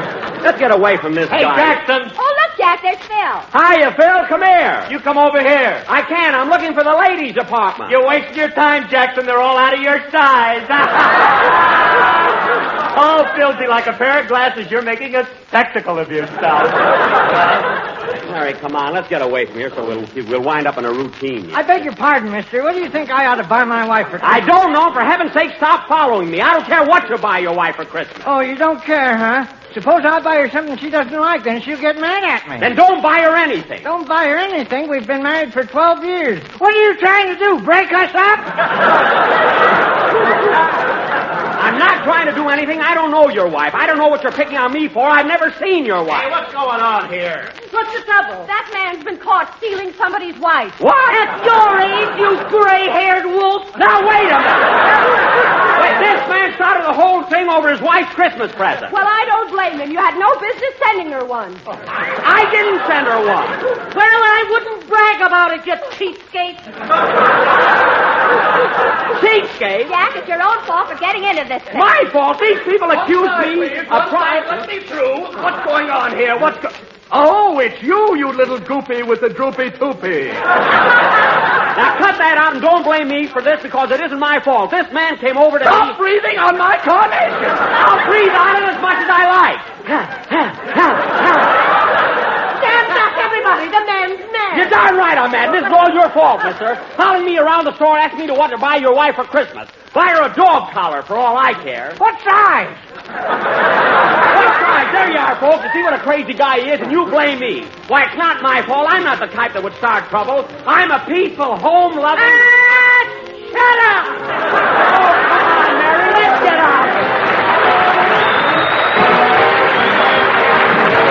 Thank you very, very much. The Jack Benny program, starring Jack Benny with Mary Livingston, Phil Harris, Rochester, Larry Stevens, and yours truly, Don Wilson. 'Tis the night before Christmas, and at Jack Benny's house, there are presents for all, even cheese for the mouse. Jack is up on a chair, then he's down on his knee, but you have to do that when you're trimming a tree.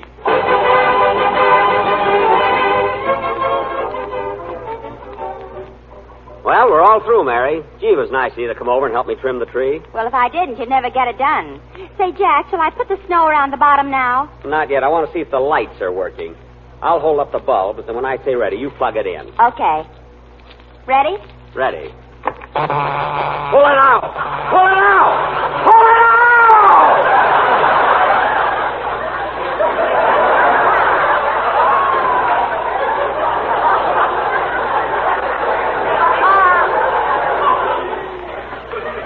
My goodness. Oh, Jack, why did you make me shut it off? Those lights were so pretty, especially those two blue ones that kept flashing on and off.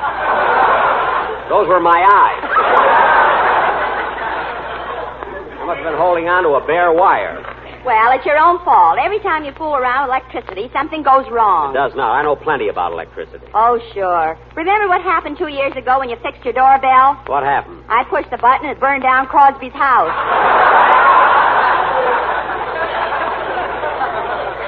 Oh, stop exaggerating. Anyway, hand me that roll of tape. Give me that tape. I'll fix this bare wire right now. Here you are. Thanks. Comes to electricity, I know what I'm doing. See, when you see a bare wire, you just tape it up like this. And that way it's insulated against outside elements. There, that ought to be enough tape. All right, Mary, plug it in. Okay. Pull it out! Pull it out! Pull it out!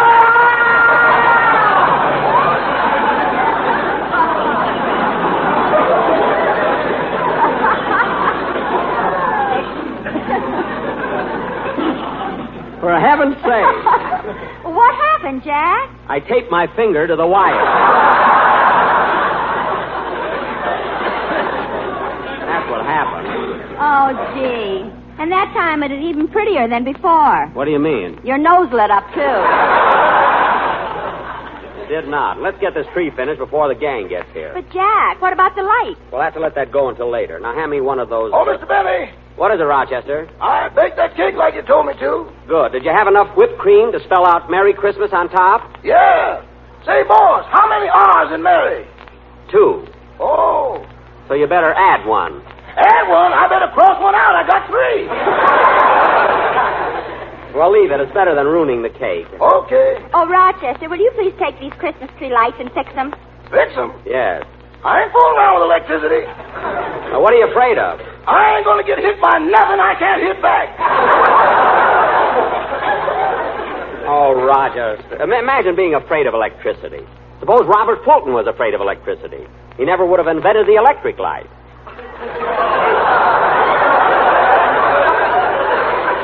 Would he? Jack, you're thinking of Thomas Edison. Edison? Well, then, what did Robert Fulton do? He said, don't give up the ship. That was John Paul Jones. Now, let's not start that again. Now, Rochester, please fix these lights, will you? Okay. Let's see. Now, in electricity, there's the electrons and the electrodes. Then there's the positive and the negative. But I ain't positive which one is negative.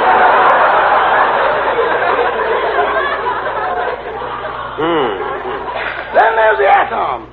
Now, the atoms are supposed to go from the positive to the negative. Or maybe they go from the electrons to the electrodes. Then again, maybe they go from Natchez to Mobile.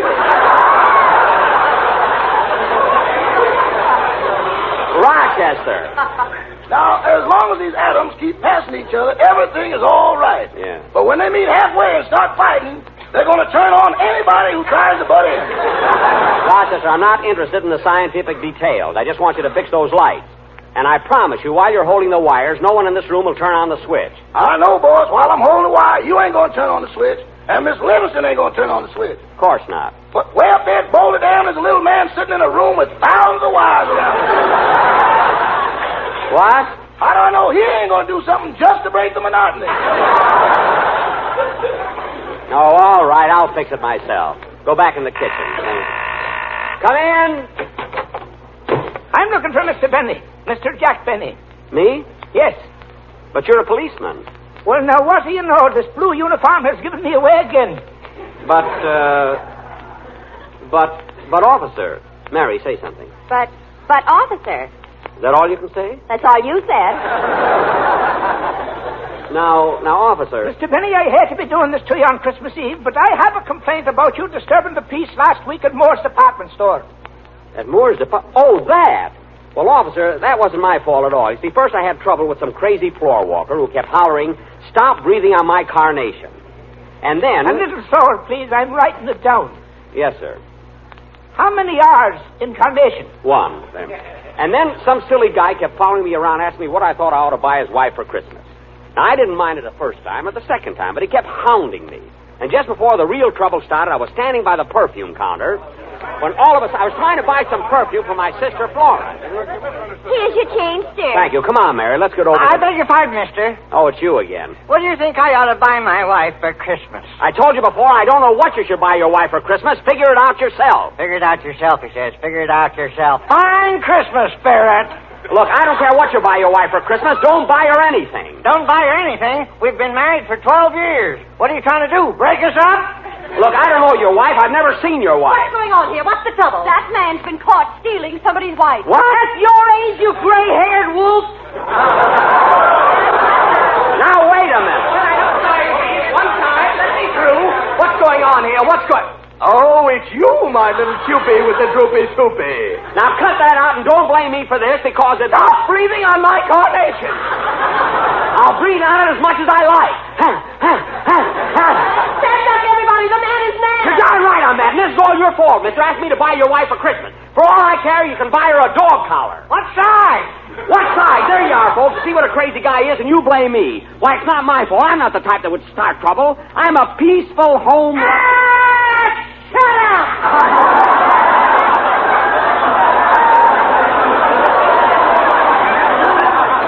Oh, come on, Mary. Let's get out of here. And that's exactly what happened, officer. Believe me. By golly, it's amazing. It sounds like something you'd hear on the radio. Yeah. Well, I'm convinced it wasn't your fault, and I'm going to forget all about this complaint and be wishing you folks a Merry Christmas. The same to you, officer. And a Happy New Year. Thank you. Goodbye. Say, Mary, he was a nice fella at that. Yes, he was. Now, come on, Mary. Let's put the presents around the tree before the gang gets here. Huh? Well, Mary, we got all the packages under the tree. It looks nice, doesn't it? It sure does. Jack, if you're not going to use the Christmas tree lights, let's put on the candy canes. Okay, here's the box, and you can... Hey, wait a minute. I had 12 candy canes, and now there are only 11. Where's the other one? Don't look at me. I'm not looking at you. I'm asking you. All right, I ate it. Here's 10 cents.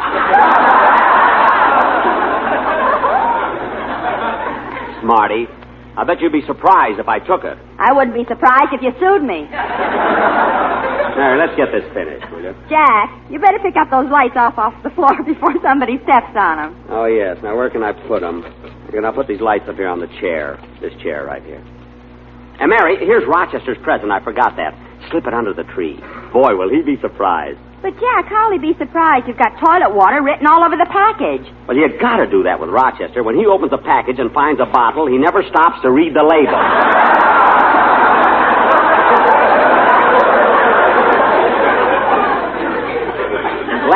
Last year, I gave him a miniature ship and a bottle, and the mast stuck out of his mouth for 3 days. Every time I asked him something, he had to answer me through the crow's nest. Believe me, Mary, I know what I'm doing. Well, Jack, I guess that does it. Tree's all finished. Yeah. Gee, it looks swell. Oh, say, boss. What is it, Rochester? Are your socks dry yet? My socks? I think so. Well, people will be here soon. You better take them off the tree. Oh, that's right. You take them off, will you, Rochester? I'm tired. I want to sit here a while. Yes, sir. Say, this tree looks awful nice, but it's kind of dark. Oh, no wonder the lights aren't plugged in. I'll fix that. Pull it out! Pull it out! Pull it out!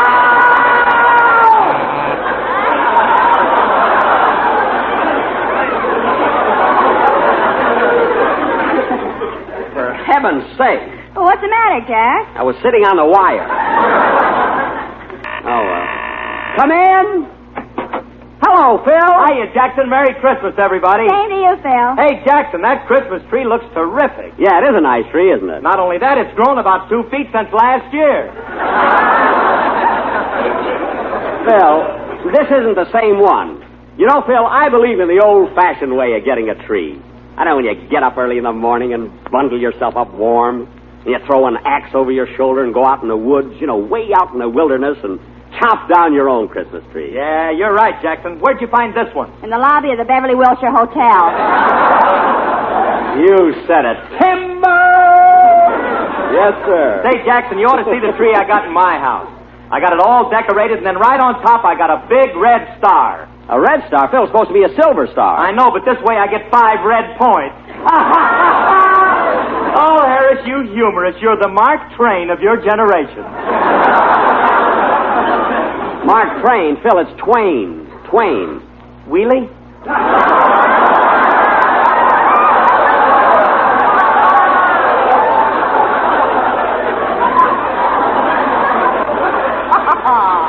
Phil, after a gag like that, you're lucky Santa doesn't scratch you with his claws. Say, that was pretty good, too. Don't bother sending us Cracker Jack, Mother. We're now getting corn by the ton.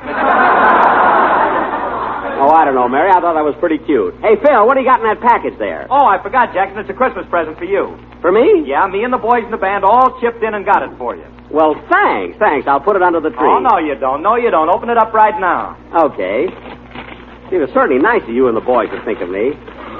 I really didn't. Oh, Phil, thanks. Gee, a beautiful turtleneck sweater. Gee. Well, look inside of it, Jackson. Inside? Oh. Oh, Phil. What is it, Jack? A turtle.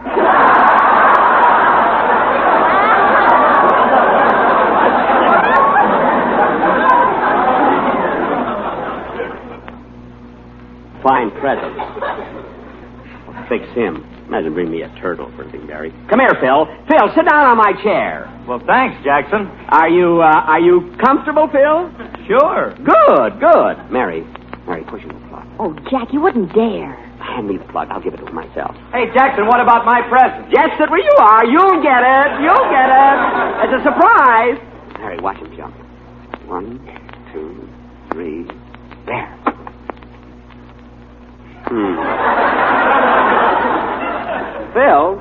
Phil, don't you feel anything? No, why? Well, what about the surprise? What's the matter? We're having a little trouble at Boulder Dam.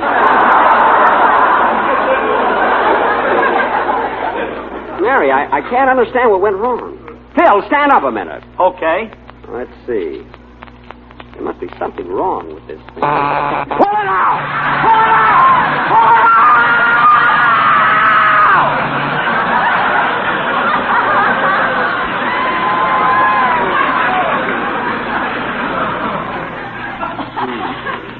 Fine thing to do to a guy on Christmas Eve.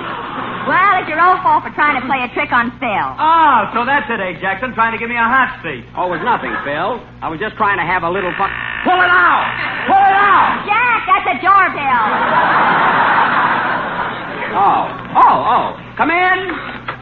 Hiya, Don. Hello, Larry. Oh, Don, Phil, and Larry. Merry Christmas, Don. Hey, I'm glad you fellas were able to come over. Oh, say, Mr. Benny. Yes, Larry. Well, last night I went to the movies and I saw a picture called Hollywood Canteen. You did? Yes. And you want to know something? What? You were in it. Yes, I know, kid. I happened to see the picture. 8 times. What? On the days he can't go, he sends me. Rochester. Between you and me, that seat never gets a chance to cool off. Never mind. Well, say, Jack, I saw the picture, too. You did, Don? Well, Don, tell me, how did my violin solo go over? Well, Jack, this will amaze you. Really? When you started to play, the man next to me got all excited and enthused. Oh, I get it, Don. I get it. You don't have to... Okay, Mr. Benny, I got the cake and coffee on the table. Good. Come on, fellas. Let's have a little bite. Come on. Now, take it easy, fellas. Take it easy. Take it easy. There's enough for all. Yes, folks, you don't have to crowd. Just line up to the right and have your ticket stub ready. Rochester, this is Christmas. Oh, yes, excuse me. Now, fellas. Hey, who can that be? Come in. Well, I'll be darned. Hiya, Buck. Hello, everybody.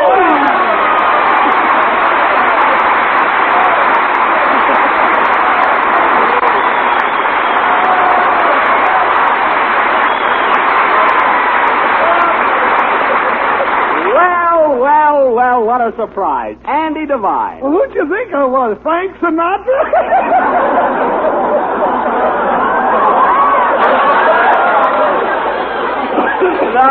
No, Andy, your voice and figure are both a little huskier, I think. Hey, Andy, there's Don Wilson. Oh, yeah. Hello, Skinny.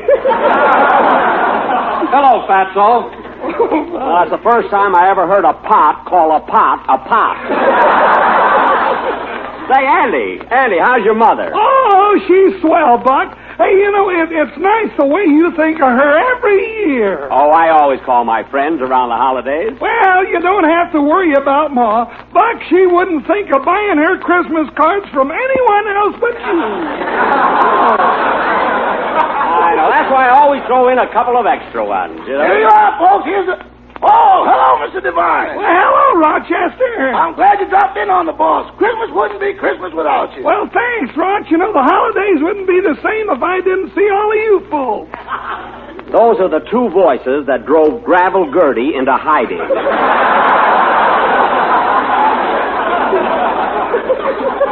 Say, come on, Andy. You're just in time to have a bite to eat. And listen, I've been saving a bottle of champagne just for this occasion. Let's drink a toast. Champagne? Oh. Come on, fellas, everybody.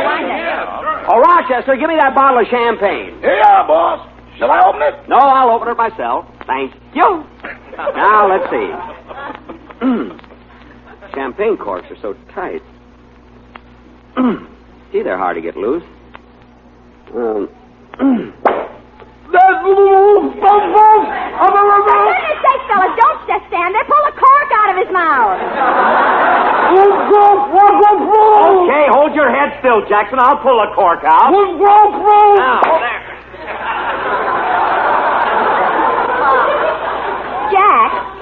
Jack, say something.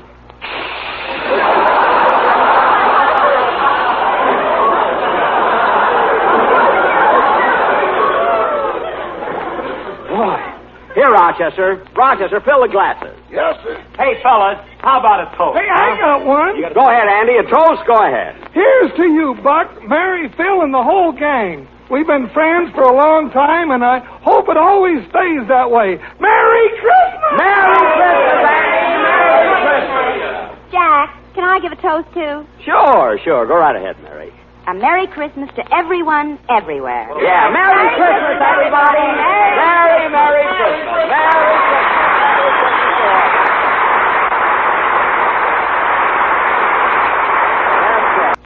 Good night, folks. The Lucky Strike program starring Jack Benny with Mary Livingston, Phil Harris, Rochester, Larry Stevens, and yours truly, Don Wilson. And now, ladies and gentlemen, this is New Year's Eve. Yes, New Year's Eve. The one time in the year when everybody should let their hair down. Yes, sir. Jackie said let it down, not take it off. Oh, pardon me. Continue, Don. So, in keeping with the spirit of New Year's Eve, I bring you a man who will get up at midnight, hang up his calendar, refill his hot water bottle, get back in bed again. Here he is, Jack Benny.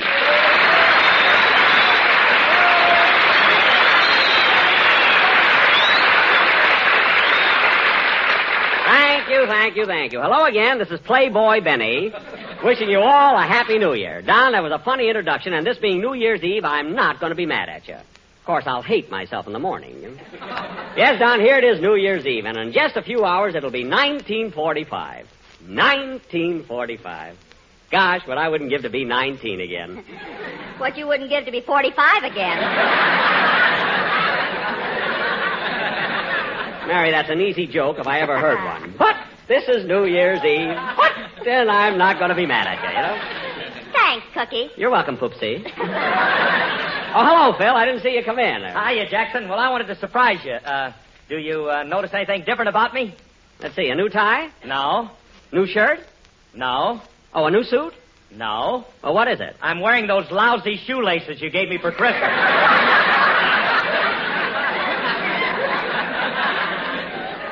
Phil, that is not the proper spirit, you know. Well, Jack, I hate to bring this up, but you didn't think of me. You didn't give me anything for Christmas. Oh, yes, Don, I ordered a nice gift for you, but it didn't get here yet.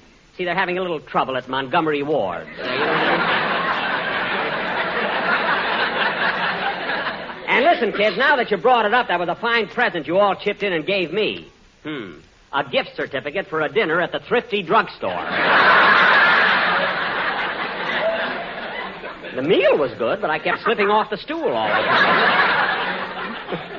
Anyway, kids, Christmas is over, and after our program, I want you all to come over to my house and see the new year in. Boy, am I going to have fun. Oh, sure, sure. What do you mean, oh, sure, sure? You'll have fun, all right. You'll drink 3 bottles of Coca-Cola, 2 7-Ups, and 1 Dr. Pepper. Then 10 minutes later, you'll put on a lady's hat and holler, yippee! What? Then you'll have 2 fingers of Dad's old-fashioned root beer, and Rochester will have to carry you up to bed. What are you kids talking about? You're the only one I ever saw that drinks champagne out of a spoon. Now, listen, kids, I may be that way all year, but when it comes to New... Oh, hello, Larry. Hello, Mr. Benny. Happy New Year. Same to you. I'm glad you got here, kid. It's time for your song. Okay, but can I tell you about my New Year's resolution first? Sure, kid. What is it? Well, I made a resolution never to ask you for a raise unless you gave it to me voluntarily. Well. Whatever made you think of that? It's on page 84 of his contract. It is not. Anybody that works for me can ask for a raise any time they want to. I can't help it if the government froze salaries. You know, you're not a bad little refrigerator yourself.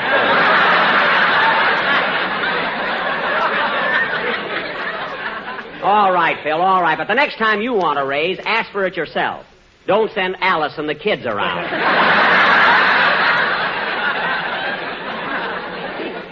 And where did they get those ragged old clothes?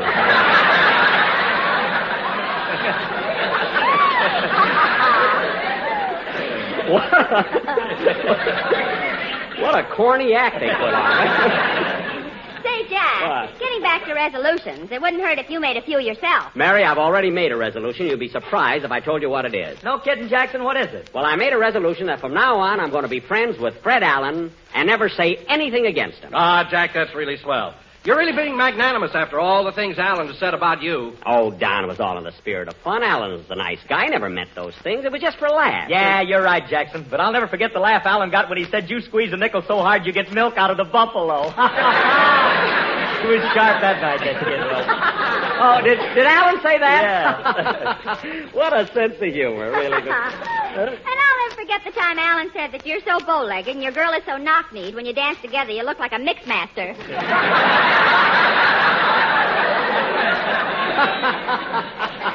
What a sense of humor he used to have. What do you mean, used to have? Well, that guy's mentality is so low he has to lie down to think. Jack, your resolution. And with those bags under his eyes, his face looks like an old pair of pants with the pockets inside out. Jack, your resolution. I've still got till 12 o'clock. Think, kid, will I think of some more? I hope I get some beauties before midnight. Believe me.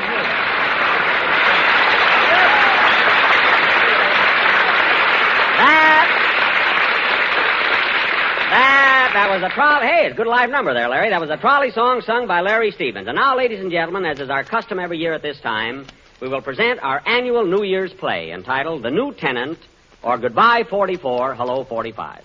As most of you will remember, this is an allegorical fantasy that takes place... Hey, Jackson, just a minute. What do you mean by allegorical fantasy? Well, for instance, Phil, did you see Dumbo, the little elephant with the big ears? No. Did you see Ferdinand the Bull? No. Well, did you see the reluctant dragon? No, I haven't had a drink in 3 months, Jackson. I've been trying to get away from this stuff. Well, I'm not going to explain it to you, Phil. You'll understand it as we go along. And that last thing you said is a lie anyway. Now, not even in the script, I know. Now, in our fantasy, I will again play the part of the old year 1944, who has been living in a big boarding house called the United States, which is run by Uncle Sam and his wife, Columbia. Hey, Jackson, am I going to play the part of Uncle Sam? Yes, Phil, you'll wear a bright blue jacket with white stars on it and red and white striped pants. And I'll lay 8 to 5 people who think I'm Bing Crosby. Never mind. Now, Mary, you play the part of Columbia. You'll be Phil's wife, and you and Phil have 48 children. Holy smoke, now they'll really think he's Crosby. Let me explain it to you, Mary. Your children are the 48 states. You see, each state is a child. Oh, Jack, how could I possibly have 48 children? Mary, you were born in 1776. Oh. What are you laughing at? I'm I look pretty good for an old babe, don't I? Not bad, not bad. And now, ladies and gentlemen, our annual New Year's play will go on immediately after a music... Oh, darn it. I'll get it. Hello? Hello, Mr. Benny. This is Rochester.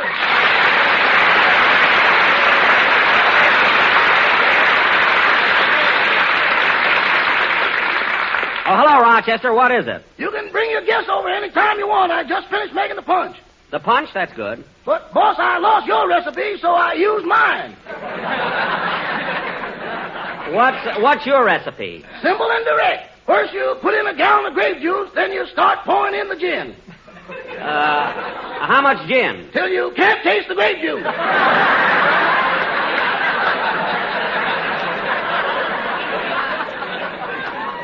Oh, my goodness. That ain't all. Then you start pouring in the bourbon. Bourbon with gin? How much bourbon do you put in? Till you can't taste the scotch. Scott, what kind of a silly drink is that? Scotch, bourbon, gin, and grape juice. Get rid of it immediately. Okay, I'll see if I can drain it out of the washing machine. The washing machine, Rochester. I left my new shirt in there this morning. I know, boss. I noticed it after I poured in the stuff. Well, for heaven's sake, take my shirt out. It's too late now. There's nothing left but the buttons. Oh, Rochester, this is the worst yet. At least you can take out the buttons. Oh, boss, they're so happy I hate to disturb them. Well, I don't know what to say now, Rochester. Don't monkey with it anymore. I'll be home right after the broadcast. Okay, goodbye. Goodbye. Oh, say, boss. Now what? Can I leave about 10 o'clock tonight? I'm going to a New Year's party, too. No, Rochester. Every time you go to a New Year's party, you always stay out so late. Oh, I'm going to be back early this year. What time? About Thursday. Well, all right, Rochester. New Year's Eve. Enjoy yourself. But before you go, in fact, before I get home, I want you to empty that punch out of the washing machine. It's too dangerous to have in the house when you... Don't worry, boss. As soon as I hang up, I knew it. The punch exploded. Rochester, what happened? Rochester, are you hurt? Not unless I make a bad landing. A bad landing. Rochester, where's the punch bowl? I don't know, but I'm over the Rose Bowl. Oh, well, play, Phil. He'll be back after the game. That was Hollywood Canteen, played by Phil Harris and his orchestra. Now, ladies and gentlemen, for our annual New Year's play entitled The New Tenant, or Goodbye 44, Hello 45. As the curtain rises, it is almost midnight of December 31st, and old man 1944 is packing his bags and ready to make his exit. Curtain music.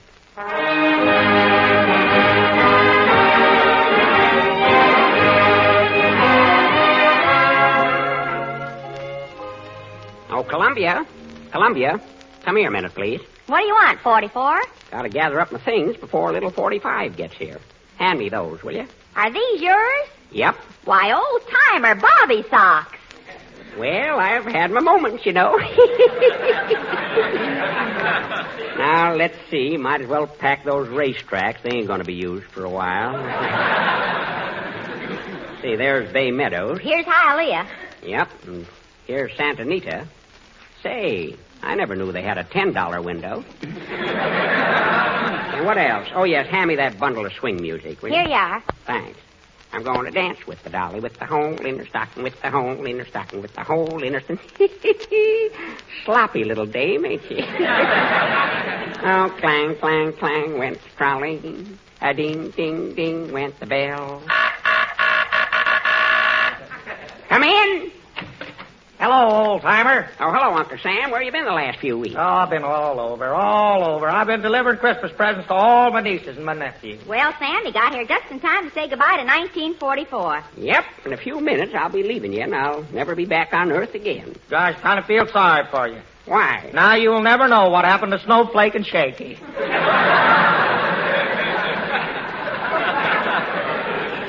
That's right. Say, Sam, I was looking for you yesterday. Where were you? Well, I ran up the West Coast. I wanted to ask Henry Kaiser what's cooking. Uh-huh. And between what's and cooking, he launched 3 ships. Well, you're getting the ships, Sam. Just get the men to sail them. You're all set. Well, I better finish my packing. Let's see. Maybe I ought to take along some of these moving pictures. You want to take Going My Way? Everybody's seen it. No, I better leave that. I want little 1945 to see it. With all the problems he's going to have, that picture will do him a lot of good. Well, how about taking Jack Benny's new picture? No, that's going to be one of his problems.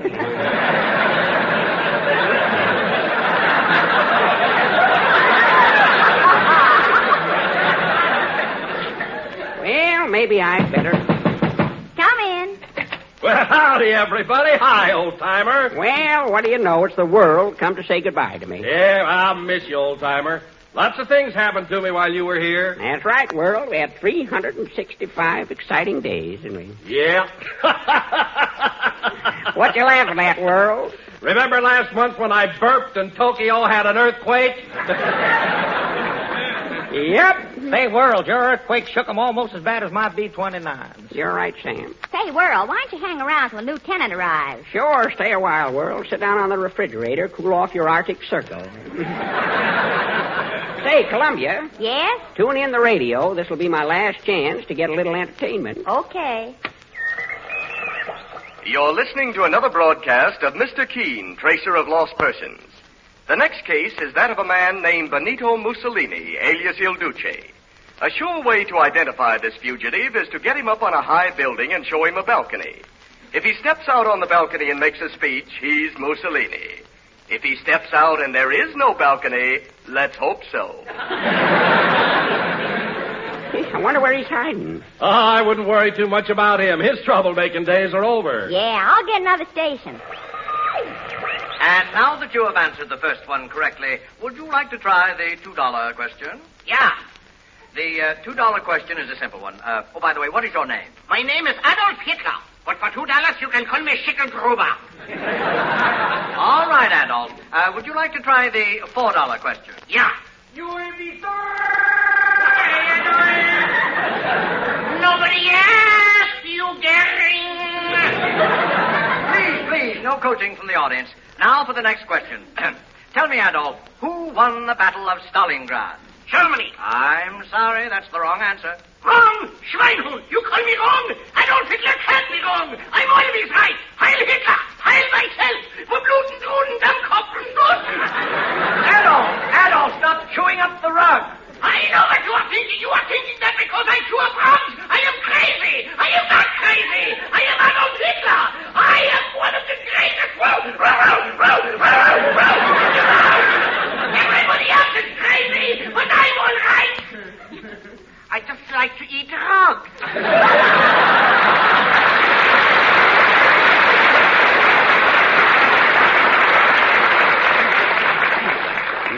Get another station, Columbia. Schickelgruber seems to have lost control of himself. Okay, old-timer. And now, Mr. Anthony, we have the case of Mr. H. All right. Will Mr. H step up to the microphone? Your name, please. My name is Hirohito. I live in Imperial Paris, which is located in what is left of Tokyo. And you have a problem? Yes, Mr. Anthony. I went into partnership with a German in a war. First, we was winning. Now we are losing. Almost every day, the big 29 fly over Tokyo. And now I wish I had never listened to that German, that no good son. No names, please. Now get on with your problem. Well, my problem is this. If I have the world's greatest army, and the world's greatest air force, and the world's greatest navy, then please tell me, Mr. Anthony. Yes? Why in the name of Nagasaki am I getting the sukiyaki knocked out of me? I'll tell you why, Hirohito. Because you and your whole gang are a bunch of dirty, no-good... No names, please. No names. Yes, Hirohito, you have a problem. But it's of your own making, and I cannot, nor would I, give you any advice, any consolation, or any hope for the future. And if you'll excuse the expression, scram, bum! That's telling him? Turn it off, Columbia. Shut it off. Doggone, look at that clock. Just got my duds together in time. That's the first stroke of 12. Wonder what's keeping the new tenant. Don't worry, he'll show up. He always does. Say, here's a tip for you, Sam. You worked hard during the time I was here, and you did a good job. But I want you to work even harder for the little fella that's coming in. Well, don't you worry, old-timer. I'm really rolling now. Time's a-fleeting, but I can't leave till that little shaver gets here. That must be him now. Yeah. Come in. Well, it's the little new year. Hello, Sonny. Hello, old-timer. Isn't he cute? Just look at the size of him. Yeah. Bet he doesn't weigh much more than Sinatra. What's that you got under your arm, Sonny? Some forms I'm going to try awfully hard to get signed this year. Yeah? What are they? Well, here's the most important one. It says, how do you pronounce these big words? Let's see it. Oh, that says unconditional surrender. Well, I hope you get them signed darn soon. Hey, kid, I want you to meet Uncle Sam and his wife, Columbia. Glad to know you, folks. Hello, Sonny. Hiya, Bub. You ought to have a coat on with them diapers. It's pretty chilly tonight. Yeah, I sure was cold the first night I got here. Say, Bub, I almost forgot. This is the World. Want you to meet him, too. Hello, son. Hello. So you're the World, huh? Yes, sir. Gosh, there's enough room on him for everybody. Well, there should be, but there are a couple of fellas that are trying to hog it all. They ain't never satisfied. Now, sit down, Sonny. I want to show you my album. A few pictures I took while I was here. Now, here's a family picture of a bunch of Uncle Sam's nephews. Say, they all look alike, don't they? Well, they do in those uniforms, but let me tell you something, Sonny. They're doing a great job, and you can be proud of each and every one of them. What are their names? Well, I don't know them all, but there's a fella named Jones. Here's another one here, O'Reilly. There's a kid called Spinelli. Right next to him, see that colored boy there? Mm-hmm. His name's Johnson. Right in back of him, that's Lopez. Right alongside of him is a fella named Ginsburg. And the fella way over on this end here is Peterson. All good Americans. Now, Sonny, here's a picture of another group of Uncle Sam's nephews. Now, these boys felt just like you did. You know, about the world being big enough for everybody. These boys, just like the others, went out to do something about it. Gee, they look like the kind of fellows that would do a good job. They did more than a good job. Too bad they can't come back tell you about it. And listen, Sonny, one of your jobs is not to forget what they did. And here's something else you don't want to forget. What's that, sir? Well, you got to see that Sam's nephews and nieces here at home stay on their jobs. Keep giving blood to the Red Cross. And never stop buying bonds until you get that paper signed. You know, the one you brought with you. Yes, sir. And another thing. Say, old-timer, you better get moving. Oh, wait a minute. Don't rush me. Oh, by the way, son, Uncle Sam's got a nephew called Franklin that's been taken mighty good care of him. Ain't he, Sam? You're darn tootin'. So keep an eye on him, son, and give him all the help you can. Franklin, eh? I'll write that down. Well, my time's almost up. Gotta be leaving now. Goodbye, Junior. So long, Pop. Goodbye, Sam. So long, old-timer. Well, here I go. Goodbye, 44. So long, Columbia. Keep 'em flying.